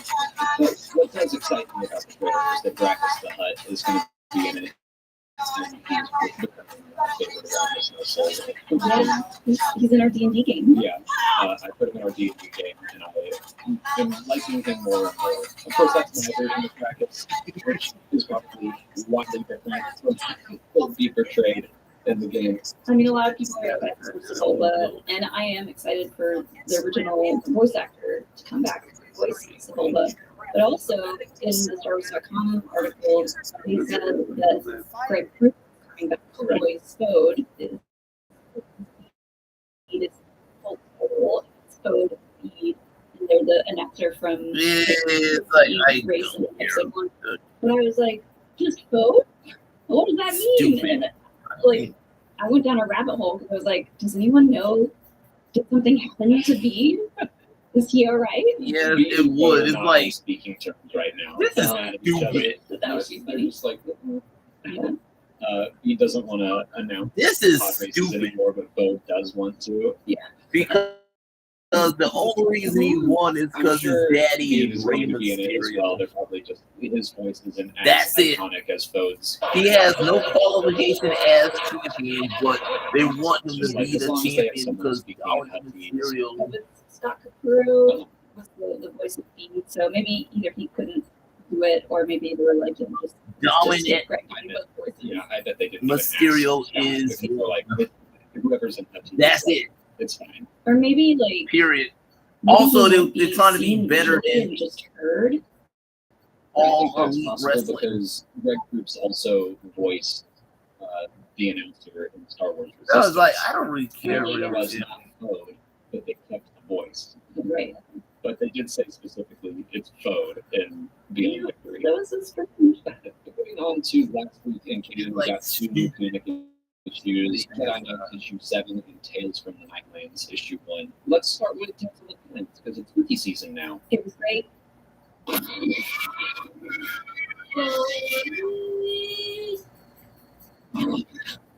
Ronnie 3 Plum?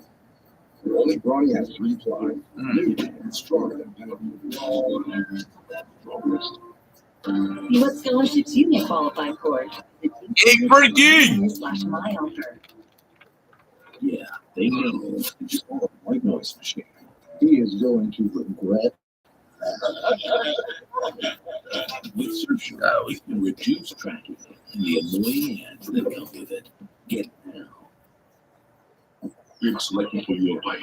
Why can't I find one? Even profit order. Please. No one's annoying words. But you put it in functional words for hearts.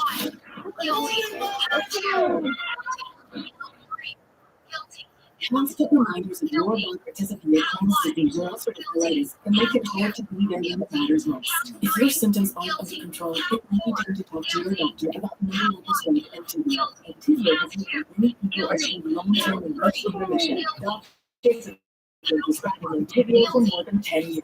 Entyvio offers 2 main functions, including the Entyvio pump, infusion and serious allergic reactions can happen during therapy treatment. Entyvio increases the infection with serious PML, a low potential fatal brain infection without being able to tell your doctor if you have an infection.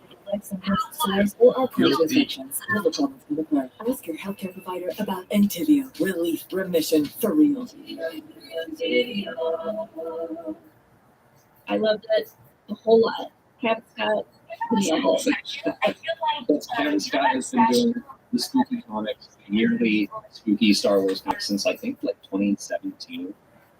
This one, I really liked the setup. It was about Padawan and when he was still pretty young, and Obi-Wan, and they're going to Ryloth for a funeral. Anakin meets this young girl who wishes she could speak to her grandfather who's passed, and says that it's possible because the Nightmare Conjunction is about to happen. Junction. What's your function? God, I wish I could. So, That's Xenomorph. so she thinks it's a good It's idea kind of funny to because now that Disney use owns that, you're different gonna get more contact Xenomorph grandfather of the was during to. the Nightmare Conjunction, which is something I think Cavan dropped in Dooku Jedi Lost. That's right, you mentioned that. I remember he dropped that name a long time ago. I think he said that Darth Krall like tamed the Nightmare Conjunction. What's And your it was something along function? those lines, and I was like, "What's?" Juicy line to drop. I know that's Cavan's really good at dropping. I that like kind of just ass and confusing titties. Star Wars thing. And I like ass. you know, he was like, we'll pick back up with this later. Yeah, I'll figure out what that is later. Or maybe he knew. The Nightmare Conjunction is when the veil between life and death is at its thinnest. America's garbage. But really, it just seems like one main spirit, God, it the needs to- Nightlander, that needs to come possess this young girl The or whoever's Night- around. Yeah, there was definitely Lander, the good. Nightlander. They want to be made whole again. But Anakin is able to stall for time until the Nightmare Conjunction ends and she fades away. and we find out that this happens every 30 years, which I really liked because that felt very Pennywise. That this evil resurfaces because that's what they got. That's all they got is white nationalist stuff on social media. To a point, they ruined TikTok with their white nationalist shit. No, I'm serious. MAGA fucking ruined TikTok with their white nationalist shit, just like they did Twitter. Is Luke and Leia, and the third issue has been. So yeah, I think that's a really fun anthology series to have, where I assume they all have to deal with the Lander, but who knows? And the art style for this comic, just like they ruined American history with the white nationalist shit. No, they ruined American history with the white nationalist shit.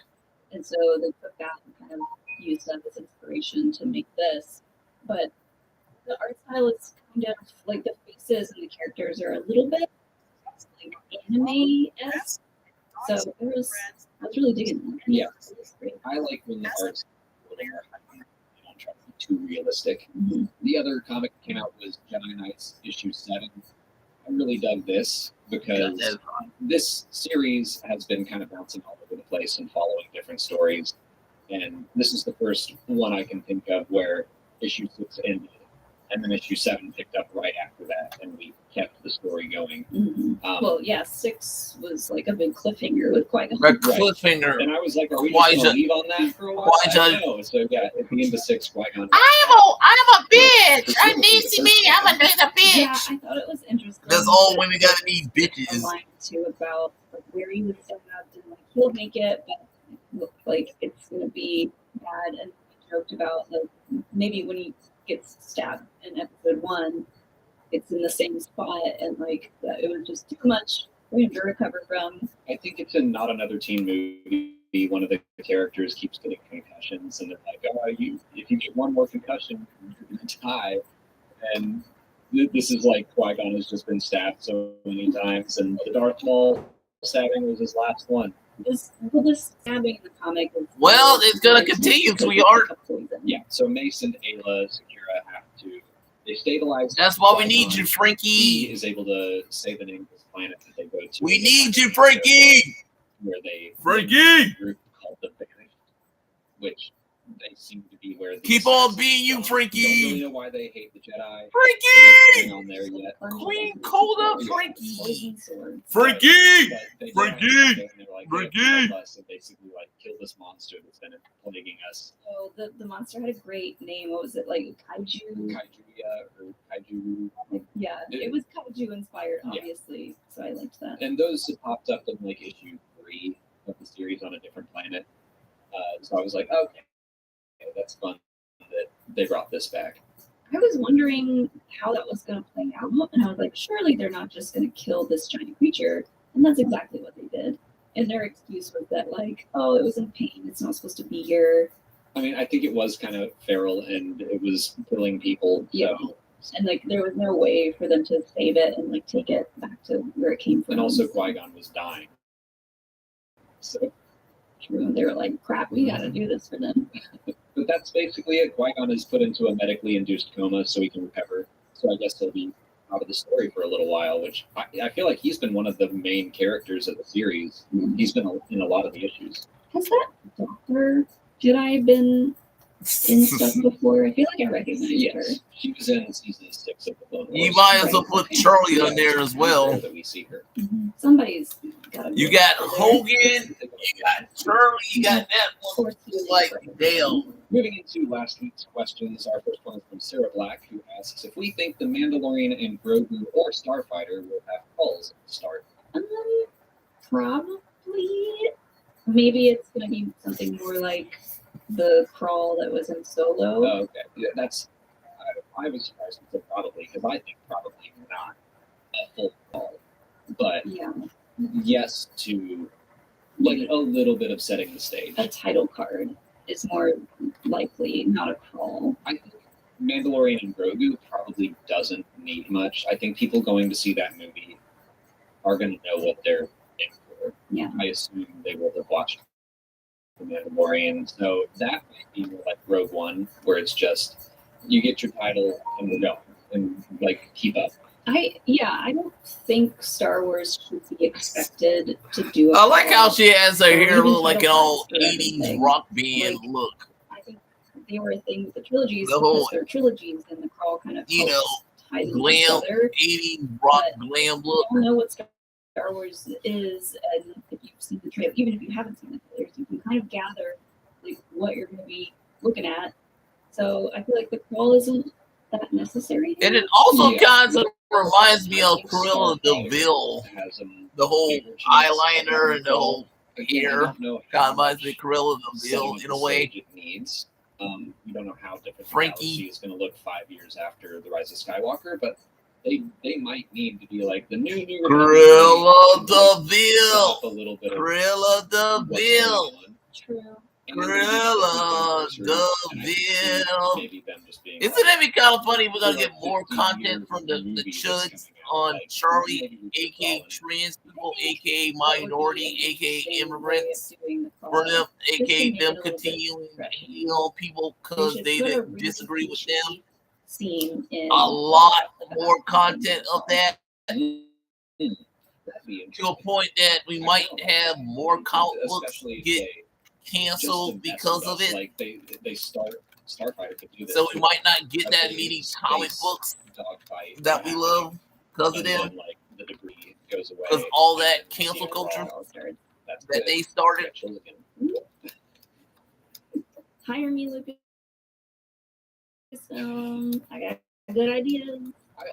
We were commenting on Alien Earth, which is coming out. I've enjoyed how they do their previously on. Yeah. Which is just showing you flashes and scenes from past episodes without dialogue while the title slowly comes into frame. Yeah. I don't know if they could do that in Star Wars, but yeah, just finding a creative way to express what we need to know.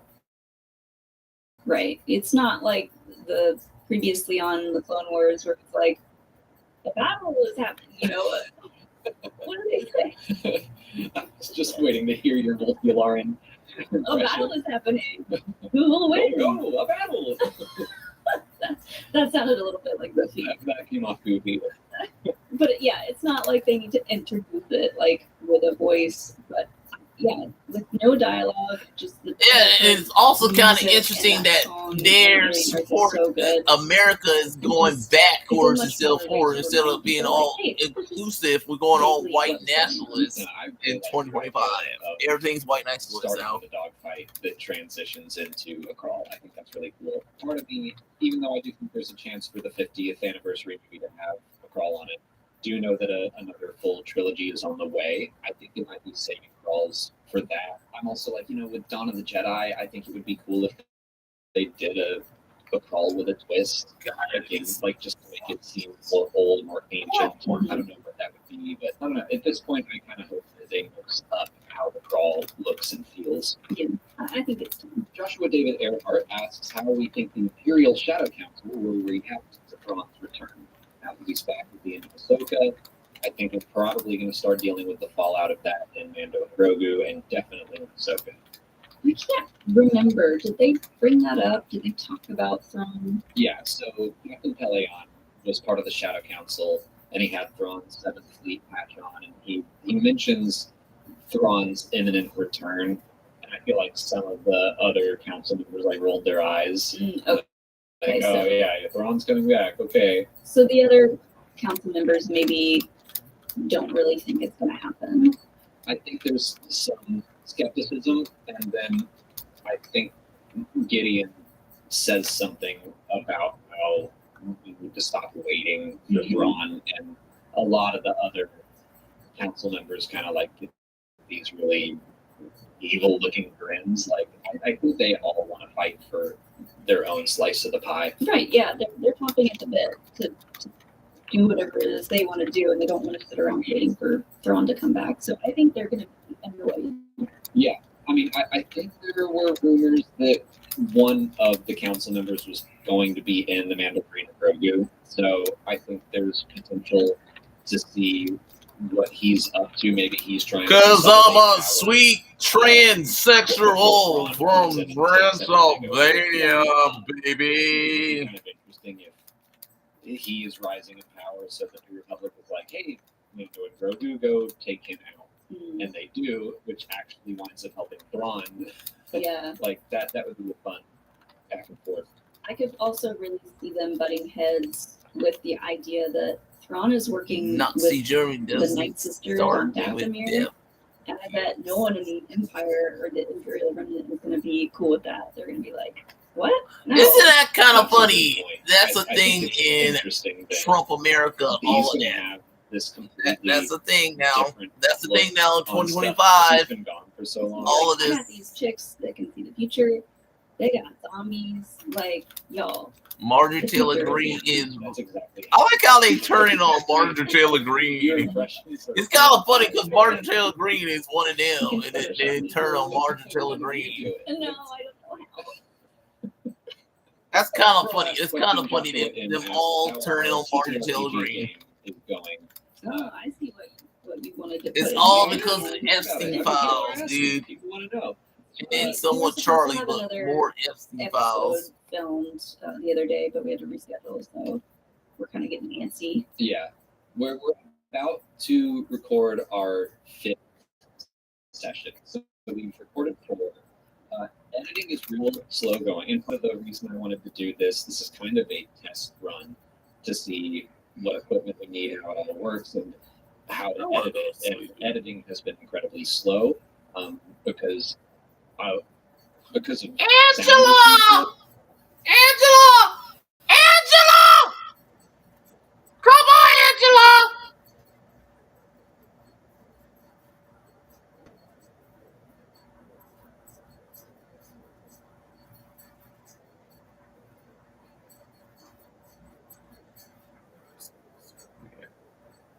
As many of you are Not so super band.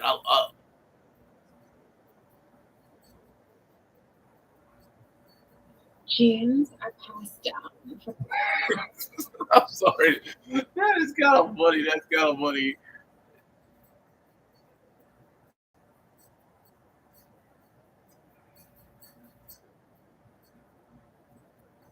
It's September 4th, 20.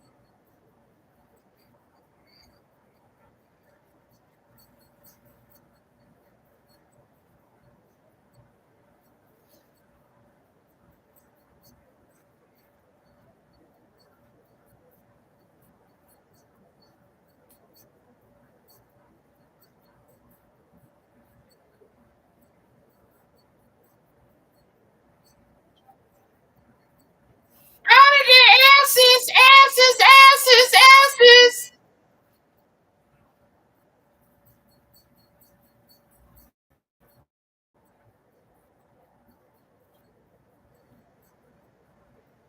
I like some asses.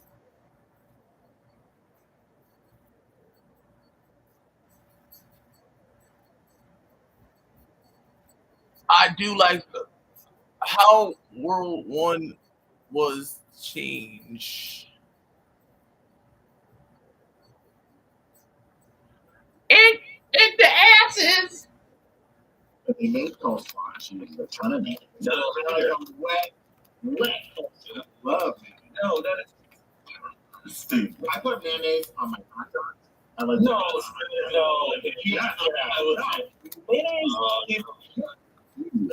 Not really. It's like every squeeze is rich, creamy, and oh so irresistible. We want it with everything. Okay, just one more delicious garlic dip. Hellman's garlic aioli. I never tried the other flavors of mayonnaise. I'm serious. I never tried the other flavors. I always get the average one.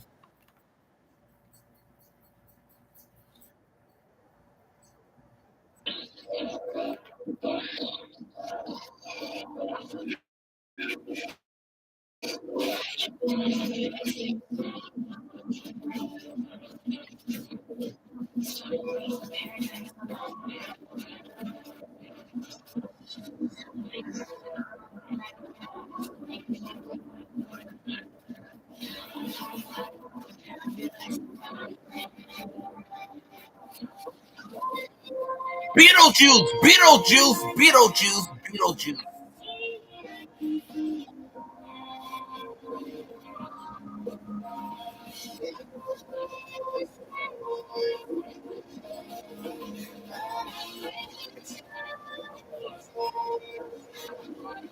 Beetlejuice, Beetlejuice, Beetlejuice, Beetlejuice. Beetlejuice, Beetlejuice, Beetlejuice, Beetlejuice, Beetlejuice, get fucking Beetlejuice.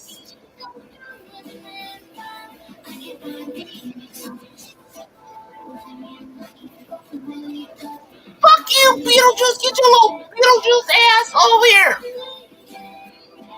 Beetlejuice, Beetlejuice, goddamn Beetlejuice, get your bitch ass down here.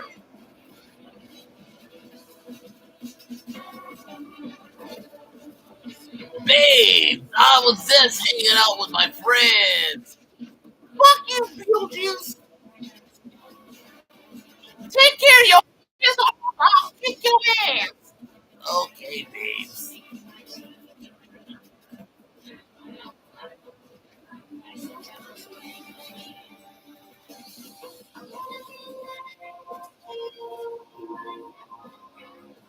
Isn't it kind of funny the American government like they care about people, they don't really care about motherfuckers. They're the one causing the most damage. No, serious. American government, aka MAGA, has caused the most damage in America ever since they got back in power. No, I'm serious. Everything bad is happening in America right now because of them. No, it's like their own agenda is what caused the most damage right now, and they're not solving anything. No, they're just making it worse. It's like they keep on putting gas into the fire. It's like right there. Every chance they get, it's like more hate. It's a lot more hate now than ever in 2025. This hate. Ass and titties.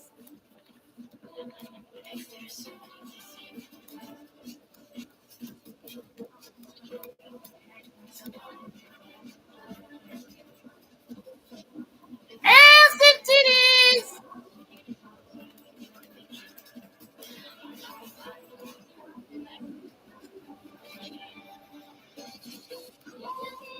Ass and titties, Frankie. Ass and titties, Frankie. Ass and titties, Frankie. Come on, Frankie. Frankie. Frankie.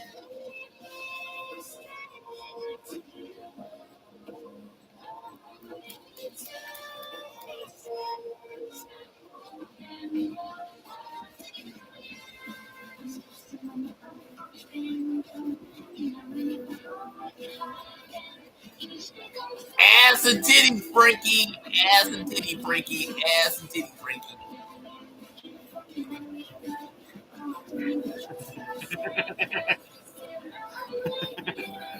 No, I'm just saying. It's like they're.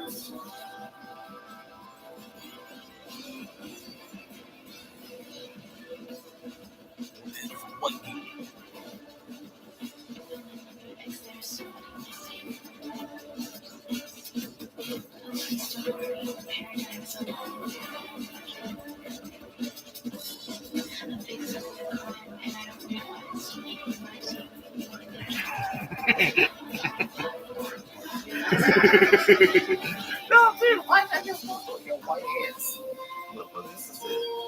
Just... Ass and titties, white girl, ass and titties.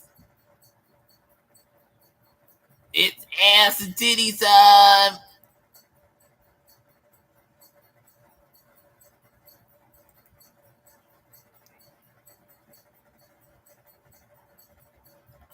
Ass and titties.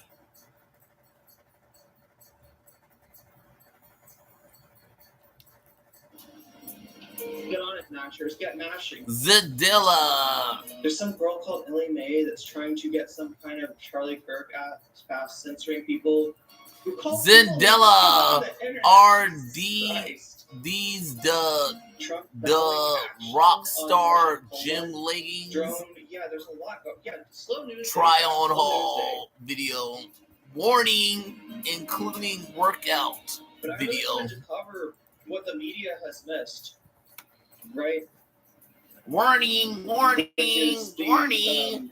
Danger, Will Robinson, danger. We don't know everything yet. There's still but what seems to be the true motive, the true Fucking commercial. politics of the shooter, which is pretty familiar. It all stems from. Hello, mommy. You know, if you really want to pass a Charlie Kirk. Warning, warning, warning, warning, warning. There's your Charlie Kirk act for gun control. Yeah, mommy. My milkshake bring out the boys and the girls to the yard. Better than yard. Let's put it up. It's brought it up. It's brought it up. It's brought it up. Yeah, you're not allowed to say negative things about. Almost said Metroidvania. You're right. Yeah, you can't say nothing negative about Charlie because, oh, God forbid I have something opposite of what y'all want me to say about a motherfucker. No, it's like y'all the most SJW motherfuckers on the face of the earth, motherfucker. It's like a double standard. It's like the double standard from all of y'all's bitch asses. It's because y'all made y'all platform being all racist, sexist, homophobic, and all that shit. Same thing with Charlie. It's like God damn the double standards. Fuck. Believe it or not, was not universally loved on the right.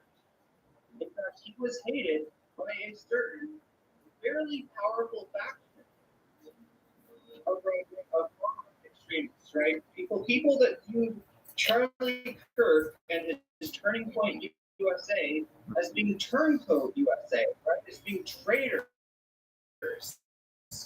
as being insufficiently backed. And that may very well be the meaning of the inscription, the engraving. Two hot girls at the gym go out, bam, pump it up, pump it up, pump it up, white girl, pump it up, white girl. People are getting mad at Charlie Cook. Yeah, we have to sanctify him. Charlie used to be a saint. Why? Whether they actually said in life, you just got to reimagine him in death. That's gonna be the downfall of all of this. It's like, oh, we can't say nothing. But I thought this was America. We had freedom of speech and stuff, motherfuckers. I thought we had freedom of speech and shit. Oh, but you don't. You don't really have freedom. You're not allowed to say anything. Oh, go kiss my ass. No, I'm fucking serious. All y'all can kiss my ass. How about that? Kiss my ass. Oh, you're gonna forbid me from saying, okay, here's a baseball bat today.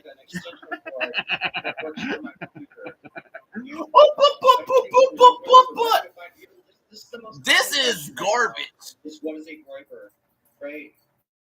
When Matt Walsh do a movie, we get Matt Walsh do a What is a Groiper movie. What are your thoughts to deal with the current situation from Betty Garland of Cambodian military moving 18-game troops? No, it's like kind of funny because the whole narrative you don't want like when people censor people, y'all censor people. Nowhere near me. No, they all censor motherfuckers. That's not a potentially very dangerous situation for the people in the area. Last time there was artillery and rockets fired. In addition to being like an airstrike, like I think Cambodia shot rockets and artillery. Thailand did an F-16 calling us airstrike. SJW, y'all the SJWs, right motherfucker, y'all the SJWs. What you do over to Vietnam? SJWs to get a longer-term visa for Thailand. It's a weird thing that this is a visa that you got. You don't have to be in your home country, but you do have to. You cannot be in Thailand to apply for this particular visa. So I had to come to Vietnam, apply for the visa, and I think I have to go to the Thai embassy here to get it. I don't think I can go back home and be like, yeah, let me know when it's done. They want registries of all unassimilables? Wait, Jeremy, what are you talking about? That sounds like AFD shit. Okay, the trans roommate rumor. Yeah, I'm glad you're calling it that, because it is just a rumor at this point. What is it? What is the rumor based on? The only thing that I've seen. Yeah, they're saying that the person who did it has a transgender lover, and it's not proving. There's no proof of it, but they're gonna say it is. The assailant was They're making up bullshit. They literally making up shit. Living with his family still, right? Which would make this not a rumor, or not a roommate, right? And the second, question about this is, was this person? They're making up reasons to attack us. I'm not sure. They literally making up shit. Knowing that the motherfucker is one of them is like our fault. But I've been pretty busy so far. Was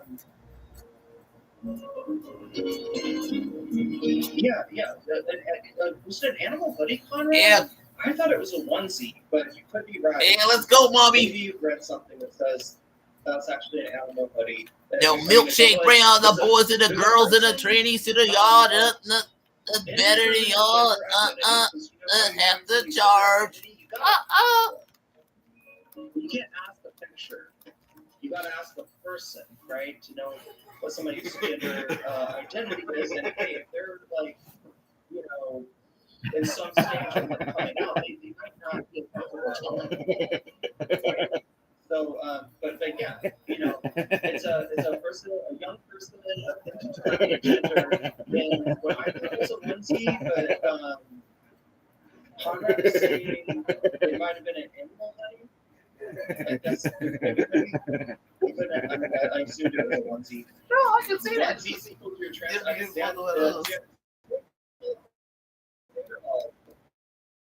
And let him know that he can feel free to appropriate all things trans. All the things trans that he hasn't already appropriated. He can go ahead and he can go ahead. Yeah, mommy. Trans. I guess he's he identifies as Shadow the Hedgehog. I don't know. He identifies as a whale. There we go. I'm so sorry, Chad. If you don't know, his Netherhall had a long-term sub goal or a dono goal where he would try to use the money to start. I think is he raising whales? I know he moved to Seattle to. I don't know exactly where, but to the Pacific Northwest, let's just say. I don't think that he was actually in Seattle, but somewhere thereabouts to raise whales, which you and Zan inspired the possible shooters transpire. That's right, Zan's in trouble now. No, I think that Zan is under the radar. I would say that Zan's pretty under.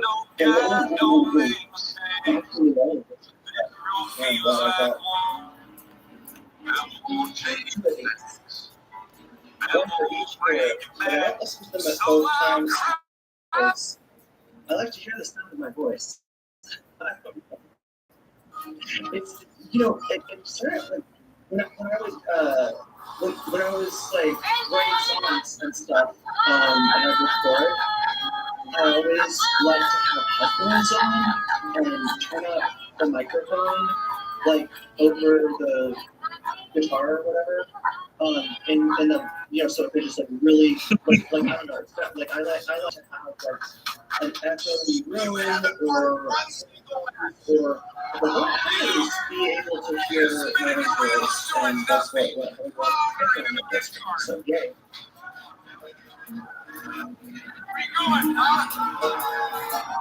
They're really trying their hardest to post a single. This is the whole thing, yeah. It's gone back to the temperature has gone down. I think the temperature still is down from where it started. Because they were ready to fucking go. They were ready to go. If this had been an immigrant, if this had been a trans person, if this had been anyone other than the 4chan they don't have the magic of Xfinity. They were ready to use that as cause spell eye. With Xfinity, Trump's attention. Oh yeah, see this? Yeah. Marvel's mentioning. I know you're really close to the deceased, right? I know this is really hard for a guy. How are you feeling? How are you holding up?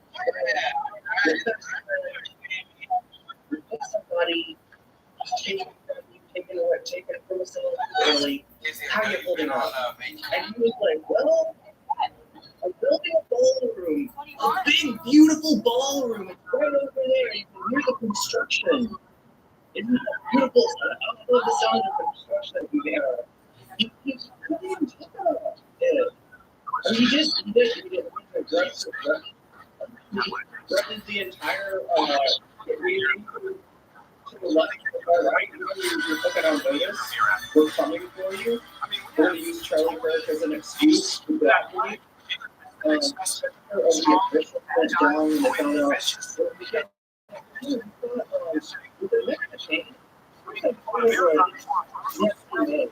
Okay, no. Republicans. Also, anybody that thought that Megan was fucking show? No. Not Megan McCain, not Liz Cheney. No. They're also Republicans. Yeah. God bless you, Jim Girls. Let's say it, mommy. God bless you, Jim Girls. Muscle mommy and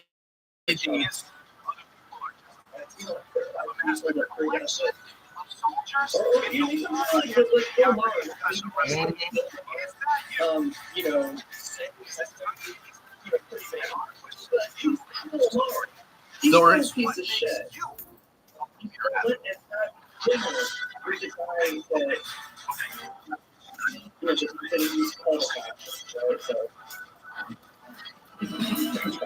a story. Everybody know about this? What you see is a suggestion of the former, the now deceased president, but no, it's not really. Trump is now.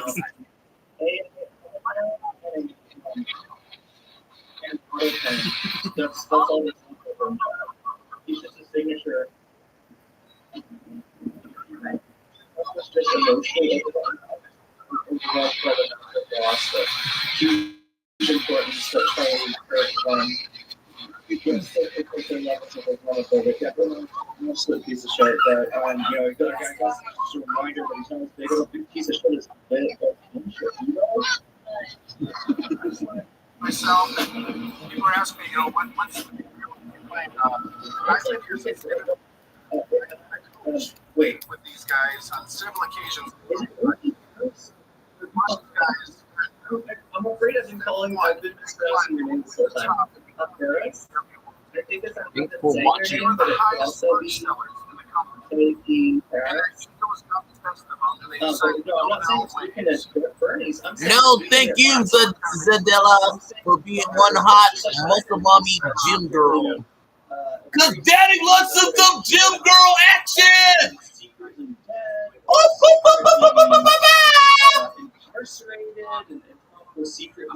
Gym girl action. Muscle mommy gym girl action. We all know. Booty. Booty. Booty! That's how you know. We're under very strict law. As the titties! And so everything that happened in the life is a way for him to reach ends, right? But he secretly arrested all the pedophiles. Booty. I like some booty. Daddy likes some booty. An AI opponent. You think that was? So yeah, I hope you follow me on this platform, Instagram, and TikTok. Vocaloid, right? I'm out. Controlled by a face rig from Chuck Schumer. And that's why she was so easy to beat. Really, is trying to turn the White House into his personal palace. Yeah, basically. Pronounce it AP Harris. Okay. Oh, thank you. I think I was mispronouncing name then. And I do like to get people's names right, believe it or not. I know that might sound like fake news, considering how much I mispronounce your names, sometimes to your amusement, sometimes to your befuddlement, sometimes maybe even to your slight annoyance. But I do try to get your names. I do try to learn to say them correctly. He's really turned the white, yeah. So yeah, other than that, I'm gonna call it a day there. I love you all. See you next time. I'm out. Is down. not really. The website is not down. I just can't use it because